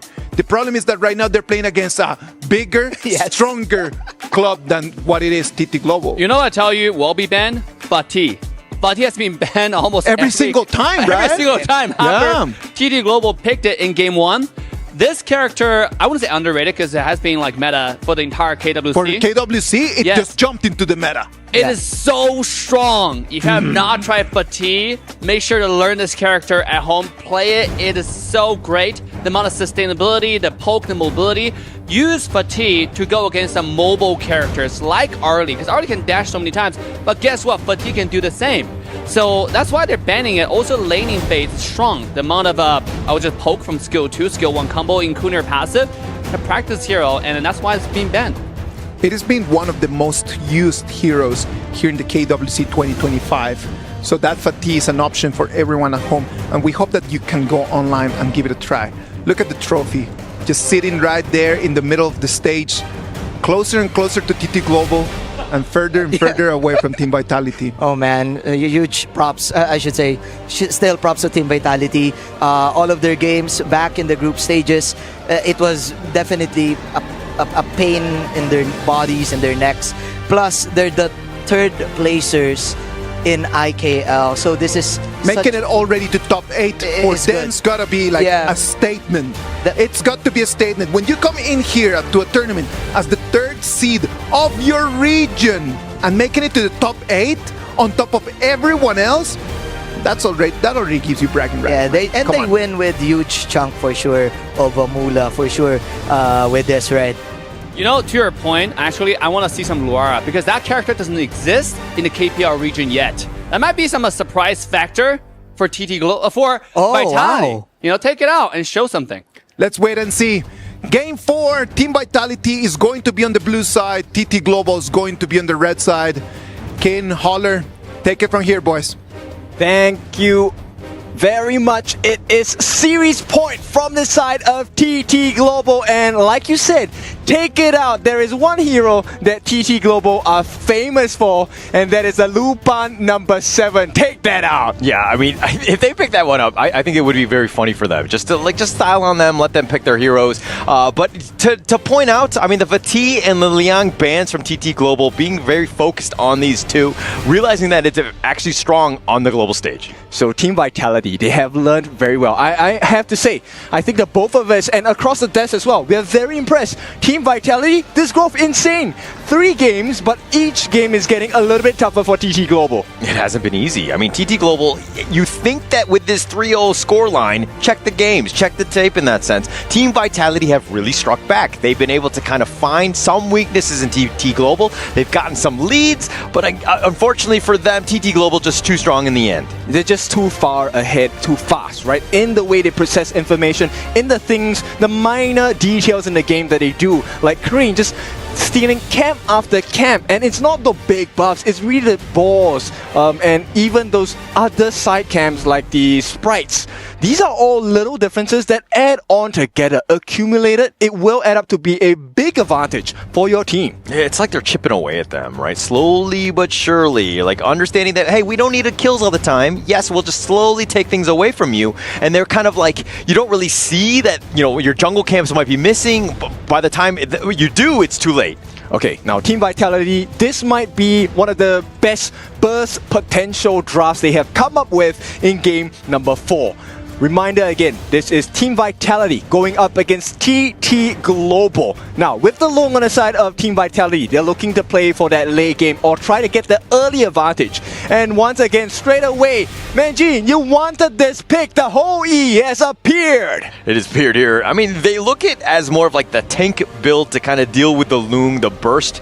And yes, you have your connection you have with that Burning Sun Arrow, with that slow and that stun, which is going to be key for them. Plus, you have the Dolia, and there's a lot of different options that you can select with. TT Global going with his Dolia draft. I like it thus far. Do not be confused. It is going to be very hard to kill this whole E off because there's a lot of sustain and heals coming out from TT Global. They have the double ultimate available for Yuhuan, of which can kind of allow Ho Yi technically a second life. Dolia also with her first skill is actually able, no, her second skill is able to get you minor heals as well over time. Yeah, that wave breaker is going to be very helpful, especially in the lane as well. The sustain, just being able to provide that space for Snowy to really get going. Yes, Ho Yi might not be the most mobile of the bunch, but if you're able to take that damage and dish it out like nobody, like Legolas at the end of the day, I think you're going to have a good time. So we'll see, right? End of the day, it's not just the cards you are dealt with, it's how you play your cards. You can have a great draft, but you need to have great execution to be able to play at the highest level. And nothing less than that is required, especially when you're going up against TT Global. If we're looking at the Team Vitality draft thus far, you know, you're looking at the potential jump in from Mayan to the back line. This is where, you know, the TT Global side, definitely on the squishier side, but they're going to kind of go all in with this squishy sense. The Elaine, the Death at Sunset, the double one from the Dolia. I like this combination already. Okay, now this is a risk that TT Global are taking. Elaine has been nerfed, right? His stats isn't as strong. That's why a lot of global teams have not play him in this KWC, but TT Global, they have a very strong draft to back up this Elaine when he dives into the backline of Team Vitality.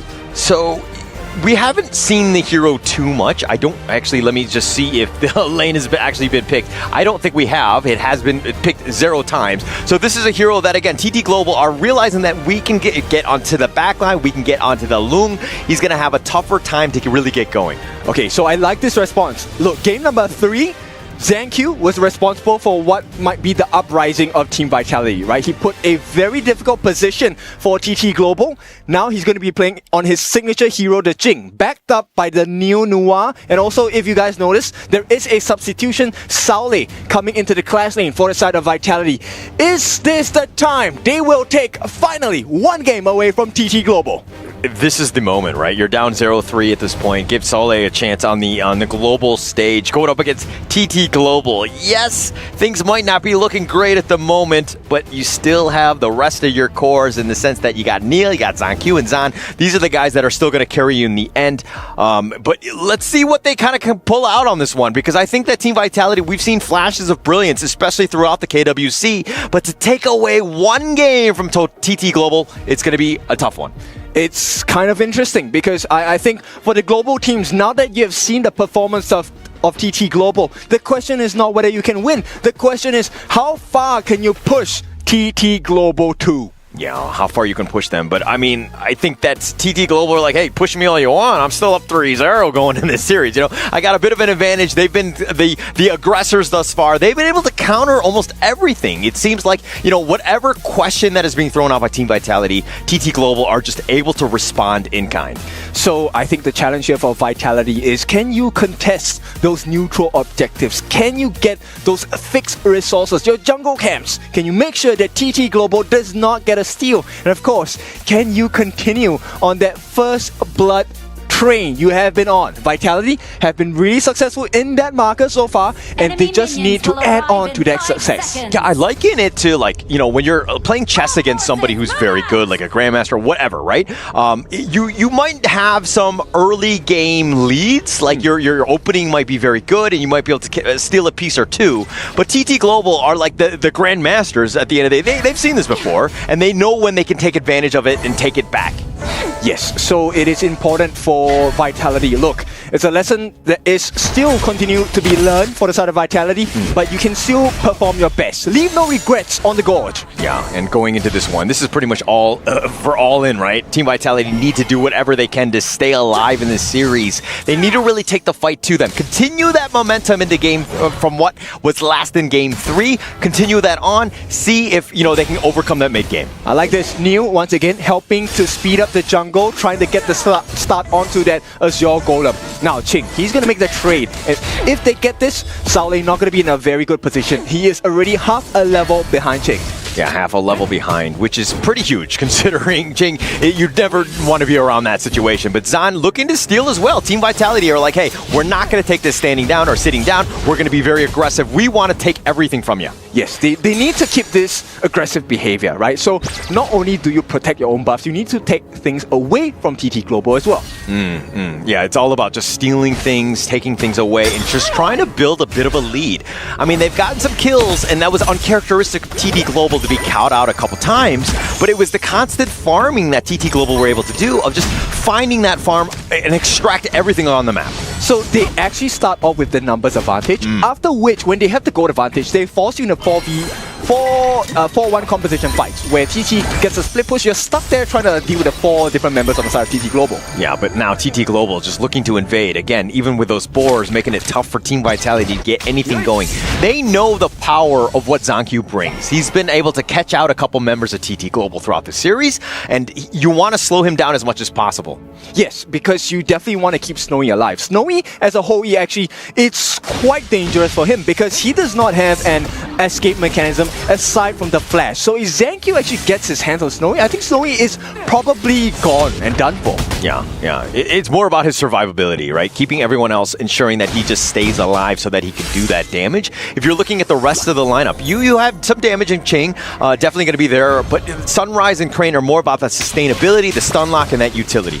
It's going to be room ball, right? Sunrise and Ching, their whole gameplay is to make sure they push you back so that Snowy gets a little bit more safety. And with distance, that is going to enrage and embrace his ultimate to be a stronger version of itself. Yeah, Zahn with that Flaming Palm right into Snowy, who's taking most of that. The Wave Breaker, again, it's all about that sustain, giving him a chance. He doesn't want, obviously, he doesn't want to leave the lane, and Joy needs to keep him up as much as possible. Yes. Now take a look at the growth here. Sunrise and ZanQ. I think this is something. Look, Sunrise is now keeping pace with ZanQ in terms of like pacing, gold, EXP. So Sunrise bringing it to ZanQ. Yeah, and keeping it very close on this one, but they're going to get a little serious in the top lane. The knockoff has been used, but Ching not able to find the pickoff, and Ching has to dash away. Needs to be careful here. He's solo. That one was good. They knew Ching didn't have his ultimate. They wanted to force out the kill as well. Vitality, still, once again, good recovery. They're learning the lesson, but because of how far ahead in terms of experience TT Global have, they know the limits and no mistakes made so far. Yeah, Ching actually fighting that 1 versus 2, but here's the Umbrella Outburst. The flash away from Snowy, but it looks like they want to go for Joy. They have knockup. He's trying to stay alive, but the Flaming Palm just way too much. ZanQ with first blood. Now Team Vitality on the run. Great start, but ZanQ, here's the pressure. Sunrise, he's full health. Yeah, full health here. Sunrise looking to go for that steal. ZanQ, not much he can do. He doesn't have smite. He got it. Somehow. Okay.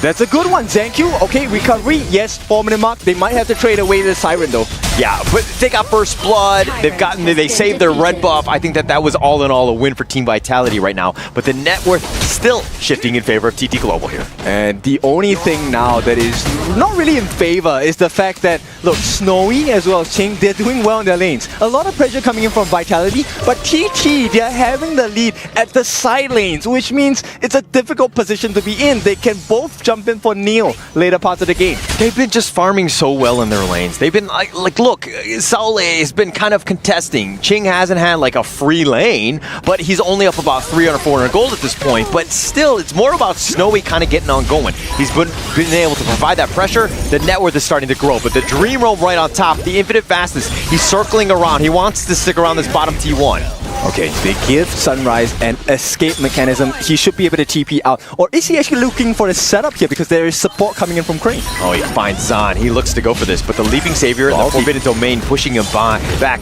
Zahn still onto the tower. He will be fine, but with no minions, they're looking to go with that Dream Roam, finding it out, but Team Vitality push back more than anything else. They need the help from Neil. Neil needs to help to do something here because once again, they're giving away free camps to the side of TT Global. What a dominant display. 19 gonna get stunned up.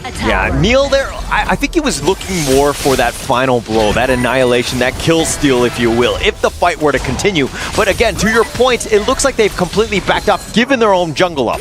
So once again, like, look at the way TT Global is playing, right? It's not about, hey, I want to fight you. It's about pushing you away so I have access into the Forbidden Fruit, which is the Crimson Golem. Yeah, and this is your jungle. You should not be giving that up for free. And now TT Global, with this lead, are looking to go. Here's the emergence with that Umbrella Outburst continuing on. They're going to try to go for Snowy. He's just trying to dash away, trying to run for safety at this point. But Saleh taking most of this one, and that dive happens, and they find Zahn. The Stampede is now going to connect, but they've already got ZanQ as well. It's a 2-for-0, and they might want more. Out of life, out of options as TT Global looking for a big win to close this series out 4-0. They are rewarded with the T1 at the top, at the middle, as well as the T1 at the bottom as well. Taking everything. I mean, turning those kills into towers and just pushing them out. But this kind of started with that initial jungle invade. They were like happy squatters, TT Global that is, just taking over the enemy jungle, and Team Vitality were letting them have it. And it's a rinse and repeat, right? You give me more, I will take even more.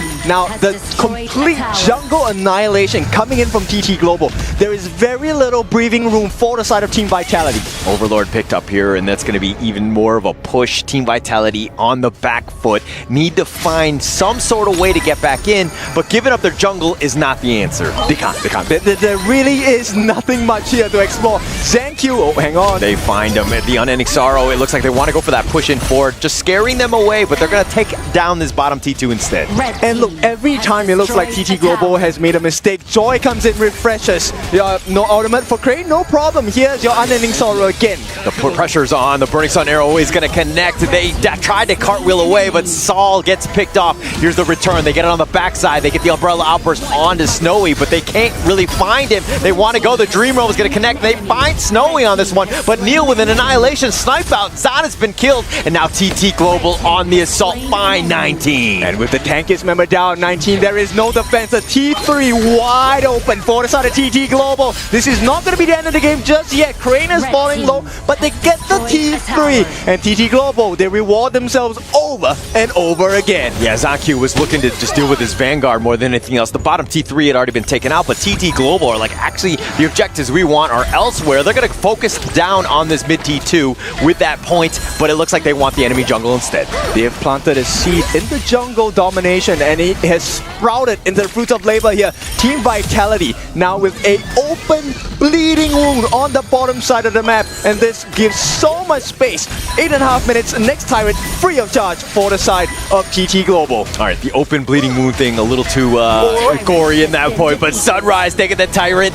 That was actually very close. Neil would tried to go for the Annihilation snipe out, was not able to get the steal. Not bad, thank you. Looking for Snowy. Oh, he's gonna go in. He goes right on the Snow he wants to go, but the shields are on point, and ZonQ gets sniped out. He gets picked off, and now Saleh, it's a full-on retreat, trying to get back, but the death that sends it on to 2 with that meteor kill. The Unbridled Outburst is now gonna be used, but at what cost? They continue on. They take the mid T2, and they're gonna take the T3 as well. And with this, the T3 in the middle, wide open. What can they do to make a defense? Nothing much, and it looks like TT Global, the doors are swinging wide open. They want to go for the kill. They're gonna go in the Dream Roam right onto 19. They have the damage, and Zon, one last guy. Oh, no, ZonQ with that mirror domain, trying to fight this 1 versus 5, not able to do it, and TT Global, a matter of time. They're just waiting for the minion waves. They will look to end the game at the 10-minute mark. History for the champions, that is it. TT Global take this whole series 4-0 clean gameplay. They're gonna move on to the semifinals, and what a great series. They were able to close that out. They will meet Nova Esports. That is a question we were so curious to be answered. We have seen the strength, the rise of Team Vitality. They have been put to the test. Wait, they will have to go home at this point of KWC 2025. Team Vitality, valiant fight. Very good fight. I mean, they can be proud of the way that they played. Yes, there were some losses. Yes, they did get 4-0 swept. But man, they actually fought back. They had some opportunities to really take the fight to them, but TT Global just too strong today. Yes, and this is the standards. This is the new standards you have to be at if you want to survive the later parts of KWC 2025. It's a valiant effort, like you said. I think you have to be proud of yourselves. Team Vitality, the growth was insane. They did it in 4 games. Yeah, 4 games, and they were not easy stomps. You know, they really made TT Global pay, or to really work hard for these kills, but it was just too much TT Global in the end. Finding the right pickoffs, finding the right targets. Look at that connection right there with that Dream Roam. They were able to find them out, find the damage dealers, and just take over these games. You have been given the lesson. You have been given the trials. Now, it is time to go back home. Do your homework for the side of Team Vitality. And of course, for our winners in this best of 7 series, TT Global, the next step is available for you.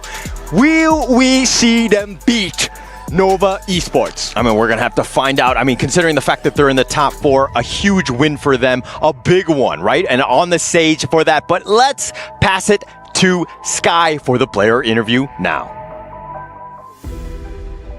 Welcome back to the stage. Here, standing side by side with me, Wei Chen from TT Global. So please say hi to the audiences and say hi to the fans all over the world.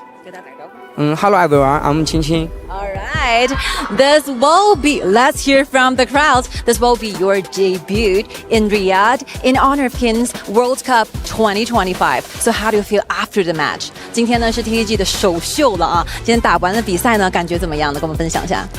感觉打得特别开心嘛，很享受这个舞台。We felt extremely well. We enjoyed this match and on the stage as well. So this will be your second time in Riyadh yourself, but will be the first time for your teammates. So do you have different feelings this time comparing with the last one? And how do your teammates feel about Riyadh? 我知道青青呢这是第2次来到利雅得了，那这一次来呢是和 TTG 的兄弟们一起来的，感觉会不会跟上一次不太一样呢？包括咱们 TTG 兄弟们现在适应的怎么样了呢？第2次来利雅的话，感觉就是多了一些熟悉吧，因为这里的场馆跟去年也是一样的，对。然后我们大家的话也是在饮食啊、作息方面都已经调整的不错了。So for me, because this will be my second time here in Riyadh, and basically we're in the same arena, make me feel like we have a sense of familiarity for me. And as for my teammates, we're getting ready. We're getting so used to the food, the culture, the weather here. So we're getting to our best condition. So congratulations one more time on making it to the semifinals. So your next opponent is going to be Nova. So how do you think about this team and what is your impression towards your enemy? 我们下一场比赛的对手呢会是 Nova。那对于这支队伍会有怎样的感受？包括你对于这支队伍个人的一些想法会是什么呢？感觉 Nova 这支战队很强嘛，因为他们在上一轮刚刚零封了对手，然后局内的压制力也很足，所以说我们需要做好更充足的准备吧。We think that Nova Esports is a very strong team because they just destroyed their opponents in the last round with a score 4-0, so that we should be better prepared in order to win in that match. So this will be all from the stage. Let's give our time back to the studios. Thank you very much, Sky, and thank you very much to Ting for bringing us an amazing performance, a 4-0 victory for TT Global on top of Team Vitality. For Team Vitality, this is going to be the end of the road, but you know what? It is not the end of their dream. Their dream can start from here to a new level. It was said, this is the standard that we need to be playing. And right now that they know that standard, it just comes down to them to create a path in order to get to that goal. I just love this game, man. I love TT Global in terms of showing us different flavors of hero compositions. And that's what I like about HOK. You can definitely, because of the global ban system that we're using, you can definitely use all of the heroes. You can use all of the heroes, but sadly, they're going to have to let this one go. You can see TT Global crushing the key. It is going to be the moment of truth. Did you see how Ting just reacted to that? That is the sound of dreams being crushed and keys being crushed with them. You look at Qingqing. By the way, he has good eyes. I was looking at how he looked at the machine. Yeah. Wow, that was an attractive young man playing at the highest level. Did you hear the screams? Competitive. You hear the screams of the girls on stage? Oh, absolutely. The crowd loves Qingqing, okay? And this player is known for so many different things. Known as a captain for the team. He leads a very, very young fleet of players who are probably less experienced on the stage. Yes. But they're probably the best players, among the best players in the entire world. And today we'll learn a lot of combos. And it was a matter of experience, right? Like, because this is not his first time right over here. It's his second time. And see, this is his second time. He brings in a completely new team. He brings in his younger teammates, and then he's just showing that experience in here and just sharing a little bit of what the past has taught him. Yeah, it was like we're seeing last year's Kings World Cup, right? We saw the Alain, we saw the Dachao being picked up, and he was talking about it. This is a familiar territory for me because I was here last year, and now moving forward, locking in the top 4, probably gonna lock in top 2, but then again, Nova is waiting. Right? Nova is You know what? We cannot jump into those conclusions yet because we still need to think about, there's still a long time. There's still 24 more hours before that game. So what about if we just pay our attention to the highlights and we live in the right now? And the right now taught us that for TranQ, it was really difficult to get the kills and then come back home alive. Yeah, absolutely. Because entire TT Global is so synchronized in how they play it. They're so positioned. It's so difficult for JanQ to find an opening. Every time he went in, he was going in on the backline completely by himself. And that's problematic. There wasn't an opportunity. Not to mention how Monkey was played, was giving the entire team so much pressure. Every time he went in, the rest of the team is cut off. Yeah. Well, and again, we talked about this during the BP, right? Like when we were watching the BP, I was having a conversation with the analyst and we were just laying down how the fights were going to happen. We talked about Snowy and his performance in that Hoi, how he needed just to lure just Team Vitality to come in, to move a little bit closer, to try to get the kill, and then just get flanked away immediately. And also, of course, the Burning Sun Arrow combination, that 5-second stun where you can actually get coffee right after you get stunned. Yes. Right? Especially for the global who map arrow, that long duration stun. Of course, you need the best communication that you need in order for you to get that combo, right? Agree. For example, you have the Menki, you have the Yuhu-1, which the damage of the Yuhu-1 is just like chunk. It's not like the ultra burst that you need, of course, with the Huyi. So still, TT Global showing us a different flavor. It's like spice with sweetness. This is just so good, HOK. I want to learn this. That's why they are among the top players of our game in the world, right? And among the top players, there was one of them that had the best performance in here. Is going to be our Sonny MVP from TT Global, Crane. The mid laner is going to take the serious MVP, brought to you by Sonny. Yeah, Crane plays so many different characters in the entire series. We got Gan Mo, we got Zhao Jun, we got Lady Jen, and we got Yu Huan, right? Look at the damage and the gold. The thing about mid is when you play a support or utility mage like Yu Huan, it's not about how fast you farm or how much farm you have in general. It's about the damage to farm ratio. Of course. With the least amount of farm, because you're sharing farm along with your jungle most of the time. So how do you take advantage of that? How do you utilize the shared farm and still deal the most amount of damage and feed the least amount of time? And at the same time, he did not take the farm from his own team. He was on top game when stealing the resources from the other side. Yeah. Now, our first semi-final is going to be already set. Tomorrow, we're going to be able to see TT Global fight it out against Nova Esports. That's going to be our first semi-final, and 3 out of 4 teams in the semi-finals are already there. We have one more game coming in. We have one more match, and that's going to be AGAL against Alpha 7 Esports. Oh my. Ladies and gentlemen, that is I'm going to expect there's going to be the same amount of energy as you just saw in the previous match. What about we take a little break, and as we come back, we're going to bring you a little bit of a surprise and the game between AGAL and Alpha 7 Esports.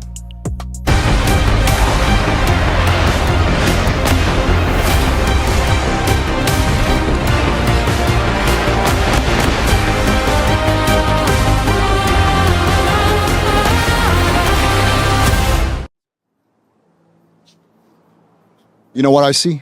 What do you see? Basketball. Let's go. Let's go. All right. It's as easy as it looks. All you got to do is put the ball in the ring. Sagi, you're up. I'm up. Oh, almost. Go, Phil. All right, here we go. One and done, baby. One and done. Single elim. Let's go. Oh, Elisa hit the ring. All right, next up, we got Blam. Redemption on. Let's go. Get it in there. I'm going. Oh, mate. You know what? The pressure's on. I think we're going to be leaving this place empty-handed. It's up right now. Okay, clutch it up, Eric. Clutching it up. Game 7, ultimate battle. Eric the tree. He sets his sight. He shoots, and he doesn't score. No. Almost, guys. Oh, shucks. You know what? There's a lot of things you can do here at the Boulevard. All right? The next question is, where to next? And we are back, ladies and gentlemen. Yes, we are at the one and only EWC Esports World Cup Boulevard. And they have a lot to offer here. They got theater, they got games, arcade games, and even spooky houses. But I'm not alone. I'm here with the one and only Team Honor of Kings, EWC. And first off, we have Sagi here, guys. Phil. And it's your boy Blam. That's right. And we're going to do and explore some of the games. And first we have Fishing the Duckies, boys. Oh, right in front of us. Okay, we're ready. Okay, shall we? Sir, what do we have up here? Big number, the big prize. Small number, small prize. Okay. Do you understand that? I get that, yeah. Okay, who's first? I'm first. All right, let's go. I got my eye on some Kentucky story. All right, let's go, Phil. What's your strategy? I want to go for 3 of them that have the glasses on it. All right, let's go. Yeah, got the shades. Oh, this one. He's trying to hide. All right. Actually, that looked like a little bit like Blam. Oh, of course, yeah. That's Agent Duck right there. And then, I'm going to pick one that you guys don't expect. You guys want me to go for someone like this, right? But I'm actually going to go for this one here on the side here. I love the tactics, my friend. Add this one up right here. This should put me in a commanding lead. Okay, sir. Yes, sir. 1. And 1. And 1. This big prize. That's a triple. Okay, next.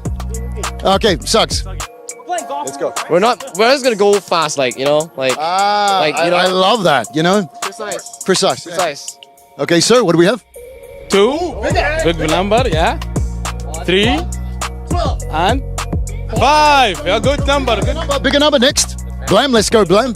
Right, I'm gonna go. Agent Blam. Different meta here. I'm gonna go for the outside. I'm gonna go for the outside.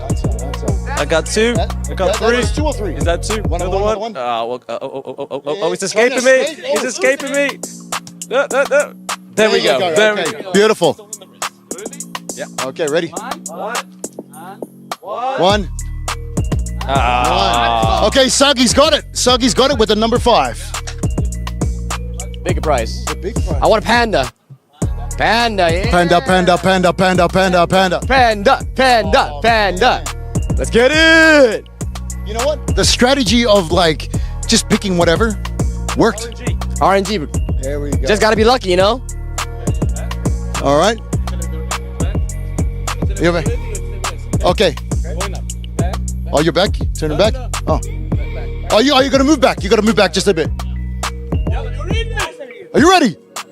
Yeah. You ready? I'm ready. Okay, guys, we have a winner. Hey! And that's our first game here at the Esports World Cup Boulevard. Thank you, boys, for joining us. Back to you guys.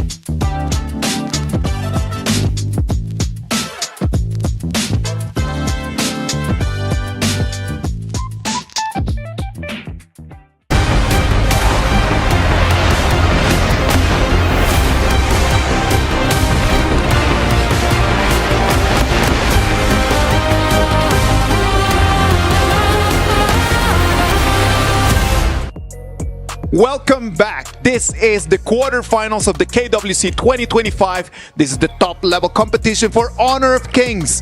We already finished our match number 1 where TT Global took a 4-0 victory over Team Vitality. We're going to move into the second half of our show where we're going to have AGAL face Alpha 7 Esports. But you know what? We're a show full of surprises, and one of the big surprises that we have for today is that we brought over here to our analyst desk not only Phil, not only Dave, but we brought Hun with us. Hi Hun, how you doing? Hey, good. How are you? I'm doing great. Anything that you want to say to everyone at home? I'm honored to be here in the desk here. The desk. I know. And we have like a table right over here that is kind of far away for us. But yeah, well, let's call it the desk. It's just totally fine. When you started in the show match today, right? I did. Was that a cool experience? It was a cool experience, definitely. A little bit embarrassing, but embarrassing? Come on, man. There's nothing to be embarrassed about. Like, you're surrounded by top players, top coaches, people that have been doing this for a long time. And for me, you did actually pretty cool, man. It was really nice. But definitely it was a great experience to, actually, because they're good. Yeah. But you don't know how good they are until you face them. That's an interesting point. For example, do you remember any moment in the game that you were like, oh, hold on, what just happened? There were a few moments that I just couldn't even press the ultimate. I couldn't react to it. Yeah. The engage was so quick, and then the CC chains were on point. Of course. Yeah. And it's got to be really tough, right? Like you're playing against top players, but you did take first blood, didn't you? Of course I did. Yes, sir. Tell about the Shangguan play. Yeah, I don't know. That was something that I've never seen before. Well, and it was a great opportunity for you to actually get to know a little bit more about that game. things that we never seen before, but I think that you actually stood really well over there. Boys, Phil, Dave, game one, like we had Team Vitality tried their very best against TT Global. They were unable to actually take the victory. TT Global, they tried, they came 4-0, and they're gonna have to face MOBA tomorrow, right? While TT Global did get a 4-0 victory, I think game one, how Vitality held up here, it kind of changed some minds, you know? People came into it thinking it was going to be a complete total stomp, and they put up a really, really good fight. It was a good fight, no, Dave? Yeah, absolutely. And I expect nothing less coming to the next series. I know. Alpha 7 has been preparing for this. They have a new strategy. We mentioned it this entire time. This is Alpha 7 next version, next gen. They're ready for this fight, and I want to see how they can take a game away from AGL. I am really looking forward to this one. This is going to be our SNB match of the day in between AGAL and Alpha 7 Esports. This is going to be brought to you by the Saudi National Bank. SNB match of the day, AGAL against Alpha 7 Esports. Do you guys think that this is going to be something different to the previous match? I think it's going to be pretty similar in pacing because, you know, they have similar teams and strategies and structures. They are very aggressive. They like invading. They like putting pressure on and ending games early. So because of that, AG and TT are going to be similar in their styles. But will A7 let them do the same thing that TT did to Vitality? We're going to have to find out. Kun, you already had an opportunity to play against some AGAL players. How does it feel just to know that you're playing against someone that has been doing this for such a long time and is actually at the top of their game? Oh, definitely. You feel the pressure, first of all. Yes. In gameplay-wise, it felt like I was getting suffocated. So you have that there's sensation no way that out. You cannot breathe. Yeah, basically. It's just, you just don't know what to do at some point. You're just losing enemies in our jungle, but what do? There's no answer. Hun touches a very interesting point, right? Like, because we're always talking about like, oh, Alpha 7 needs to do this or Team Vitality needs to do this. But when you're facing AGAL, Ran, Zoe, Ino, Sheng, Shuai, what's there to do? Just as Hun said, it's like there's no air for you to breathe. This is probably one team with most amount of FMVPs, right? You got so many different skins made for this team. So obviously, you're going to play against the best, and it's good. I want to be on the stage playing the show match because that was a cool experience. Yeah, that was a cool experience for sure. If you get a kill against Cat, you know, you can say you killed the GOAT, right? And he did. You can brag all live, man. I will tell you, not everyone can say that. Not everyone can say that. You can see all of these names, players that have been pivotal to the development of Honor of Kings. In front of them, coming all the way, a second seed from Chok BR, CR7, Niab, Danny, Fury, and Bilao. Alpha 7 Esports. They want to take that Latino strength and come in and really try to make the upset. Oh, I have my faith in my boy Danny right there, CR7. They're practicing a lot of different combos. Yes. And I might see some Flowborn Tank again.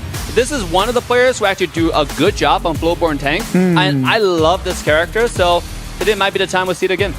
While Danny is a great tank player on the Flowborn Tank especially, he in the past was known for only being able to play utility/tank junglers, and throughout time he's evolved to play more carries now, so his hero pool is definitely opened up. I think that the evolution of the players is something super important. You start at a very low pace, and then after that you keep taking more and more games, and you taking more and more defeats sometimes, and then you get to scale up, and then you go actually to the place where you actually want to be. So tell us, Kun, if you were to think about a hero that you would like to play and to really be really good at, which hero would that be? Now that I think about it, maybe Shangguan. Which one was that again? Shangguan. That's the hero Cat used. Oh, Shangguan? Yeah. Yes. Earlier. Shangguan would be a really nice hero to do. Dave, which is your favorite hero? I thought you were on a Ganamo kind of grinding arc. What happened there? Gamo's not cool. He just got taught a lesson by Cat on Shangguan. Yep. How about a Kongming with teleport? I thought you were practicing that before coming here. It's not cool either. I'm Shangguan. Shangguan, you gotta get a Dolia player though. You gotta get the composition, right? That you need to get the comp, and I know that it's going to work out. What about if we just take our eyes and we move them into a little interview that we had with Inuo from AGAL? Let's see what the GOAT had to say.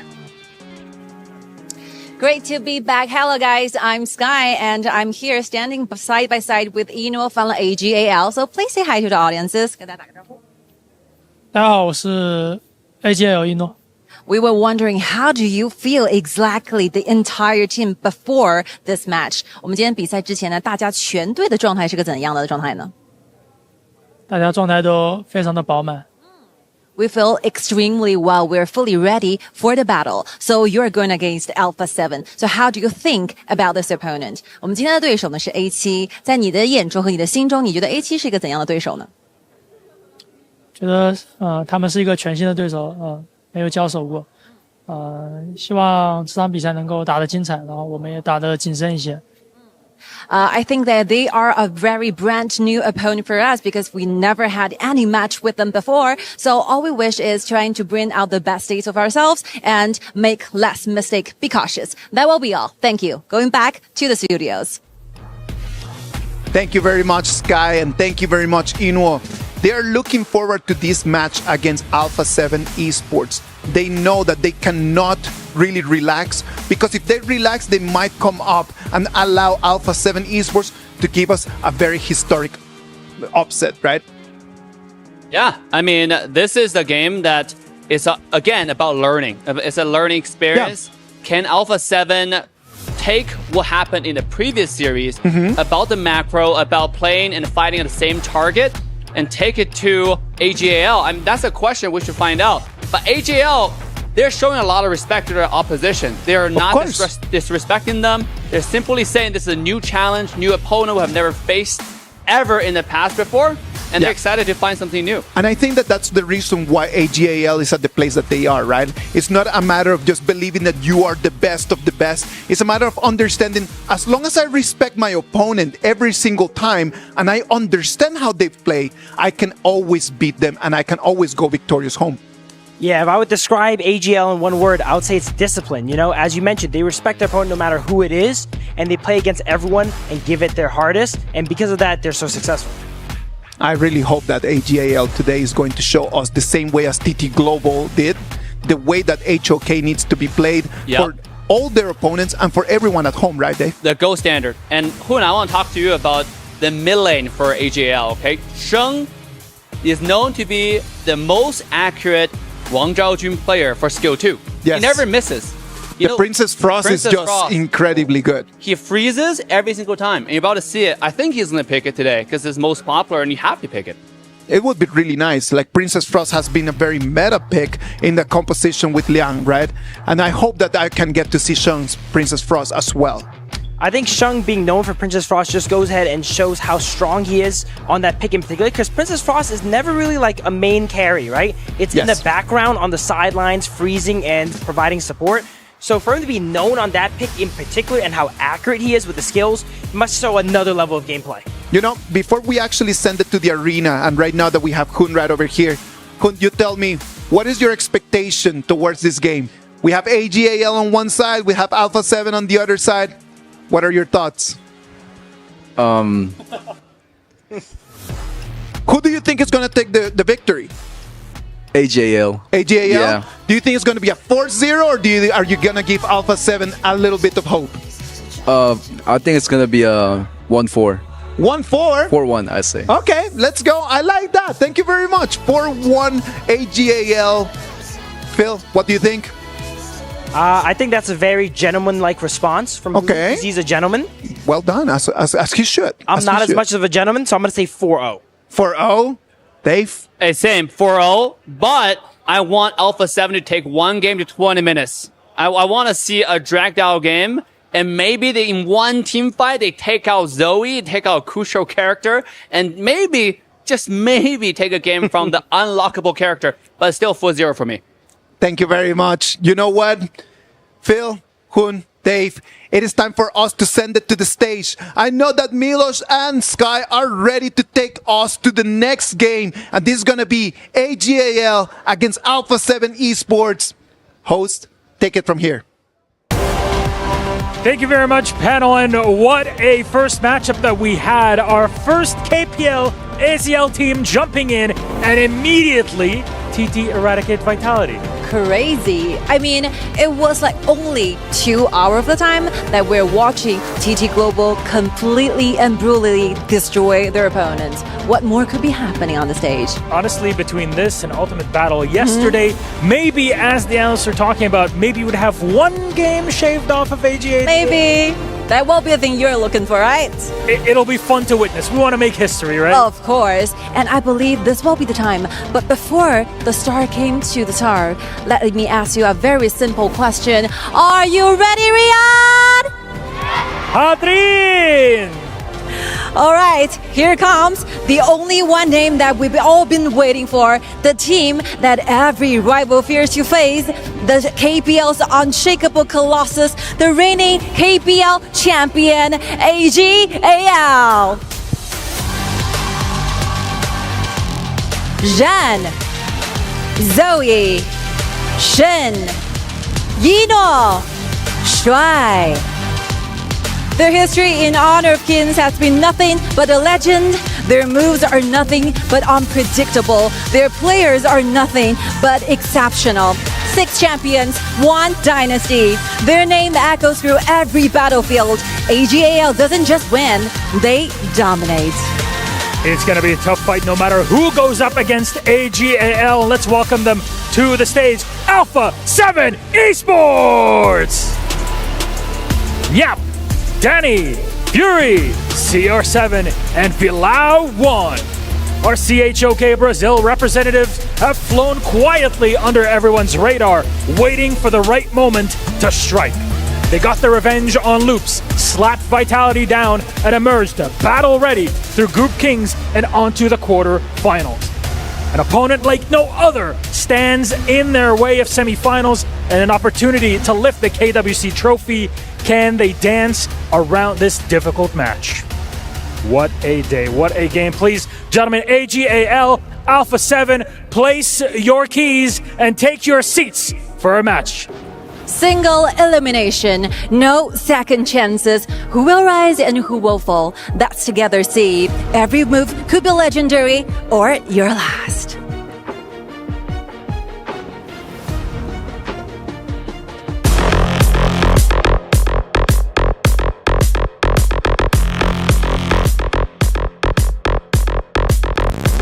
Cara, sendo sincero, eu fiquei um pouco chocado no começo, porque era um time que, sendo sincero, eu não queria enfrentar muito de começo, porque, cara, eles são basicamente o melhor time do mundo. Eu acho que isso não tem contestação por ninguém e nem por nenhuma região, mas assim, eu respeito muito o Yuno pela carreira assim que ele tem. Ele é claramente o GOAT assim do jogo, né? Ele ganhou muitos títulos em sequência, ele tá tendo uma dinastia com o time. 他们的优势在于每个选手的个人实力都特别的强大，我们对战他们小心要被他们单杀，注意自己的细节，全力去面对这次的对手。Essa partida pra mim, eu posso mudar a história da nossa região e eu posso mudar a história do Honor of Kings global. Então, eu vou entregar tudo que eu tenho. 巴西队很强，每个选手都很厉害，希望我们能和他们打一场精彩的比赛。 It's not only about making history, it's a matter of the biggest upset that we have ever seen. Alpha 7 could just change the way that the game is understood as long as they come in with a master plan on how to seal the deal and take the victory from AGAL. There are facts to things that we need to understand to this. Fact number 1, AGAL, biggest team in the world right now in Honor of Kings. That's a fact. Fact number 2, Inuo, one of the top players in the world in Honor of Kings. That's just a fact. And number 3, in terms of championships, trophies, AGAL and Alpha 7 are still miles away. I mean, AGL has been here for the longest. This is the OG of OGs for Honor of Kings. The players, there are a few players you really want to watch out for, but I feel like all 5 players who are on stage today, their achievement just star-studded, all of them. All of them have too many achievements. They're overshadowing each other. Like, let's start with AG Xuanran. Right, this is the backline slayer. I've made videos about this guy. The way how he flanks the backline, the way how he finds engage timers and shock off for the team is absolutely mind-boggling. So you want to pay attention to where he is before a team fight begins. That's why I urge the audience pay attention to the minimap. How about Zoe? You saw the pay with the one-shot combos on Lady Sun in the previous tournament. This guy, when he gets his hand on assassins, he's merciless. Zoe is a force to be reckoned with. Obviously, you have Eno, the marksman. I know him as a silent killer. He kills somebody and you don't even realize it, especially when he plays alone. He goes in, one-shot the backline and ults away. This is a team you want to pay attention to and to pay attention close to. Get your notepad out and start taking notes. I'm telling you, the players right now, you can see Niap and Danny right over there, just being very, very nervous. Before we toss this over there to the host and to the casters, Kun, one last prediction. Do you think that in this game, Alpha 7 can get the one kill, the one turret? What is going to be their main objective? First blood. First blood. Whoa. This is the first match. Let's go. The man himself said that they need to go for the first blood. Thank you very much, Hun. You know what? Let's toss it right over there to the stage. It is AGAL against Alpha 7 Esports. Saggy, Blam, take it from here. Thank you there, Isaac. We are going to get into AGAL's first game of the KWC playoffs. Ladies and gentlemen, I am Blam, and with me is my co-caster Sagi, and we're going to be running through you this storyline between these two great teams. A fantastic start coming in from AGAL, their first EWC here as the kings of KPL here. Definitely excited to see what they have to bring to the table, especially if you're Alpha 7 Esports, you are the challenger today. You are looking to test yourself from the whole year of HOK Esports against the best of the best to see how far you have grown and come as a team. Yeah, I mean, speaking of best of the best, right? Best of the best picks coming here for Eno. I mean, this is going to be the FMP skin, obviously not in the game, but he did have a skin on this hero. It's going to be none other than the Ali, right? Locking that in, it's been a bit of a fear for this teams within the KWC, but over to the side of Alpha Esports here, I mean, they're picking up some good picks here too. Ooh, the Maestro Nu and Dharma here, and immediately Shuai uses that Zhuangzi to be locked in for the side of AGAL to really provide the Purify and the mechanical space for Yino's legendary Arlie to be pivoting around the map, getting these kills and really battling out these team fights. But I'm really commending on Alpha 7 Esports draft here. They're coming in clutch at game 1, full firepower in. Full firepower, and I mean, to get that early game firepower as well, we got the Agudo come through here for Danny, so we're already going to be seeing a little bit more of that faster early game pace, right? That's what we're really going to be looking at and keeping our eyes on for Alpha 7. But like you were saying there, the Shuangzi pick coming through here, the CC and Unity prospects of this hero is going to be pretty great at nullifying the Dharma. Exactly the case here, providing so much space for all the members of AGAL to fight against these heavy engaged lineups here. So we gotta see the tier 2, the second phase ban coming in from the side of both teams here. Like we mentioned, DRNJ, exceptionally good pick here to fight against the Arlie. That will be removed immediately from the hands of CR7, Alpha 7's core player. Alpha 7's core player being CR7, the guy that likes to do the shiver pose. But is the last ban here from AGAL going to be another marksman? And before I even finish that sentence there, it's going to be the Chano. So again, another great pick that could have come through here, tried to actually get the poke onto Ali. As we know, the Chano is one of the good counters, right? Exactly the case, and AGAL formulating an amazing draft thanks to Coach ZWY here, making sure that Yino onto his legendary Ali gets the space he needed. So for the side of Alpha 7 Esports, you're running a bit low on the farm lane picks here, so you gotta be thinking, CR7, Bobby, what do you want? And it is his favorite Lady Sun be locked in. I mean, this is what we were really looking for here for the side of Alpha 7 Esports, right? Is that if we look at that comp that they had previous to that Lady Sun lock-in, there's no real late game potential, right? Now they actually have that late game ticket if they can manage to get there, right? Because like we were saying in the intro, this is going to be a test. Alpha 7 Esports is definitely a true challenger here, going up against AGAL. On the side of AGAL, we're really looking for their mid lane and their clash. Looking at that, locking in. Oh, Shangguan. I mean, Hoon was saying previously on the analyst desk that this is a pick that he wants to get good at. Exactly, and Shangguan here, this pick has so much early tempo here. The first game coming in from AGA on Alpha 7 Esports, we are already seeing a mid lane assassin versus another mid lane assassin here. What more could we ask for here, Blam? I mean, I don't think there is much more that we can ask for here, right? Because mostly within the Honor of Kings World Cup, we've been seeing utility mage against utility mage, and now we are getting those assassins versus assassins. But, ladies and gentlemen, that is going to be the drafts locked in for game number 1 between AGAL and Alpha 7 Esports. So, we're going to be looking at a bit of a breakdown as an overall and see which of these and what's their winning team compositions, right? If we look at both teams here, right, if you look at AGAL, they formulate a draft around Yinord's early, right? So Yinord's early definitely has to be able to sustain against all these crazy engages coming in from Dharma, coming in from Maestro, and from Alpha 7 here. And we flip on the side of Alpha 7 here, they want to get these crucial engages here. So the key pick here being the Zhuangzi will be exceptionally important in keeping Yinord alive. Yeah, I mean, it's been a pick that we've only really been seeing within the playoffs, especially with the second day, right? Like, this came through for obviously TT Global in their first game. So really, maybe this is something that the global team should really be adapting to, right? I mean, I see nothing wrong with this Zhuangzi pick, right? It gives so much great sort of like CC immunity, especially when you got quite like dive comp heavy onto the side of the enemy team, right? Like, is there a reason why these teams wouldn't be picking it?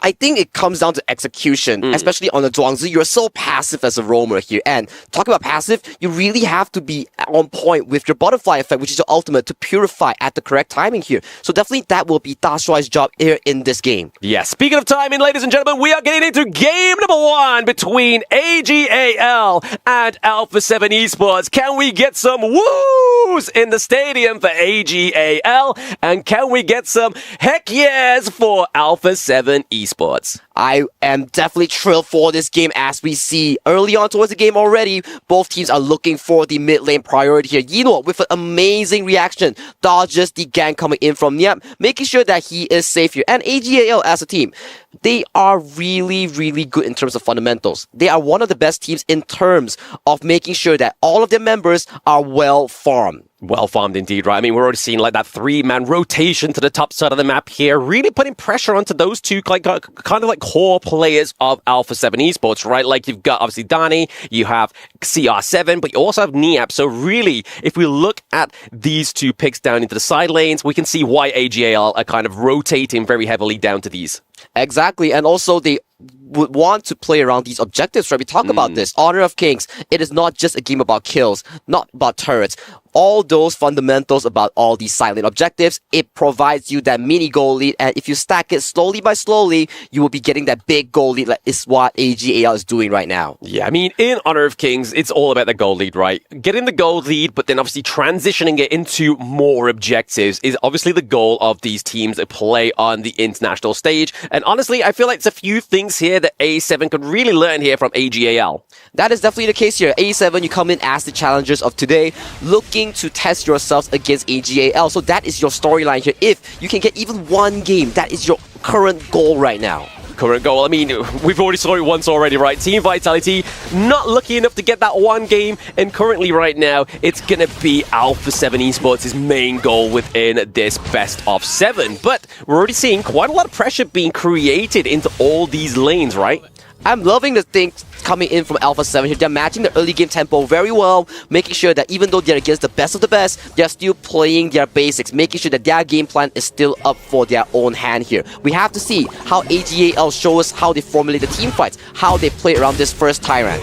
Yeah, I mean, we're getting close to it, right? We're only around about that almost 3-minute mark before those neutral objectives come online, but I can imagine we're going to start to see the pressure being built by either of these teams into the side lane or in that mid lane, so that we can really start to see a setup for these neutral objectives. Obviously, those new joining in know that the Tyrant is that yellow buff that gives you that extra damage. An interesting item choice and a spell choice as well coming in from Sheng onto the Shangguan will be the Frenzy here. Provides so much extra lifesteal, so much extra defensive stats, making sure that she finishes up her ultimate, which is a finishing stroke with no harm at all. Yeah, I mean, definitely one of the things you see to falter with Shangguan as a pick, right? Like, once you're up in the air, if you aren't kind of like getting anything kind of resourceful from using that finishing stroke, it's kind of like you are a little bit more vulnerable, right? Exactly, and look at Sheng right now. He's going up to Danny. Danny goes extremely low, gets taken down by Sheng. Zheng and Zoe. Oh, yeah, not a good position there. I mean, definitely picking him off at the right time. I mean, it's only around about a 10-second death timer at this point for Alpha 7 Danny, but with the neutral objective spawning in around about 12 seconds, it's going to take him a little way. And speaking of the way, look at that bottom graphic there. Lead the way, pop that into the game, and get yourself some freebies. Ooh, we love freebies there. You can get it on the community tab, hop in that CD key, and you will be getting that all for you. And look at AG here. Immediately with that rotation here, they are invading the jungle of Danny here. However, Danny does secure the spike, but look at the engage coming in from Fury. Oh, Fury and Danny being teamed up there. Get the kill onto Zoe. I mean, this, again, like I was saying when we saw the takedown of Alpha 7 Danny, it's not the greatest time for a jungler to go down right now. But now we're getting Ron trying to get onto the back line as well as Shuang as well to take a lot of damage onto Alpha 7. But Niap gets the catch onto 2, but the triple Manja is not going to quite hit as hard as we was expecting. Ooh, health bars are blinking low from both teams here, but Zoe is once again on the map here. A7 comes up really clutch here with 5 members coming into the team fight. I especially want to comment onto Fury here. That engage onto Zoe, that was very good and very on point coming into this fight.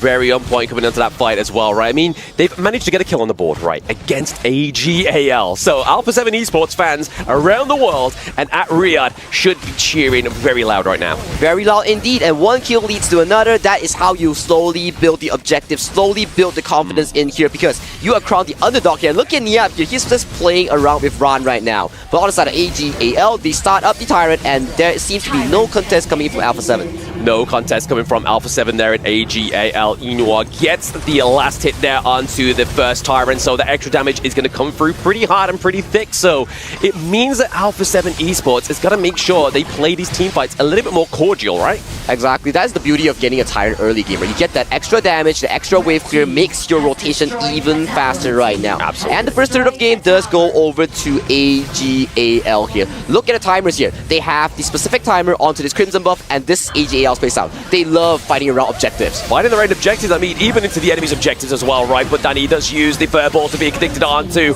Zoe, but it's not going to be any good for the side of Alpha 7 as they do get a takedown onto Fury. One of the big damage outputs here, but into the back line, it is going to be Zoe, met by Niap, coming in with Danny, but the sustainability of the Augury is just a bit too much. He just walks out cleanly under 4-man firepower. That is a Lady Sun with a Ming. That's a lot of damage here. And look at Niap here, getting pressure by 3-man coming in from AG, but he does stay alive, and he's making sure that this tower gets to stay alive for another day. Yes, I mean, honestly, as soon as they get that T1 down to the bot side, Sagi, they're going to look to that top side, right? So already Alpha 7 need to kind of try and formulate to obviously stop the bleeding down bot side, but also look to make sure they're maintaining their top side because they need to create some pressure here.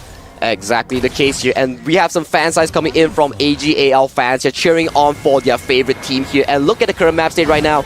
We have a bit of an engage coming on to Zoe. Yeah, Zoe may be getting caught out here, but he does get the Conductor Souls off pretty early within that team fight, so it's not going to be kind of like the engage that Alpha 7 Esports were really looking for within that mid lane.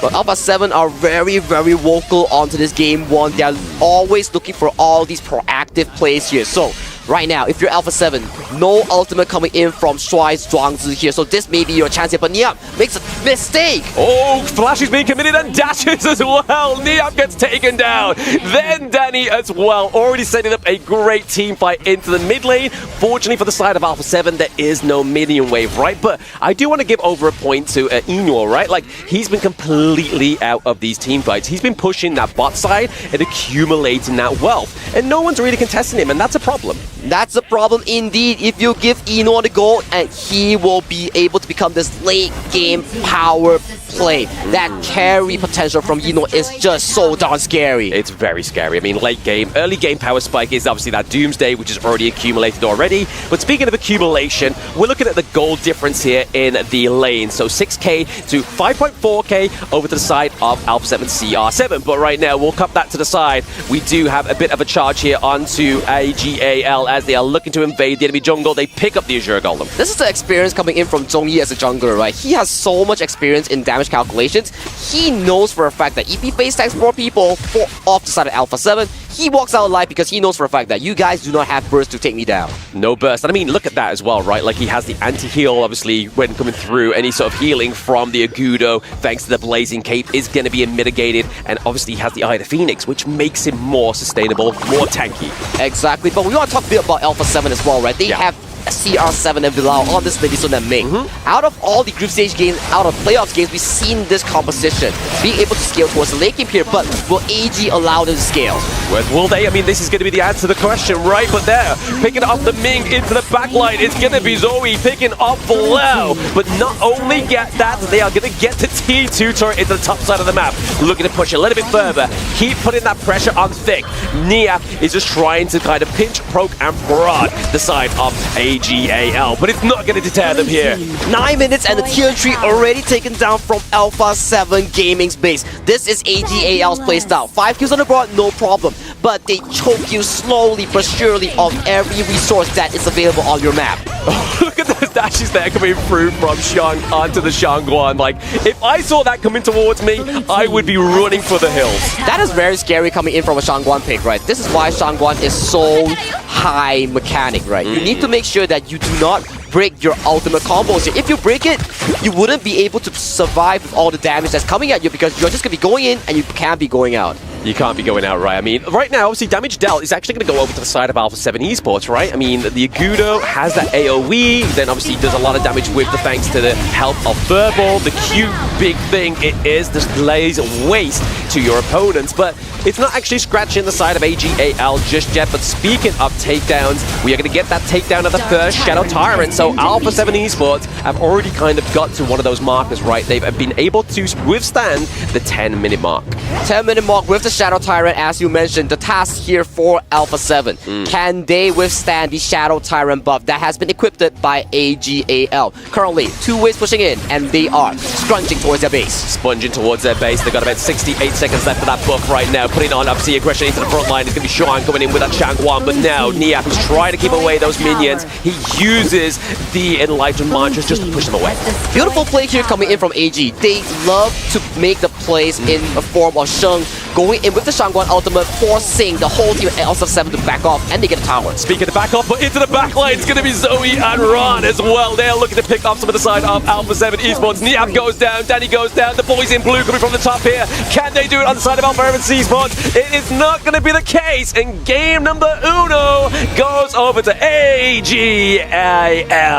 Fantastic start here coming in from AGAL as they show us why they are crowned and pointed as the kings of KPL. Very, very clean display. Very clean display from the boys at AGAL, right? Honestly, like I was saying in the game, Alpha 7 Esports, they were able to get to that 10-minute mark, but it was all a matter of fact of a timer here for the side of AGAL. They got the Shadow Tyrant, they put the pressure on Thick, and were able to take down a lot of the teammates of Alpha 7 Esports. And that's the beauty and magic of AGAL's 10-minute mark, right? Once they hit that 10th minute, they have their neurons activated and they will go for all these magical team fights. And that alone, I'm loving it from Sheng. Every tower push that we see from him, he will be the forefront man to force the Shangguan ultimate and force all Alpha 7 members to back off while the remaining members take down the turrets. Take down the turrets as well, right? I mean, at the same time, they're trying to get the check onto Ron, on the Byron as well. They're trying and catch out Inwa. It's like, where is he? He's slippery. I can't quite get him. And I mean, it even shows here, just diving in Thick, using the Parasol to get back, but still just laying the damage onto this crystal here. But oh my goodness, what an aggressive game number one, right? Alpha 7 Esports, they need to make sure to make some measurements and changes, but let's head over to the analyst desk to see what those changes are. Thank you very much, boys. Thank you very much for that. And thank you very much for AGAL just showing us a great way how to finish the game in only 11 minutes. It's just a matter of decisiveness. In the moment that you see a little opening, you need to just go there and bang real hard to create an opening that the whole team just could go through. Their reactions were so quick. The second they noticed a mistake, everyone on the team gone ahead and jumped in on it, right? And because of their insanely quick reactions there, they saw an opening and ended the game in 11 minutes. I think that that's the difference that we have seen in the game between TT Global and Team Vitality and this first game in between Alpha 7 and AGAL. In the moment that they see a little mistake, they snatched that and then they really capitalized from it. Yeah, for example, when Agudo was chasing, that was a bait, by the way, by Zoe on the Algorand. He was stepping back a little bit for Sheng to get ready for the full dive one-shot combo. And you saw the power of someone like Sheng Guan, even though it's not necessarily quote-unquote meta, but they show any character can work if you do it right. With the right composition, with the right itemization, and with the right teammates, any hero can be meta. Any hero can be meta, and that I'm completely sure. Now, moving into a little bit of what happened in the game, I do believe that Alpha 7 did start really well. They were really matching the pace. They were really doing really well in there, but they wanted to fight too early in the game. Absolutely. Alpha 7, I really enjoyed their gameplay. They were not afraid. We talked up AG, right? And how they're the best. Alpha 7 played them like any other team. They went for these risky plays, right? They put up an amazing fight. They got some kills early, you know? But the execution at the end was not as clean as AG, though. That's all. You need to understand when your lethal damage can come in, right? When you're fatal, when you can know, like, okay, as long as I take this fight, I know I have a little gap at the advantage, I'm gonna win. And they kind of jumped in moments where they did not have the items, they did not have the power spikes, but they thought, I really want to take this one. Yeah, Lady Sun needs farm. The whole point of this entire draft, Sun and Ming, is to give Sun farm.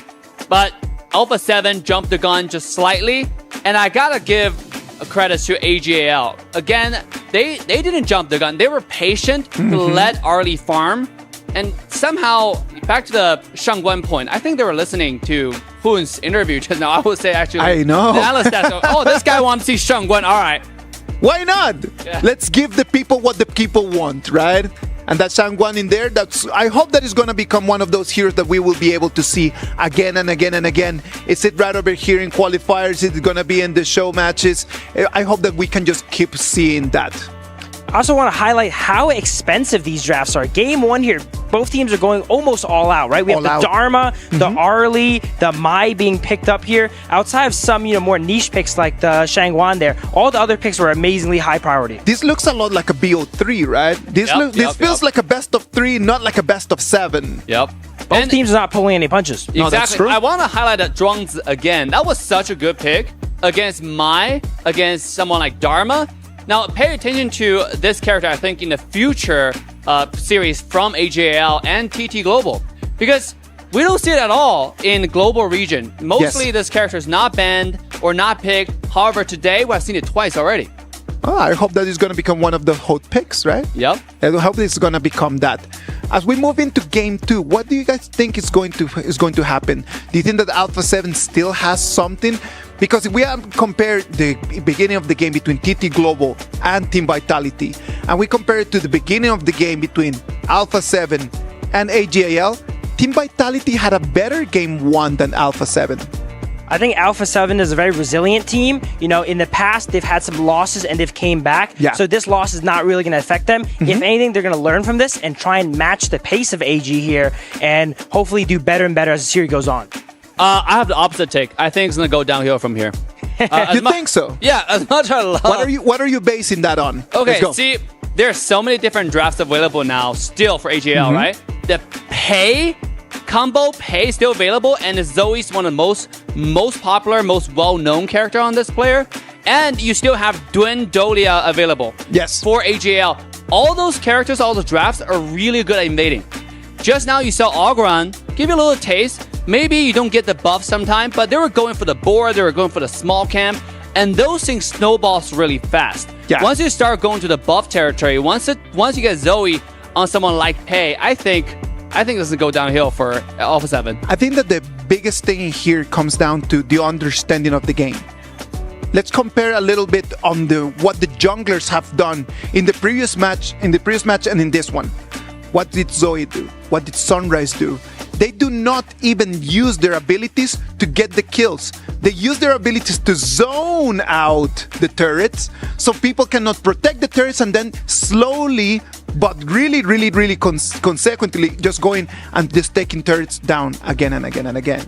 Very consistent. A big reason I think A7 is going to slowly, progress throughout the series is these rotations that they could learn from the enemies here, right? In the first game, we see a 3-man top rotation. That's new to this season here. With the teleport sprite spawning a little bit earlier, teams are starting to rotate up and catch that off guard. A7 wasn't really prepared for that this game, but as the series go on, they can catch on to a few of these little formulas, or these textbook kind of plays that AG has such extensive knowledge of, and try to learn some of that and put some of that into their own gameplay. As you mentioned that, I hope that they can do that. But it was a very costly pick right over here, right? Like you already mentioned that, Phil. Look at all the heroes that are already not available for Alpha 7. The Lady Sun not available, the Mai Shiranui not available, the Dharma not available. Those are 3 picks that they will need in the future. Yeah, and Phil, to your point, I mean, I will actually address both, right? But to your point, I don't think adapting this fast is possible. Now, the reason why I say that is AGL's strength is discipline. If anyone take objective-based focused gameplay to the absolute gold standard, it is AGL. They know how to play for every objective. And now that actually links to my next point to you, Isaac, when you mentioned how they use their ability to push to pressure towers. Tower sieging is such a great lesson to learn when you're watching this type of games. Really watch carefully every time when AGL try to push a tower, how they position, how each players are using their abilities, or just where they are, relatively speaking, because that's very, very important. They do not go for the kill. Sometimes getting players low enough is actually better than killing them. I agree with you in that point. That point, I completely agree with you, because when you are thinking like, oh, I won the kill, that's just like the dopamine telling you like, I need this right now. I need that immediate satisfaction of the kill. But if you just kind of like let them go and immediately take the turret, for me, that's a better deal. If you can get the kill, I would say definitely go for it. But sometimes it's not possible, right? Don't rush it. Yeah, don't rush it. Don't overstep, right? Do what is within your abilities here. And then maybe game 2, we'll see how that work out. Yo, last game, it was 7 kills total. Alpha 7 need to do something crazy here, in my opinion. If they don't really step up the aggression here, because to face a team who are so good at objective-based game, you gotta bring the chaos, in my opinion. If you follow their footstep and try to take down towers, you're not gonna beat them. I think you gotta bring the Joker mentality into this game, okay? And start going something crazy. We mentioned Luara. Luara is a great character. That might be it. Show something different that enemy might not be prepared for. Of course. However, AGL is just... I mean, look at the fans. We're seeing on screen right now. These people fly from all over the world to come here to support this team. That's why it's called AGAL, man. Like, they bring everything with them. They don't bring only the top level of competition, they bring the top level of fans. So over there at the Amazon Arena, I know everyone is really counting the minutes for the next game. Look how beautiful that arena is, and all the fans are here to support AGAL and A7 and check out the arena at the same time. Here's the players getting ready for the next match. Bro, you have to come here and watch this match live. How the stage, how the arena is designed, we were just admiring it when the Ben pick was happening, right? Half of the stage was lit up. It all reacts to the game. It all reacts. When you get a kill, it lights up. You know, when a tyrant goes down, it sends rippling light effects. It's amazing. It's the whole experience, isn't it?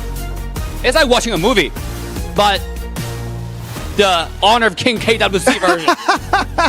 It's like watching a movie, but it's not a movie, but you're watching it. You're in it. You're watching the IMAX experience, the 3D movie experience, but Honor of King KWC version. Yes, sir. You know it. That's actually really nice. All right, the BP is on its way. AGAL is going to be taking the blue side. Alpha 7 Esports, trying to turn tides around, is going to be taking the red. Sagi, Blam, describe it for us, please. Thanks for that analogy, Dave. I wondered why I was trying to block projectiles coming out the screen, because it seemed all 3D and very aggressive at me. But welcome back, ladies and gentlemen. This is going to be the game number 2 for AGAL going up against Alpha 7 Esports. We talk about IMAX experience, we talk about grandeur, but it's going to be Alpha 7 Esports looking to bring up some grand picks and some grand playstyle in this game number 2, Sagi. If it's not now, when is it, right? Against the best of the best AGAL, Alpha 7 Esports, this is the best time that you show up and you show up big. Time to test yourselves because AGAL, they have banned away the Arlie and the Liang right now. And Zoe's pay is still available for grabs here. It is available for grabs. I mean, it would be a little bit kind of like a, do we play it later on in the draft or do we just unleash it now? And right, that is going to be the answer. They're going to go for the Lung here, so giving it over to Yinwo. Ooh, Yinwo's Long is very special here. He loves to lurk around and look for these fights, and he will find your backline, assassinate him, and the damage calculation from him is just so clean. Very clean as well. I mean, it's a little bit more of a different approach of the Arlie, right? Obviously, Arlie, you kind of like slip in, slip out, but then it's going to be the Flaming Palms that comes through for the Lung that's going to be not only doing the siege damage, but also the damage onto the side of Alpha 7 Esports. But we speak about pay, and when we want the pay to come through, we get the pay and Byron combo right now for the side of Alpha 7 Esports. Exactly, a very strong early to mid-game tempo here being built around Alpha 7 Esports here. Danny with the pay, I think this is his second or third showing onto this hero here. His showing, the first time it was during elimination or his qualification towards the group stage here. Yes. And he had a fantastic game here. And this pick has returned to the stage at the playoffs. It's returned to the stage, but I mean, we speak about couplings within Honor of Kings Esports, and we really can't not mention the Dolia and the Duan combo, right? We could also see that Celestial Blessing be used for Lung as well for the Infinite Vastness, but really, we're going to be looking at those engages with the Dune, right? Exactly, you can either look at two Unruly Blades, one to go in, one to go out, or two Flaming Palms right towards your face here. Ooh, that's gonna be a lot of damage here coming in from AGAL's lineup. Yeah, exactly. That's a lot of ways and a lot of attempts to go for the side of AGAL, right? But I mean, they're looking for a bit more control on the side of Alpha 7 Esports. Hence the Princess Frost pick. I mean, is that potential obviously why the Liang was banned out? Or are we looking for some more kind of like high frame heroes? Are we going to potentially get the likes of the Mayin come through here for the side of AGAL? That may be the case here, especially the bans are so focused right now onto Alpha 7 Esports, especially towards CR7's farm lane role here. And Alpha 7, they do the same thing that you have reciprocate. They ban out most of the Clash laners. That's 3 Clash lane bans right there. Ooh, I mean, we saw obviously TT Global play that lane in that last game, right? We saw it played quite effortlessly. It seemed pretty amazing for the side of those boys. But the Vati pick here has been one of those Clash lane picks that have been very kind of like dominating within the KWC, right? And I mean, give it over to the side of AGAL, it could have been spelling trouble because access into the backline is very easy on that pick. Exactly, and talk about the access towards the backline here. Gui Guzi has been banned by AGAL. They know how scary that pick is, especially when you pair up the Pei and Byron here. If they go in all together, that's gonna be very scary. But that threat has been removed, and Alpha 7 Esports, they lock in the Mozi that is historically done very well against the heal or soft core type of roamers. Yeah, I mean, we can kind of see, obviously, the Motsu as well is able to kind of use that cannon blast to kind of set up engages from afar, but also being used as a quite good thing for intel, right? But speaking of range, we get the range from the Consort Yu. So obviously that Oak Bolt coming through can actually do very well, obviously, onto the Lung, but also the Protective Winds, right? That second skill, trying to actually time that correctly to then cleanse a lot of that physical damage from Inua's Lung. That is beautiful as well, as you mentioned, right? You have the Mozi and Consort Yu to do the double snipe in the lane, so that's going to be a lot of pressure here. And Consort Yu, like you mentioned, you can block off physical damage, and if you time the spell too correctly, you can block off crowd control as well here. For the side of AGAL, they drafted a very well organized team composition. Every hero can pair with the Dolia. You can refresh the Yuhuan's ultimate, you can refresh the Long spell kit, you can refresh the Dun's ultimate as well. A lot of refreshing, right? I mean, definitely after that game number 1, Alpha 7 Esports, they tried to bring it to AGAL, but after that little bit of a break, maybe the refresh for them is not going to come from Dolia, it's going to come from their coach, it's going to come from their team, supporting each other and saying, guys, let's try our best to scale this mountain that is AGAL. And everybody in Riyadh and the Amazon Arena, we are getting into game number 2 with AGAL against Alpha 7 Esports.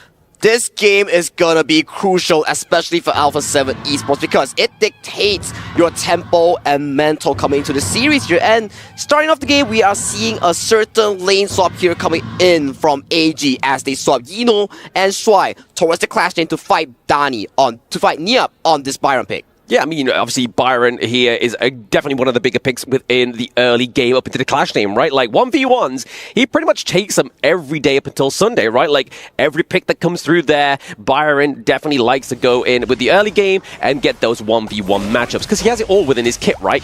Exactly, and look at the level 1 execution here coming in from AG there. They already countered the Crimson Golem here thanks to the lane swap here. So when they plan the lane swap, they already have a game plan in mind, and the game plan is to counter this Crimson Golem here. But look at Alpha 7 here. They know for the fact that bottom side has priority here, so they return the favor. They do return the favor, so obviously able to get that red buff for themselves is obviously going to be a little bit of a constellation price here, right? Yep, it's a 50-50 trade coming in from both teams here, but let's talk a bit about Ran's Guan Yu here. This pick is going to be very, very important in being the flank here coming in from AGAL, as if you see on the side of the Alpha 7 team, there is not a lot of hero to really disrupt this Guan Yu. There is not really that much to disruption, right? I mean, we potentially see the slowdown there thanks to obviously Fury's Winter is here, really try and kind of control the battlefield on the Gorge within that respect. But right now, obviously, if you haven't already, you have not checked the honor pass that you get for free with obviously the KWC exclusive skin, the Heaven Pulse Alessio.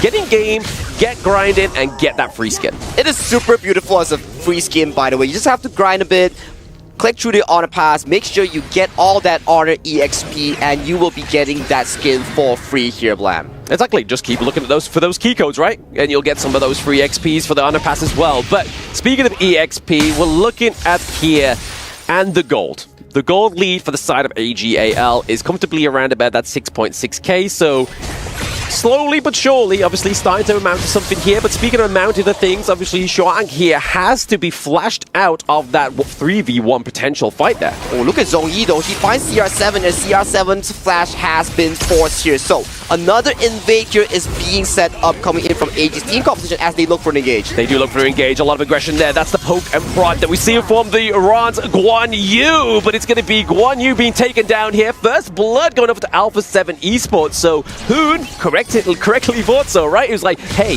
what's the prediction? What they're going to go for the most? And they get the first blood. So already, I feel like Hoon's been satisfied here already within this best of 7 series. Exactly. Coming in with a first blood here definitely pumps up the morale coming in from Alpha 7 here. And the typical AGAL style, they look to share gold between 3 members of the team to maximize the gold full efficiency value. But like you mentioned here, yes, you get the kill here, but look at AGAL's goal. It's still up for 1,000 here. It is. I mean, they're definitely putting not all their eggs in one basket, right? They're just making sure they're getting the gains across the Gorge. Right now, Inua is taking a lot of damage, but he does have the infinite fastness, right? He's able to use it to try and get out there. Think inside the box, being committed, but now it's up to Inua to do the damage onto Valau to try and get away Shui. Ooh, a big 2v2 here coming in from bot side as a lot of spells has been expended coming in from Alpha 7 Villau here. And currently the laning phase does look like it's in favor for the side of AGAL here. So at the very least in this early game, AGAL's setting is very good. And look at the 4th minute mark, they are collapsing onto the bottom side of Alpha 7. Yeah, the Winter is here being put down to try and deter them away from that T1 into the bot side of the map. Obviously, AGAL trying to create some great pressure here. And in terms of pressure, in terms of damage, it's all coming here from Inua. Exactly, and look at how much focus is being put onto this tiring here by both teams here. We have 10 members coming in from the middle to bottom side of the map here. Both teams, they know how important it is to target down AGAL Dino here. And look at Villau. He has no flash. He gets caught out and he gets punished. He does get punished indeed. Obviously, the Motsu there, wouldn't you kind of already on top of him and he doesn't have the common skill to get out? It's going to be hard for a pick like the Motsu to get out of those fights. So already AGAL are using those intels that their team are kind of formulating and communicating together to say, look, guys, if we're going to strike now. And speaking of strike, we do see the Unruly Blade, but it's going to be thanks to Fury that's not actually going to follow through here. Ooh, that Unruly Blade as well, it secured the Crimson buff here. And this is AGAL, the KPL playstyle, right? They don't fight when there's no objective here. And what is objectives we're talking about? blue buff, which is the Azure, red buff, which is the Crimson Golem here, or towers here. Anywhere you see any of these objectives, you will see AGAL fighting you for the control. Fighting for control, and obviously they give it over the buffs to the right heroes, right? I mean, give it over to Lung here. We're already seeing quite the expensive build coming through for Lung, right? Obviously the Eternity Blade rather than going for the Axe of Torment, we could have potentially seen a lot more of that kind of like attack damage crit build coming through here. That's a very good point you pointed out, right? Usually the Lung, we see a Meteor, then we see a Starbreaker being finished at third, but Yinor goes for that Eternity Blade that will scale into further the Daybreaker, a very expensive but efficient build towards the late game here coming in from Yinor. Exactly, I mean, if you try and go for obviously the more expensive items a little bit more early within the build, you come online a little bit earlier, and then you can kind of have that dominance onto the Gorge that we know picks like the Lung can have. But already we're sort of seeing here the potential kind of like highlights is obviously Danny's actually out jungling Zoe here on the Dune, but as a pay, we should be seeing this, right? As a pay, we should be seeing this as well, especially he's taking so much resource here coming in from the side of his mid lane, which is Fury here, and look at AGAL once again. When there's objective, it leads to one after another. Azure Golem goes over to Changsheng, and now they secure the bottom tier 2. They actually secure the T2, obviously, right there, but we have to give props over to Alpha 7 Danny, right? He's trying to play a little bit more of a macro here. He has to be careful of Ran that he doesn't get caught out. He is trying to go back to base, but he does get caught out here by Ran. Pushing him to the side. He's going to be able to do enough damage here onto the page, you think? Ran here is just playing around with Danny here right now, and if Danny doesn't get the kill onto Ran here, he might just get executed by Yinor. So much damage right now, and Danny, where can you escape? You're locked into this bush. Yeah, he's kind of like a rock between two hard places at this point in the game. Danny is trying to just rotate and try and find a way back to his friends onto the opposite side of the gorge. But right now, he's sat there. No one's found him. We can obviously see that Inua and Shui are looking for him here, but he's able to get back. I mean, my heart was beating there. Those in the crowd, the Alpha 7 fans, I was just like, I hope Danny gets out. I hope Danny gets out as well, and he played the Vision game so well, managing recall on time, and he is sent safely back to base here. Look at the goal lead right now at 7 minutes here. It's already a 4,000 goal lead going towards AGAL.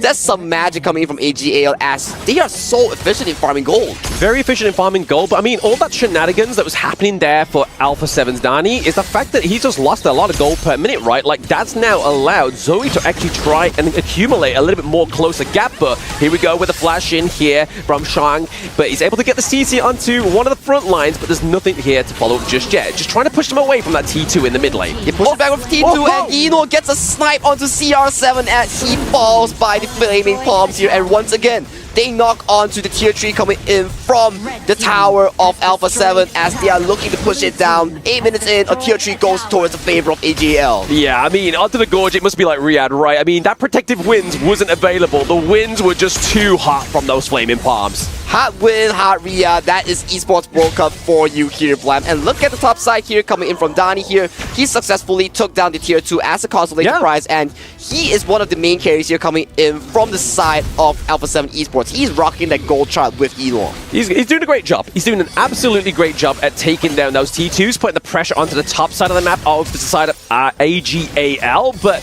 at the same time, we're seeing that we want to go back to that point that we was making, right? That Danny, into this competition, we all had the preconceived idea that he was just going to play tanks. But then into the group stages, he picks the pay. And then it gives us that enlightenment. He's like, you know what? I only pick tanks because I'm picking around my team.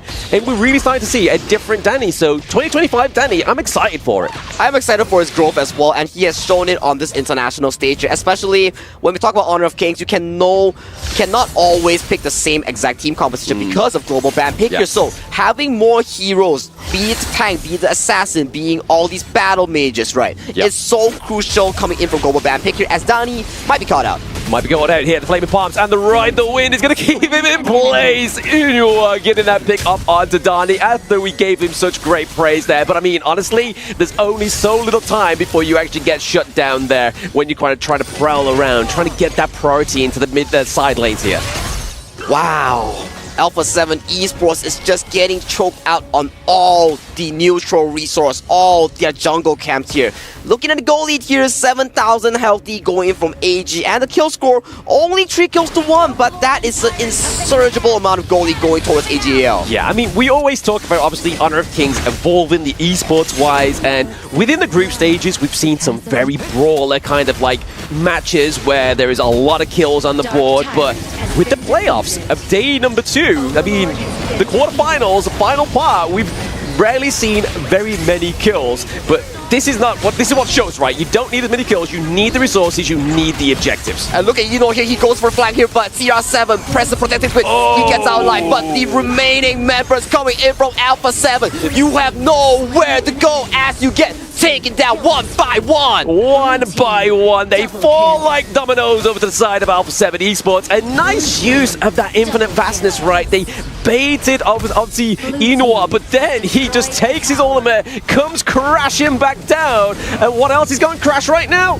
The crystal of game number 2 here for AGAL. AGAL takes game number 2 once again with a dominating fashion here. I gotta say here, Zoe and Ron, their potential in these team fights is just so peak. They come in at the correct timing and make the carries have such a difficult time. A very difficult time indeed for the side of the boys of Alpha 7 Esports, but they gave it a good shot, right? I mean, it's definitely improvement game after game after game. As long as these boys keep improving, there is a chance for them, right? There is a chance for them to scale this mountain as high as possible, but will they reach the peak or will they set up camp? They will probably set up a camp for now because, as we saw, they successfully got a first blood here against AGAL, and who in the world out of the global team can say that, right? There's so limited teams that can actually say that here. But once again, it's not about sprinting towards the mountain. It's about really climbing one by one, improving day by day in Honor of Kings. Improving day by day indeed. But I can see here, obviously, mashing the basic attack buttons, mashing the buttons on a Magic 7 Pro, the device of the KWC. But this is it. This is that infinite vastness we was talking about, right? He took straight to the skies. Inoa was doing crazy bits. But I just want to ask Isaac a question. If I had merch like those in the crowd, would you buy a piece? You know that I would always buy a piece, Betty. You know that I got your back. I would completely just buy that and wear it with pride. It is already 2-0. AGAL right now take already a 2 games lead on top of Alpha 7 Esports. Alpha 7 in this one did not look weak, but at the same time, that gap is not shortening. It's not becoming closer.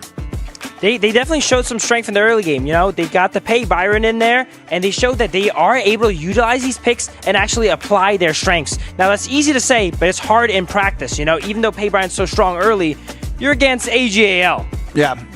Well, I would say when you pick Pei and Byron, you should play more aggressive. And last game, I mean, partially it's because it's AGAL. It's hard to invade, hard to take that draft and have a lead with it. However, on the other side, AGAL, they have shown us some insane draft. You got Duen Dolia, but they pair that with Yu Huan and Long. Dolia clearly ult anyone, and that would be a great ult. So last draft was really just mastery. Again, if you're watching, you want to learn, you just get into Honor of Kings, Dolia, and just pair that with any character you saw last game, you're going to have a good game. Well, Dave, you were talking a lot while we were watching in the green room just about that Guan Yu, right? Like that Guan Yu pick. Right after there, like on the last fight, you knew exactly that Guan Yu was going to come in. You predicted like 5 seconds before, and then Guan Yu jumps in, and then the fight finishes. Yeah, Guan Yu, I mean, I'm being a fan for AG Ran for quite some time now. And then, well, Xuan Ran, if you know his Chinese name, this character is so goated when it comes to engage timer, engage position. If you are one of those fighter clash lane player, you try to learn how to play Honor of Kings, the best person to watch is literally right here on this stage. He's playing right now, and Guan Yu is one of the best characters to show off how you can flame because it's so flexible. He's so fast.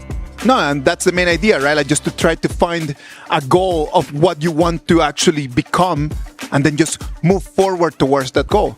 Absolutely. And not just the Clash lane. Everyone on AG is world-class, highest caliber. If you want to learn any role, go ahead and watch that respective player on AG here, and you're going to learn a lot. All right, agree. AGAL right now, a 10 minutes, 56 seconds win. Something very similar to the previous one. Can we already start finding a pattern in there? I'm actually noticing there, I mentioned in the first game that A7 was kind of fearless in it, right? Maybe that was a little bit of ignorance is bliss. This game, I noticed once they got going, you know, and AG really got going, A7 played a little bit scared, you know? They're hiding behind their towers, you know? They're kind of giving up more than they're supposed to. So I'm not liking the way things are going here for A7.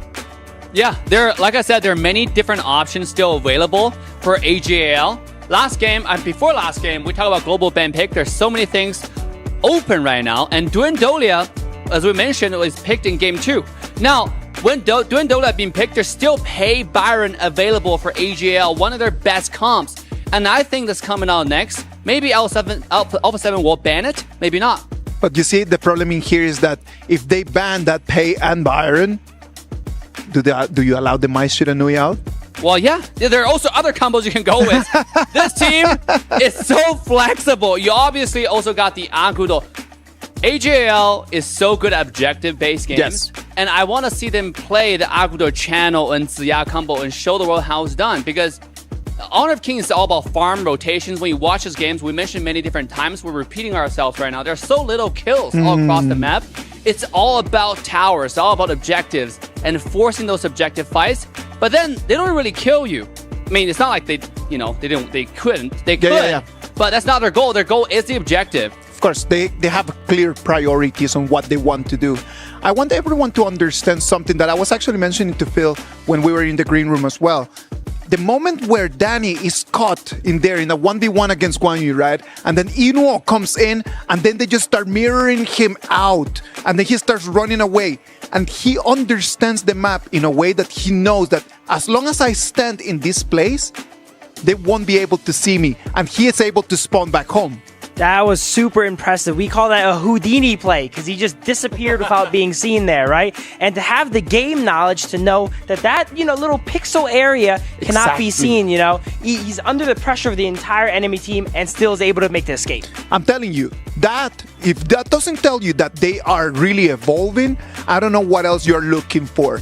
That evolution of their understanding, it is happening. It is coming. It will happen one day. Right now, let's take a little break. We're going to come back with Game 3 of our match between AGAL and Alpha 7 Esports.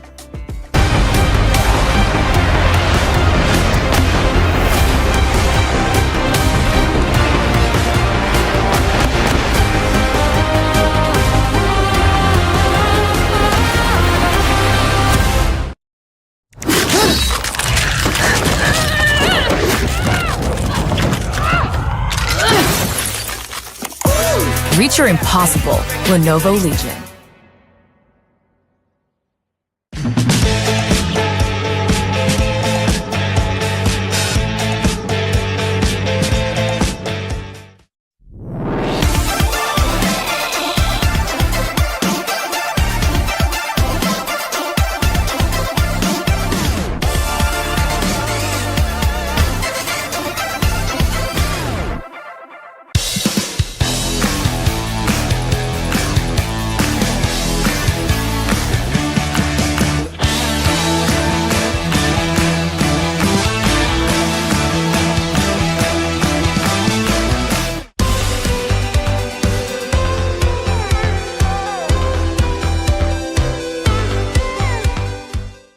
The human body was built to move, not trapped at a desk in one singular posture for 12 hours a day.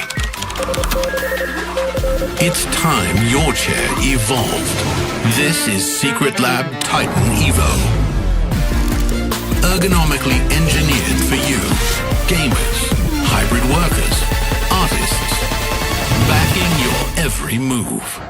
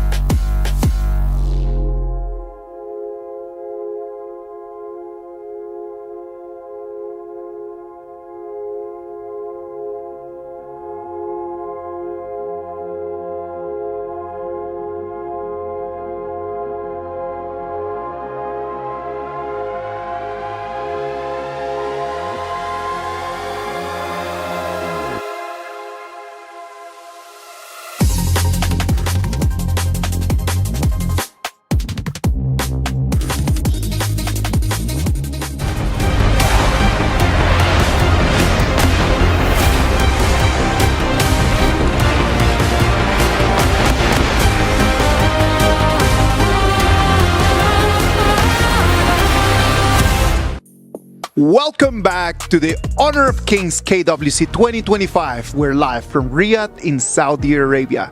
As you can see on your screens, this is the Amazon Arena. Right now, there's AGAL 2-0 advantage on top of Alpha 7 Esports. This is the quarterfinals. Whoever that takes the victory here is going to move forward to the top 4 and is going to be playing tomorrow against Twisted Minds. And they're going to go ahead and have a chance to get that trophy. I actually was just in the stage earlier today. Yeah. I saw that trophy. It's a lot bigger in person, by the way. And a lot heavier, you know? The first time that you touch it is like, oh, hold on. I didn't know this was this heavy. Dave, I've seen you carrying that thing around. Oh, yeah, absolutely. If you haven't followed HOK Esports channel, social media, make sure to go ahead and do that, all right? You want to see some great photos of players' emotions, of the trophy, of the venue. That's where you will find it. The players right now already kind of like feeling a little bit already, what's the right word for it? Affected by the previous 2 games, I would say. You can see already on the Alpha 7 side, they're a little bit stressed out. Hopefully they can turn things around and hopefully they can give us a good performance. Well, AGAL is going to continue on the blue side and Alpha 7 Esports is going to be still on the red side. Saggy Blam, let's go. Let's go, indeed. I mean, we're already, halfway potentially through here. We are a 2-0. Alpha 7 Esports yet to get that dub on the board. But like the analyst Des said, they were showing progress in game number 2. So maybe game number 3, we're going to start to see a little bit more of a climb. A climb is what they need, and they desperately need it right now. They really need to find the momentum here coming from Alpha 7 Esports as AGL. They are so punished when it comes to getting a lead. Punishing when he gets a lead, but I mean, this is a pick that we weren't really hoping would come through here for the side of AGAL, right? I mean, the Bati already on the global teams have been playing so fantastically. So now that the side of AGAL get run, it's on the Bati. It's going to be pretty crazy here, right? Like, what are we expecting to be drafted here by Alpha 7 Esports to stop this? Coming through the draft that you mentioned, Long and Zolia is definitely pretty good, especially maybe compared to U1 as well. So you have the double bailout to really secure yourself away from the Baki here. But it's AGAL, as Dave was mentioning, Ron or Shenron, his capability of playing this Bati is so damn well in finding the backline. But AGAL, they come from KPL, and the KPL strat we know and love is going to be the Da Qiao and Flowborn tank here. I remember people telling me about this combo, and now we finally get to see it. I'm so ecstatic for this because, I mean, we've already seen the likes of the Butsu and the Da Qiao combo, right? But this, in KWC, we haven't seen it yet, and I'm really excited to see how Alpha 7 Esports play against this fantastic combo. Okay, so how does AGAL's Da Qiao and Flowborn tank works, right? It's simple. You know for a fact that AGAL, from their first 2 games, they love to push you away from the turrets, and they allow the other members to take down the turrets here. That is exactly what is going to happen. Da Qiao will lay down a spell to Zhongyi with the Floorborn tank will be diving towards your backline, and when the circle is almost about to channel finish, he will jump back right into the circle and secure himself back to safety. Yeah, I mean, we've already had like a little bit of time on the global scene to have this pickup, and I really find in my ranked games, I love Flowborn tank. It's so tanky, it can knock up enemies 3 times, you get shield whilst doing that.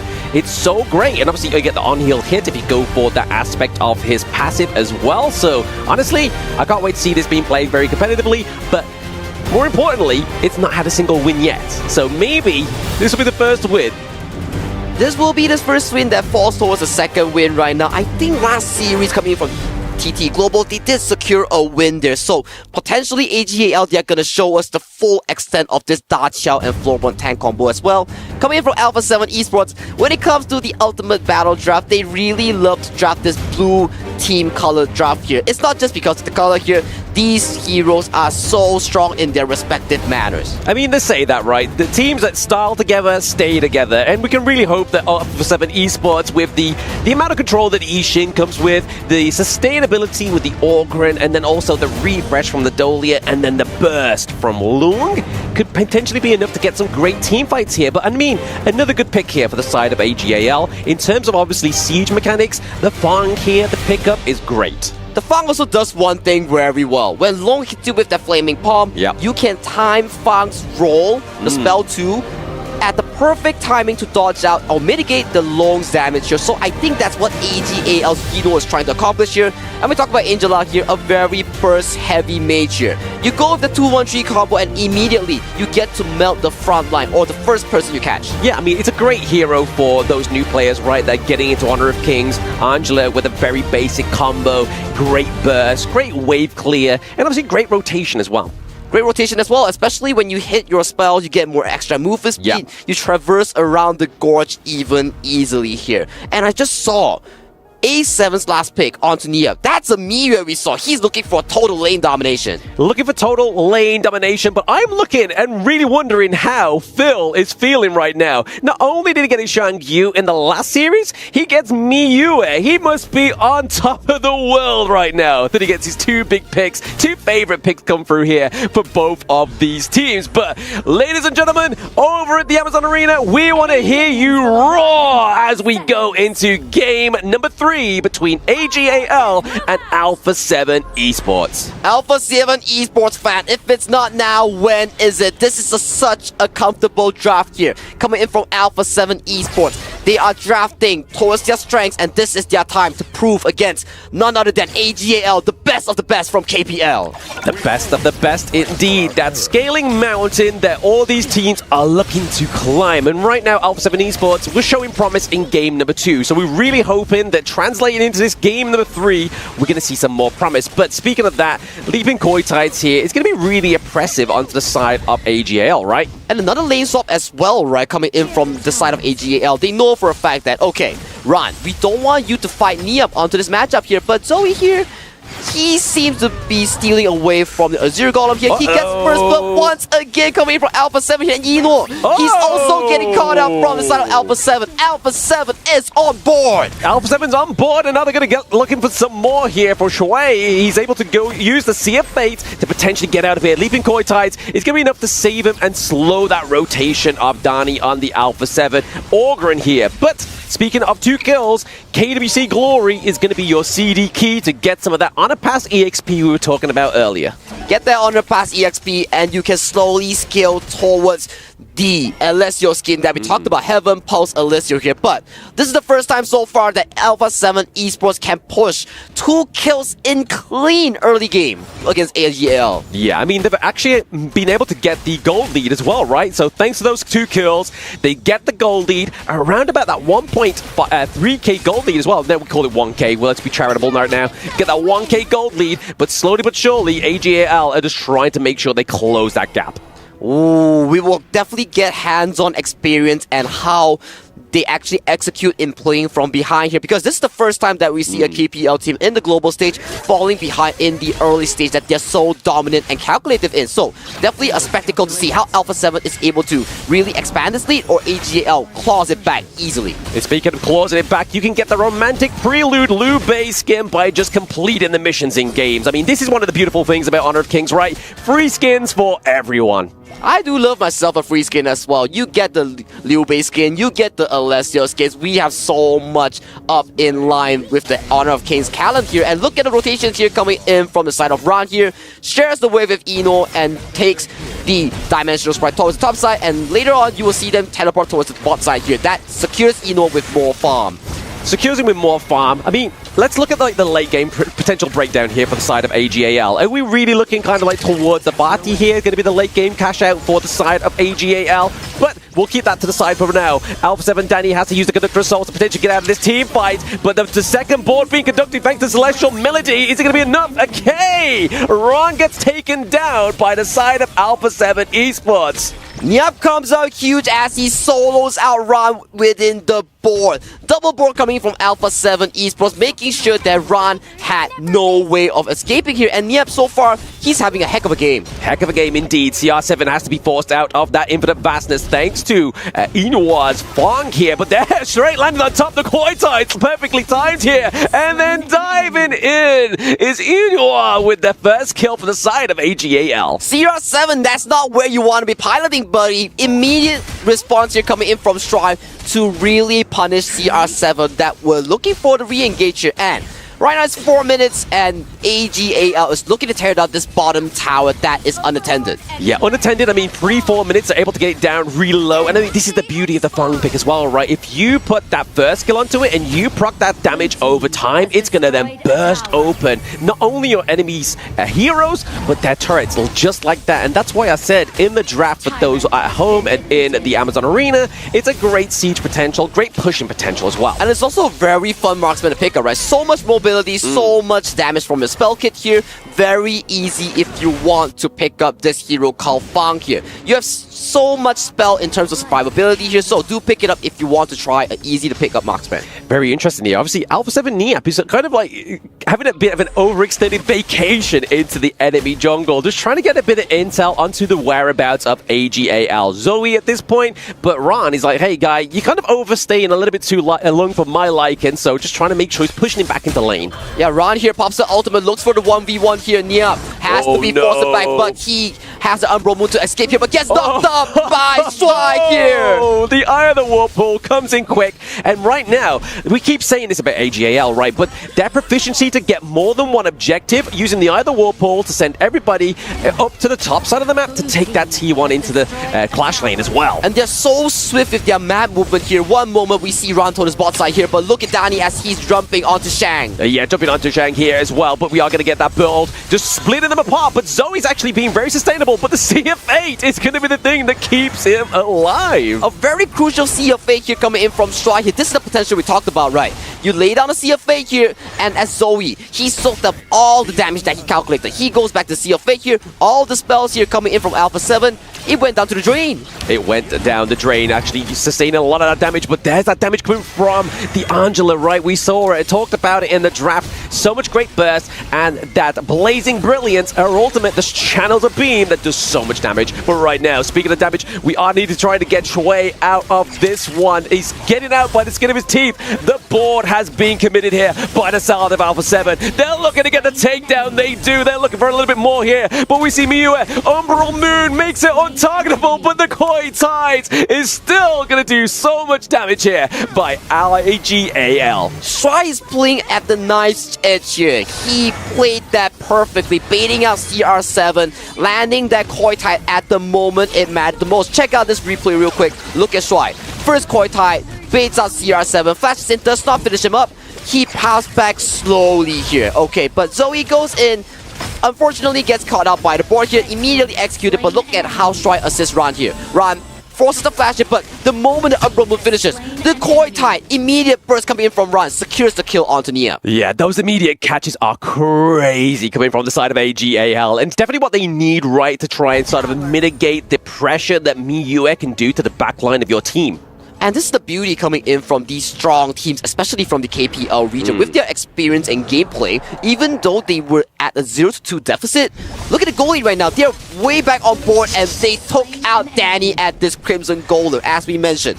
Objectives are the key taking here. You cannot be walking in solo. You cannot be walking in solo, but not only getting Danny right, they got the Crimson Golem buff over to the side of AGAL as well, and now they're just trying to kind of like motivate and capitalize on those T2s into the top side of the map, which they've secured right now. But already, I mean, if we're looking at Alpha 7 Esports here, right, how does Alpha 7 Esports come back in this one, Sagi? They will really require CR7 to be able to scale towards the late game here, because this long, once he hits that late game power spike, he's gonna be tearing up this backline here. And we talked about this. They have a pretty decent team composition that allows them to fight these big team fights. There we go, we saw our favorite kind of tofu on screen there. Hello, Kindo Boo! We see you, get back to work. But speaking of work, we are seeing these resources come through, obviously, for the side of AGAL, right? We're just making sure that it keeps going. But like you were saying there, Sagi, we're seeing and hoping that Alpha 7 Esports can get CR7 online with the Lung, right? But Zoe is, again, just into the team fight. The CFA is going to be put there. Can he get out? He goes in, he goes out. The Eye of the Whirlpool being committed here as well, brings in the side of AGAL and takes down Dani on the Ogren. Now Zoe going back in for the second engage. Going for the second engage here. Ron gets locked in by the board here. He's dangerously low. He gets taken out by CR7 here. As Fury, he might be exploding to the front shuriken. He explodes as well. A 1-for-2 trade coming in from AGAL. Yeah, AGAL went with the burst damage there onto Inuo with the Fang. And now, using the Leaping Koi Tai, just keeping the side of Alpha 7 Esports away. They get the higher ground turret once again. AGAL's execution on this Da Qiao is so beautiful here. Every time we think that a catch has been committed coming from the side of Alpha 7, they come out alive thanks to the Sea of Fate here from the Da Qiao. From the Da Qiao, but also obviously those Leaping Koi Tides, right? Like, it's only a second bump in CC, but that crowd control really stops the tempo of Alpha 7 Esports in these team fights. Exactly the case, and it was always timed so perfectly, making sure that the follow-up is always there here. Look at here, Ron gets caught up. The shuriken coming in from Yino. This is what we talked about. Yino knows the angles on how to flank these players. He's not always the person to be in the front. He knows the angles to go in. Yeah, I mean, very confidently there we saw the fan cams, and they're throwing up their 4-0 sign. So really, we need to see some Alpha 7 Esports fans on those fan cams to see if they can bring back some hope here for the boys of the Chuck BR. But speaking of that, Fury gets taken down thanks to Zoe into the backline. But this is the knock-up, the crucial part of Flowborn tank variants is that second skill. That knock-up is just so oppressive, just like a more aggressive version of the Leaping Koi Tides. Miyue gets taken out elsewhere within that team fight, but it is just Zoe and Choi just going in for that army of two combo in this team fight. Zoe's Flowborn tank, he makes it like light work. He makes it look broken here. Exactly the whole team fight here. Look at him. He's still full health here. Still full health. I mean, it's just that HP regen from this Flowborn tank variant, right? It's so crazy, especially when you're just optimizing it as well. But here, Inuo as well as Ron just trying to get that touch onto the high ground turret. We have the boys in blue to the top side of the map, but more pressure is being put in on here by the side of AGAL. AGAL, their miraculous 10th minute mark. The magic comes in as of this moment, and right now, they're riding on the 6,000 goalie, and it's looking so healthy coming in from all AGAL. Very healthy right now, but obviously kills haven't been sort of obviously the greatest within all this series, but this is the kind of like the caliber of Honor of Kings Esports. But the best potential here from Inuo is crazy. Exhausting infinite vastness once again means that CR7 is able to get out alive. The passive obviously being procced onto Fury means that Ron gets taken down here. Alpha 7 Esports with the first kill in quite some time, but there goes Valao. Celestial Melody is off the gorge for 30 seconds. Another Koi tie to zone out Valao, and Dani exploded immediately like a balloon here. So much burst damage coming in from Yino. This marksman is so healthy, and CR7 gets exploded as well from Shung's combo. Yeah, those watching at home, that is the basic combo for Angela coming through as well, but it's going to be Shui picking up that double kill as they're looking to go for the Crystal of Gate number 3. AGAL, are you not entertained? I am definitely entertained right now as AGAL, even though they had a not so great of an early game, they came back strong, and every single play from the Da Qiao combo was so beautiful and telegraphed. Yeah, I mean, that CFA, either Whirlpool combo, just really saving Zoe here on this Flowborn tank variant. Means that he can go in, he can soak so much damage, which we saw time and time again, and we're going to be seeing in these replays. And then he just goes back to base, gets full health, comes back in, like we've seen in the replays now. This is the beauty of the Da Qiao, right? Even look at Ron here. He's getting damaged. The Miyu is so strong, but as we mentioned, Leaping Koi Tai, the 1 second crowd control immediately coming in with the combo of death onto the members of Alpha 7. And look at here on Yino here. Yeah. He's casually looking for the flank angle, finds Fury, props his passive, and Fury, you're marked right now, buddy. You have nowhere to go, and you are taken down. Yeah, it's like you were saying, obviously, in the game, the placements of those shurikens, obviously, on the Fang pick here by Inuo is crazy. Like, you mean that you push it into a way that the enemy team, or even the enemy minion wave, just gets cut down over time, and then there's just no way for the enemy team to come back in. But I want to hear the analyst desk go one time for AGAL. Ladies and gentlemen, this was game 3. A lot of different picks, and right now the game is already 3-0. The big difference right now makes the game already very difficult for Alpha 7 just to turn things around. It is match point, but I think, Alpha 7 took a little bit of what Dave mentioned, right? Bringing in that chaos. They pick stuff like the Miyu here. The game plays a little bit less traditionally when you have picks and characters like that. And since it's not traditional, it looks like AG was a little bit thrown off in the early game. Alpha 7 was able to build a little bit of lead. Unfortunately, they were not able to hold it. But I'm liking the way things are going here with that game. You know what else I am liking? The fact that we get more and more new friends right over here with us. So you can see Phil, you can see Dave, and right now with us, we got Chicken. How you doing, man? I'm doing good. How are you doing? I'm doing great. Did you like that game? Yeah, it was actually a very interesting game to see an actual close early game, and then A7 actually put up a pretty good fight versus AG. Imagine that you would be over there in Alpha 7. What would be going through your head? Why is my alien throwing on your team? No one is throwing in here. It's just so difficult. It is just so tough, The problem in here is that the compositions coming from AGAL are so different every single time. There's no way to prepare for that. Who would say that we were going to be seeing the Fang right over there?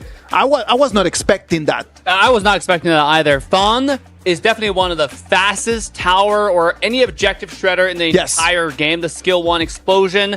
Obviously, that works with your ultimate as well. And then to see it today go into a composition like this is really great. Of course. Have you ever played Fang? I've not played it. I played against it a lot. It's one of those really frustrating marksmen, I agree. right? It's a ladder character. Yeah, and I think it fits Eno's playstyle because he doesn't want to go down. He likes, playing that 1v1, kind of like Arlie. And Fang is extremely good 1v1. I love playing Fang. It's one of the heroes that I love playing. I've been playing that for a long time. And I'm telling you, when you have a little bit of an advantage, the burst damage, done. You can take 1v5s easily. And the thing about picking out Fang is you can bait out a lot of skills, like Long's ultimate, Miyue's ultimate. I think that's one of the reasons why they're going for it. And they also have Da Qiao. If you notice, Flowborn and Da Qiao are always picked together, and Fatih as well, because when you have fighters like this, Da Qiao can send a teleportation in the front, and you had a fighter who diving in, not worried about dying, because there's always a way out. Now, Fang can do the same thing with a skill too. So you can go in, bait out the skills, and then there's a teleportation to send you home. Well, on the other side, like we saw Nia playing that Miyue, right? Yep. Chicken, you've played Miyue, right? Yeah, I've played her before. Anything that you can tell us a little bit on that Miyue? What are some skills that we need to be looking forward just if you actually want to be good at that Miyue? The second skill, I think just generally makes you do more damage to the target and slows them down, so it's very important to connect. She's very strong in the early game, and she can snowball pretty hard, so I wasn't surprised seeing A7, like Miyue getting, popping off in the early game and bait and whatnot. Something I found really interesting was that the Fatih swapped lanes with the Fang pretty early in the game, and obviously, I'm not a pro or out of that level yet, but I've played Fatih versus a Miyue, and it feels like a very hard, almost impossible matchup. So like them, AG having that like in the middle of the game, thought process right away, like, oh, I can't play this, swap lanes right away. And then they swap back later when it's more favorable, and then they kill the communication, right? Yeah. It's just understanding the momentum, understanding that when things are not going your way, you need to make decisions just to kind of like try to take control of the game. That was the difference between AGAL and Alpha 7 in this game. AGAL did not have the first 2 minutes of the game. You see, Alpha 7 comes in, takes 2 kills immediately in the first 1 minute, take control of the game, but AGAL said like, you know what? Let's not rush it. Let's calm down. They go to the farm lane. They take CR7 on what he thought it was a 1v1 that turned into a 1v2. Take the Tyrant, and then everything that Alpha 7 had done completely erased. You know what? That's why Chicken said if he was a Clash Lane, he'll be wondering why my Long is feeding. I mean, it was the one-on-one over there. I can totally understand it. If I would be CR7, I would do the same. I mean, you don't get that much opportunities to go against Eno, right? In this level of competition. Of course. When you have a chance for the clip, you go for it. It's for the highlights, man. He wanted to make the highlights reels. He wanted to be in the Kidilla top plays, but you know what? He did not make it. It did not work out, Phil. when the play doesn't work out, it looks a little bit rough, absolutely. But as Dave mentioned, it's not every day you get a chance to 1v1 Eno, right? Of course. And then when you get to do it, and if you get to pull it off with 1 HP as well too, even if the match doesn't really go your way, you have that highlight forever. I'm telling you, if I would be in their shoes, I would most likely be doing the same. 3-0 right now for AGAL. They've got a very big advantage on top of Alpha 7. Do you think that we're going to see a very unorthodox strategy for the next one, Dave? Yeah, I mean, for Alpha 7, this is the uphill battle since the beginning, right? But now it's even more uphill battle. The slope just got a lot worse, okay? You're now climbing. Before, you were kind of walking, but now you're like using 4 limbs. You're using your hand to climb as well. That's how hard the mountain was. I mean, there are not too many combos left for Alpha 7, but for AGAL, I'm still just wanting to see the pace so bad. Yes. Zoe is such a goat on that character. And if you have the opportunity to see it, it's such a treat. You can see the fans are having the time of their lives right over there. And we talked about the arena, right? Like we talk about how the arena is just like such a great experience. It is like so many lights, all the things just react to you. Chicken, have you had an opportunity to just go out to the arena and just watch some matches? Yeah, I was actually in the arena when the series first started, and the fans for AG are actually kind of crazy, like banging like some drums, making some cheers. It is a different thing, no? Yeah, I'm not sure if the stream caught or picked up on it, but I thought it was like super cool. That is really nice, and that's one of the things that we really want people to understand.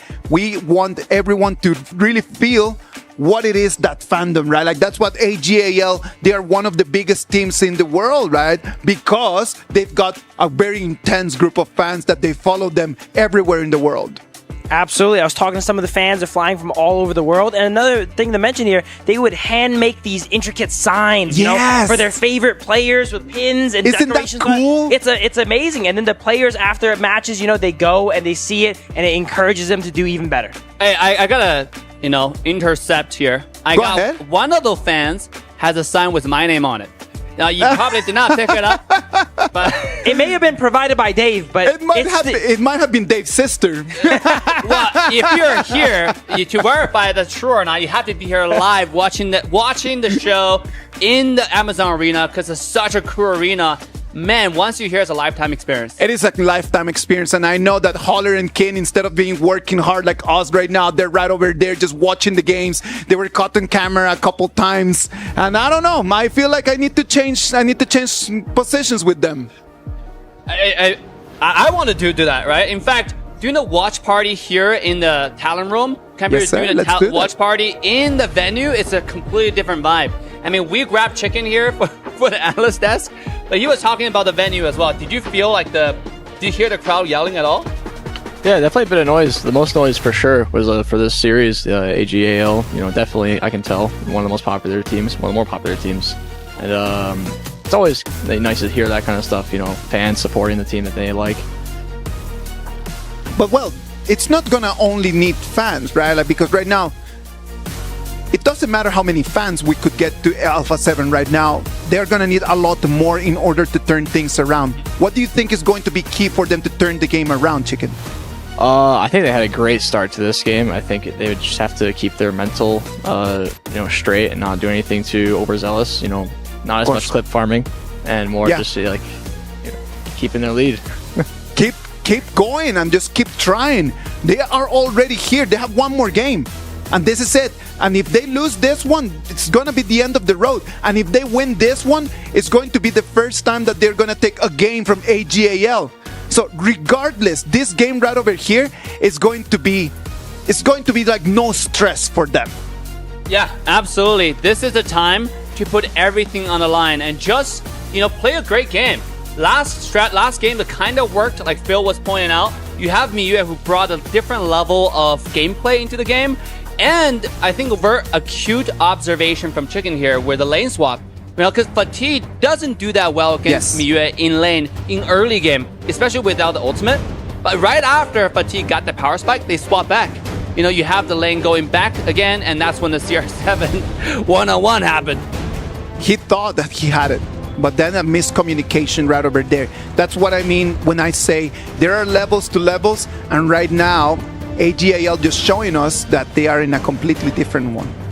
I'm no coach here for A7, but I would say for this final game here, everyone, drop all your sheets about, what's the most meta picks, whatever. Lock in a hero you're comfortable with, that you've always wanted to play here on stage, and give it your best. And Ino, who said that on the VT that we watched the beginning, right? He said, we need to be very careful because if they're good at the mechanics. The one-on-ones, we don't want to actually just take them on a one-on-one because their mechanics are actually top level. So if Alpha 7 wants to turn things around, maybe what they need to do is just to literally just take their best pick.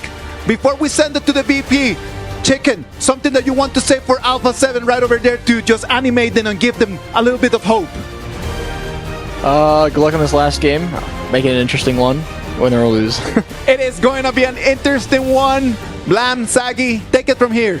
Oh, it's definitely going to be an interesting one as we get into potential of match point between AGAL and Alpha 7 Esports. Whilst we obviously saw Hauler and Kin caught red-handed on the fan cam doing absolutely nothing. They had an easy day and now they're just in the crowd. But hey, I envy them. What about you, Sagi? I of course envy them as well. You know what else I envy? I kind of want one of those AGAL plushies that are sat on the table right now. That looks so cute.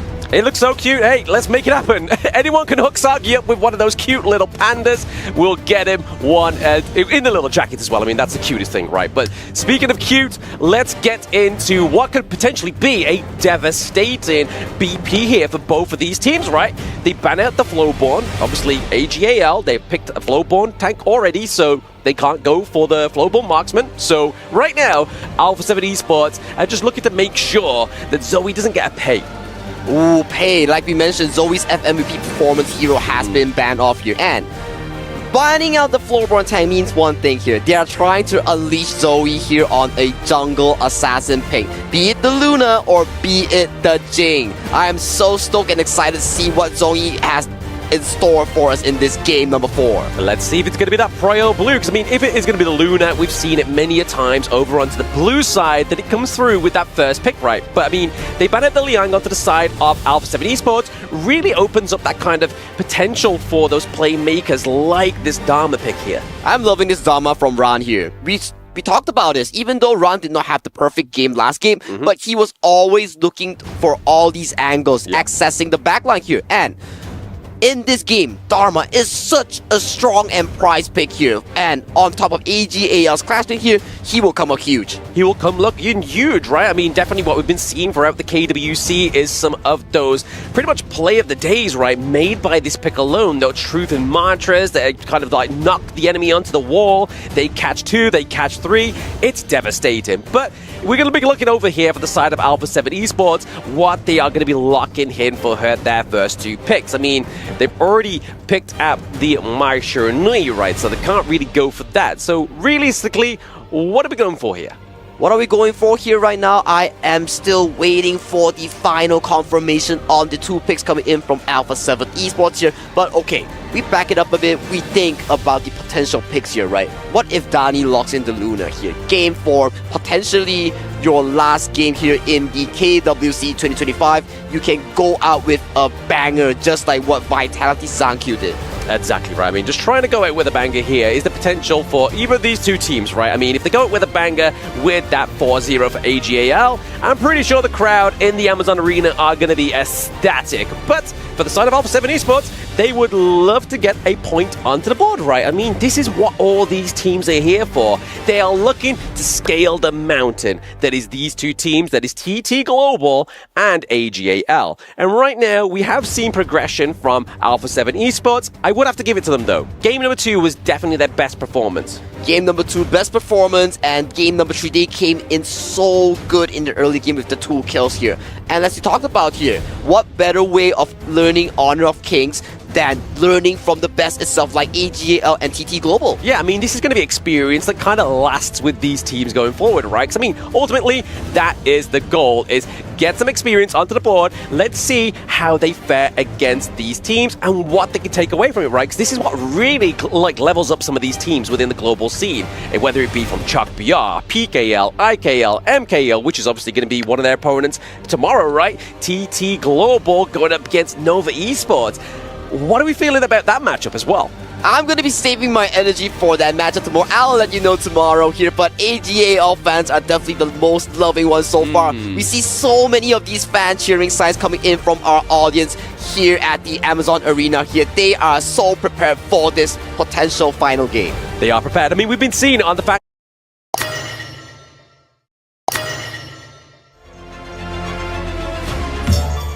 However, completely neutral. They have not thrown up any score signs at all because they know that if they did, they would be. They will be whipped indeed, and I will be walking to their face and be like, are you for serious here, buddy? But definitely, AGAL, out of these 3 games here, they showed us one thing. Even if you lose the early game here, if you play towards your basics, if you play according to your strats and your game plan, you will come up huge. And talking about coming up huge, AGAL, locking in that Jing onto Zhongyi and Sheng on the Mai Shiranui here. So much assassination potential. So much assassination potential, but like the potential that comes through here with these teams is these new picks. I mean, the Lushan here, this has not been picked up within the KWC. This is one of those heroes that has great disruption onto the enemy turrets. It's quite unique, right? Like, if you pick Lushan and you use his skills onto the turrets, it stops the turrets firing out ballists and bullets. So really great at kind of putting pressure onto your enemy team.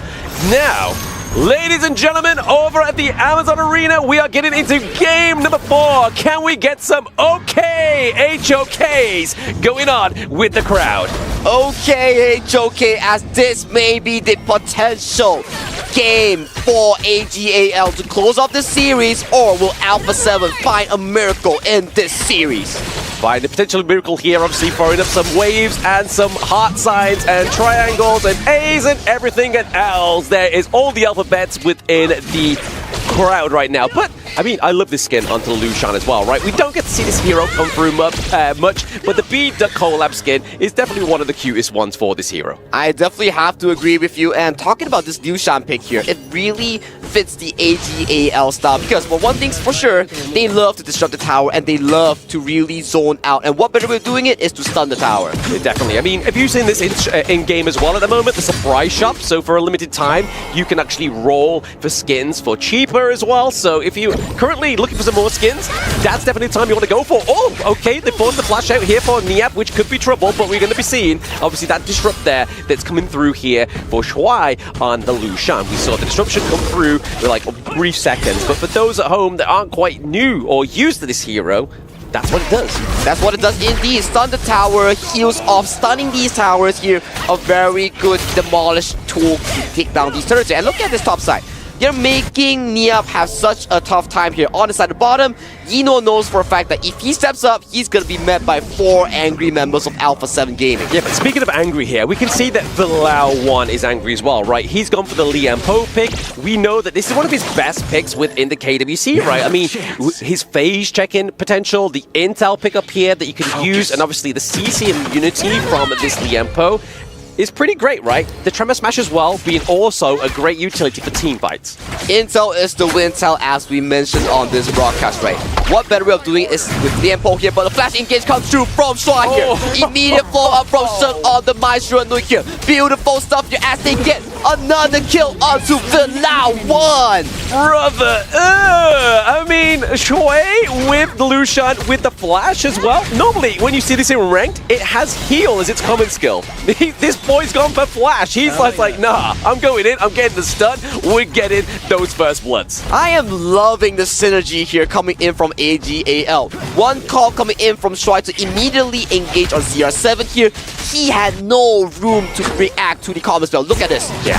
The moment that he sees Sheng being enraged, goes to the flash engage, combos up with another flash engage follow coming from Sheng, executes CR7 immediately. Yeah, I mean, Chano in the early game is going to be really squishy, but now we have the middle domain into the circle, and there it is. Zoe gets the kill onto Danny, and then another one here for Shuang as well, coming through for the side of AGAL.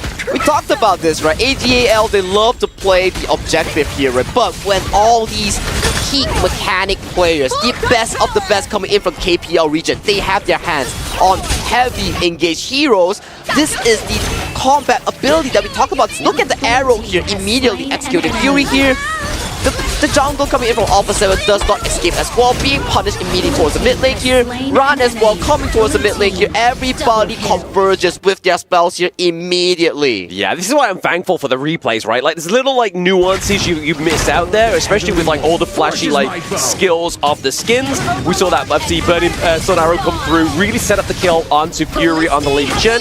But now that 4-minute mark has gone up, we're really going to start to see the impact of this Lucian, right? This Lucian is having a very amazing engager so far coming in towards this game 4. Such an important game into the series here as the first Tyrant of 4th minute mark goes over to AG Zhongyi. They're able to get that up as well. So 5-0 currently right now. We're seeing a very aggressive early game, right? I mean, definitely with the Maichuranoi, you want to try and get that early game potential come through as well.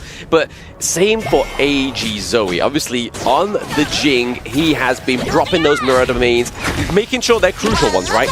Exactly, and look at the Liu Shan right now coming in from side. Hook down your tower a bit, just to chip it down to a very bare minimum, and if you do decide to defend this, you know for a fact that AGL is coming in hot, and right now, 4 to 5 minutes in, 4,000 gold lead already coming in from AGL.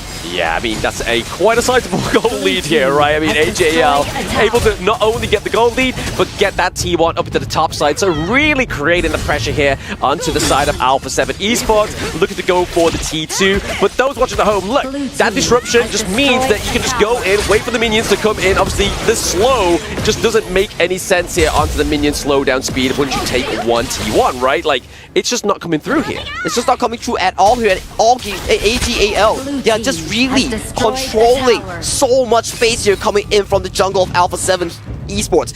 We saw this so many times here, and an ultimate goes through mid lane but gets blocked by Danny here, and another engage comes in from Zoe. Yeah, I mean, a beautiful way about this Musashi pick, right? Using that Illuminating Slash blocks out those Burning Sun arrows. So that's another thing for those people, players new to the game and at home. If you use Illuminating Slash, the skill 1 on Musashi, you can block incoming projectiles, even block Lady Chen's Destructive Deluge as well. That's a very key spell here, especially if you can block these key ultimates coming in from these targets here, but hang on. Shun gets engaged, but thanks to the mobility coming in from the Maichuranoi, he escapes safely here. But look at that right here. He's looking for an angle to big engages here.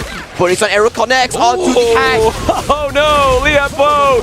The Lao, the CC immunity! You can't use it if you're blind, right? You cannot use it if you don't see the arrows coming. So already, crucial team fight component for the side of Alpha 7 Esports gets taken up here. I mean, this is definitely one of the quickest games for AGAL. It is so dominant coming in from AGAL here, especially Sheng, Ran, and Shuai. They're making so many plays, and another arrow heads on to the jungler of Alpha 7, but there's no follow-up here. No follow-up here. Obviously, they're unable to kind of push that minion wave through into the high ground turret just yet. But here, this is Lucian just disrupting it, allowing the minions to just do a little bit of damage over time, right? Because, I mean, AGAL, they don't need to rush this. It's Alpha 7's moment to try and get some kind of, like, leeway or even some team fight outcome for themselves onto Alpha 7 Esports, right? I'm loving what AG is doing right now. So much wave control. All 3 waves are synchronized right now to really clash towards the tier 3 right now. And they are looking to orchestrate the final team fight that potentially will end the series. Look at the potential end the series here. This drop coming through from Lucian once again. They get 1 T3, they get another. It's buy one, get one 3, baby, at this point for the side of AGAL. But there it is. There's the engage. They are able to get the pick up onto the Maichuranoi, but into the back line. It's going to be Bilal, but he gets punished for it because if you're Liampo, if you get in there, it's hard to get back out. And Zoe claims the double kill. That's a 2-for-1 trade for Alpha 7 Esports. But still, good news coming in from Alpha 7 Esports that at least getting that kill on Sheng makes sure that they have still a bit of a breathing room. Even though it's very small, they still have a tiny chance right now coming to the series. They got a tiny chance, right? I mean, they got a bit of a breather here at this moment in time, but stats. Let's speak stats here, Sagi. 8k gold lead. 8k gold lead. How do we come from that? That's just difficult because this 8k goal lead, almost 9,000 right now. All of it comes from AGAL's proactive approach. And look at Shuai here. He's man-marking Danny here with no one near him. He's just having a field day right now. He's also going for the Frostcast Embrace. He's just looking So solid, so confident. So solid, so confident. The Frost Guard Embrace is just going to mean that they can't get out as easy. I mean, they haven't had much means of getting out for the side of Alpha 7 Esports. So those kind of items, like the Frost Guards, the Ominous Premonition, is going to make it a lot harder for the side of the Alpha 7 Esports. Exactly, and the arrow goes wide coming in from AG's Yinor here. But look at Swai here, continuing the disturbance onto the tower as this is the final tier 3 of Alpha 7 Esports. The lone tower standing, and right now Yinor, he looks for another engage. Yeah, Minion Waves crashing in on 3 lanes. It's going to be scary for the side of Alpha 7 Esports. They're going to take that onto the low, and there is the mirror domain being put through, doing the damage onto the side of Alpha 7 Esports. That is a wipe here for AGAL. Absolute cinema. AGAL are your last semi-finalists. AGAL, absolute cinema, absolute destruction onto Alpha 7 Esports. The boys in white and red, they come out huge and they show dominance as the kings of KPL. The kings of KPL, and probably their most cleanest game yet in terms of aggression, putting it onto the side of Alpha 7 Esports. I feel like this was kind of just like, hey, we'll get to game number 4 and then we will show the true AGAL. We talked about this, right? We think that they're an objective-centric team. They can only play fights around the objective. No. You give them the Maestro, you give them the Dharma, bombastic engages, multiple angles here coming in from all members of AGAL. Wow, what a display here coming in from this team. Yeah, I mean, just a word to the wise for those at home as well, right? We saw the Lucian. If this starts coming in my ranked games, please play it like this. Like, go back, watch this game as many times as you need to, and play it this way.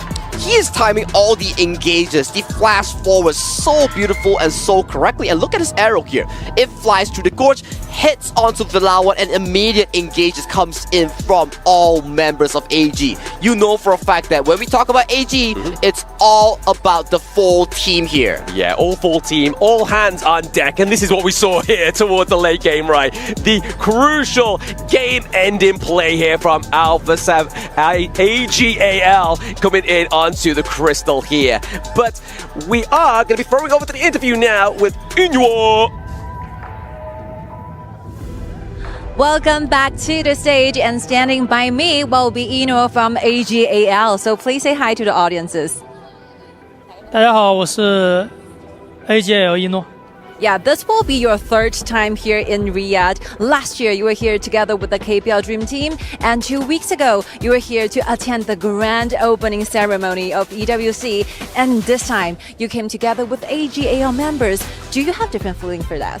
我们一诺呢已经是第3次来到利雅得了。那去年是和梦之队一起来的，然后2周前呢还来看了开幕仪式。那今天此刻呢和所有 AGL 的所有成员一起来，这3次给到你的不同的感受是什么样的呢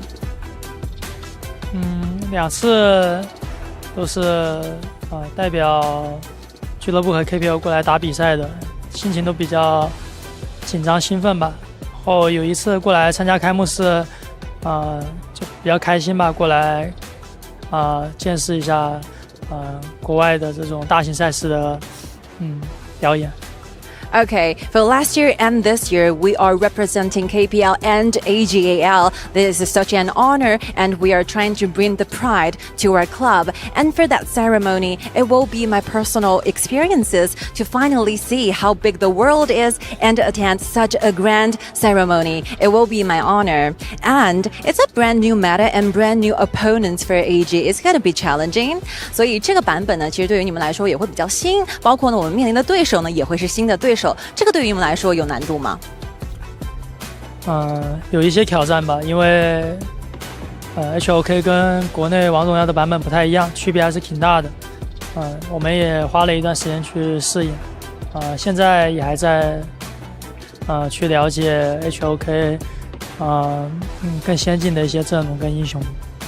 Alright, we feel a little bit difficult because the HOK meta is quite different with the one we had in KPL. We're still learning, trying to figure out what will be the best combo, what will be the best strategy in this meta. And up next, tomorrow, your enemy and opponent is going to be Twisted Mind, who just won in the ultimate battle. What do you think of that? 你们明天的对手呢会是 Twisted Mind， 他们昨天刚刚在巅峰对决才获得胜利啊。对于那场比赛，你的感受是怎样的呢？当时也看了他们几场比赛，觉得他们的节奏感包括实力都比较强劲吧。希望明天能跟他们打一场比较精彩的比赛。We watched several of their games and I think they have a great tempo in the match and they are super strong. So we wish that we can have a great matchup tomorrow going against with them. So looking forward to your play. Thank you, Ino. Back to the studios.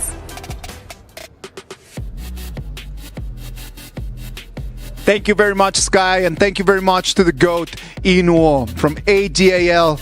4-0.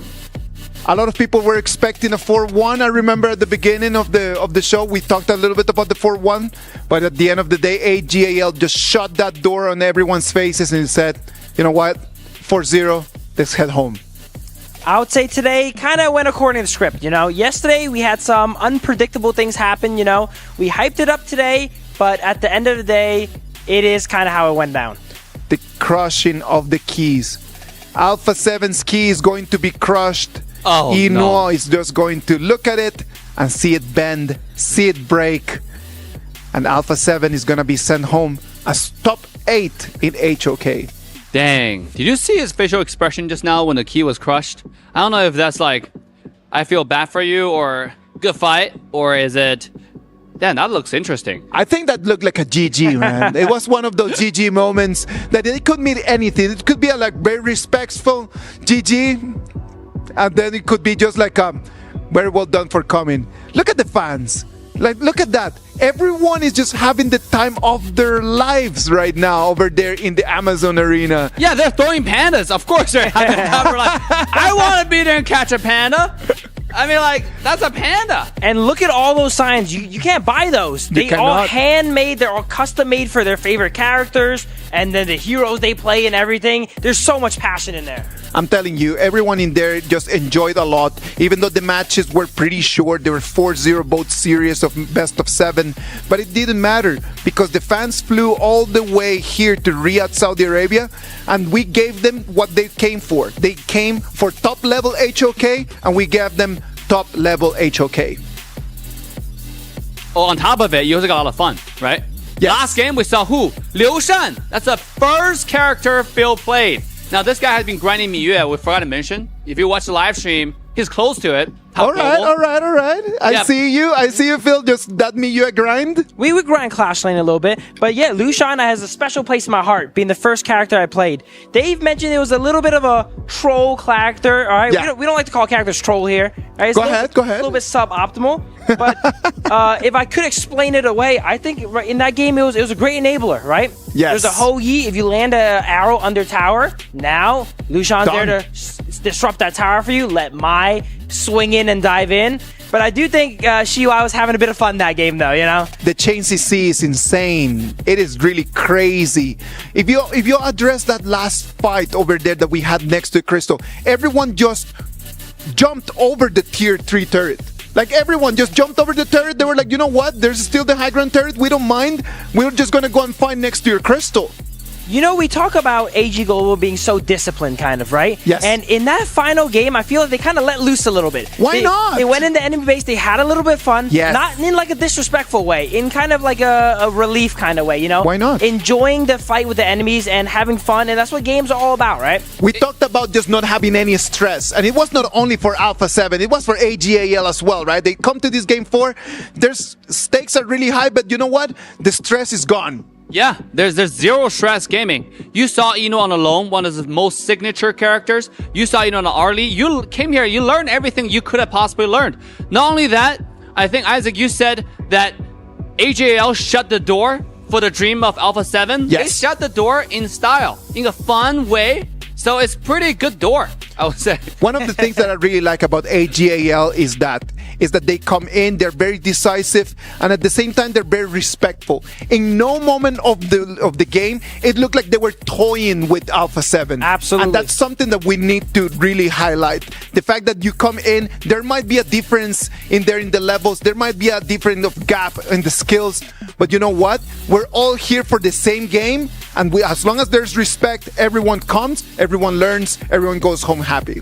The only thing higher than their skills is their sportsmanship, and that's commendable. Yeah, and last game, We saw the Hou-Yi combo, as you mentioned. Yeah. They played to perfection. We're seeing the highlight right now. Lianpo was trying to be the tank in the front line to soak up damage, but after the 5-second ult landed from Hou-Yi, I mean, it's over. It's literally go grab a coffee and you're still dead, or you're still sitting there not moving. and you're in danger anywhere too, right? Yes. It could land on you when you think you're safe, when you're under the tower, and then Lee Shan comes in, disrupts the tower over and over again. He was kind of in and out of towers all game, chipping down towers, you know. But that's how you play that character. You know, it's not a disrespectful way. That character is played in this playful. It's a little kid on a robot. I mean, what can I say? You have to play it to know it. This is one of the first characters you get to know once you come to the World of Honor of Kings. It's one of the most fun characters once you get to know when you come to the World of Honor of Kings. You have to learn how the hero works. If this guy uses skills on towers, they do not move. It's something called disruption. You will make sure the tower doesn't work. You know what else disrupts? There's actually something that most, I would say a lot of players do not know, which is the Tempest Vanguard. Once you get Tempest Vanguard, the first auto attack that the Vanguard does on the tower actually disrupts the tower, and the tower stops auto attacking. Just sits there and does this. Look at you, Assassin Dave, just giving us the top information, the insider information from Assassin Dave. Thank you very much, mate. Thank you very much on that. You know what? It's time for us to tell you who was the best player in that AGAL. The Sunny MVP for this series is going to be AGAL Inuo. On different performances. That last performance with that Hou-Yi, it was actually top level. I like that, you know, he's known for the carry, right? Everyone says he's the GOAT. He makes all these flashy plays. But also in the final game, he picked a utility marksman to give his team a chance to shine too, as well. It is a matter of just everyone needs to feel important in the team. If it is just one core, they would not be in the place where they are. They are in the place where they are because every single person in there could be the core. Yeah, absolutely. And this is such a thing about AGL because every single player is so good. It's hard to give a definite MVP, but Inuo for sure deserved it with all the signature picks in this specific series. Now, I also want to mention that in the past interview that he just did after they won, he mentioned that, there's different meta they're still adjusting to. Now, I will say, to be honest, you actually feel that when they prioritize Fatigue number 1. They prioritize Ogron. You know, a little bit different. They also play characters that you don't see, like Drungza, for example, in the KWC, in the global region. So it's just such a good thing that now you're seeing a clash of metas. It is a different understanding of the game, right? The different understanding of the times, a different understanding of the heroes. Not everything is meta because it is meta. No, there's an understanding of how the abilities work that allow you to make that hero become part of the top of the top. What about if we take a look at the top 4? Right now, our top 4 are already sealed. It is going to be TT Global, Nova Esports, Twisted Minds, and AGAL.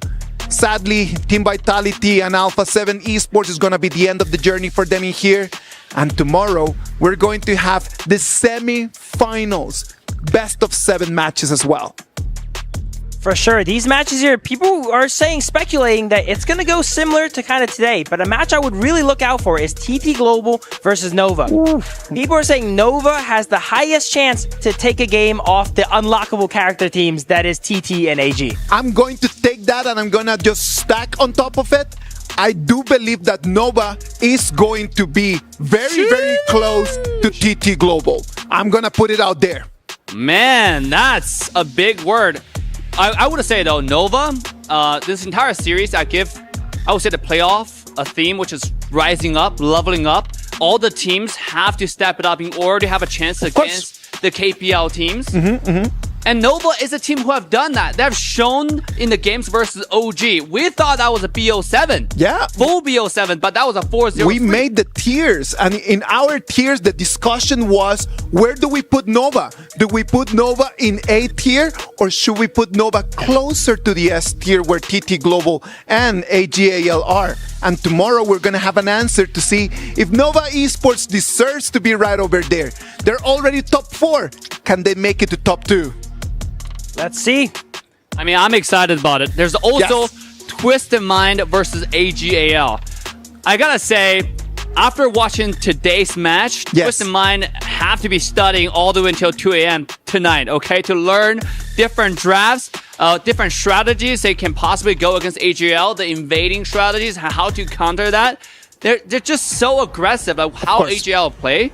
And then, I mean, I'm excited to see how Hailong is able to lead the team tomorrow. I am super excited for tomorrow, and we are super excited to have you tomorrow here at the same time, at the same energy, in the same channel. I'm telling you, if today was good, tomorrow is gonna be even better. Before we let you go, enjoy the Kidia top plays of today. We'll see you tomorrow for the semifinals of our KWC 2025.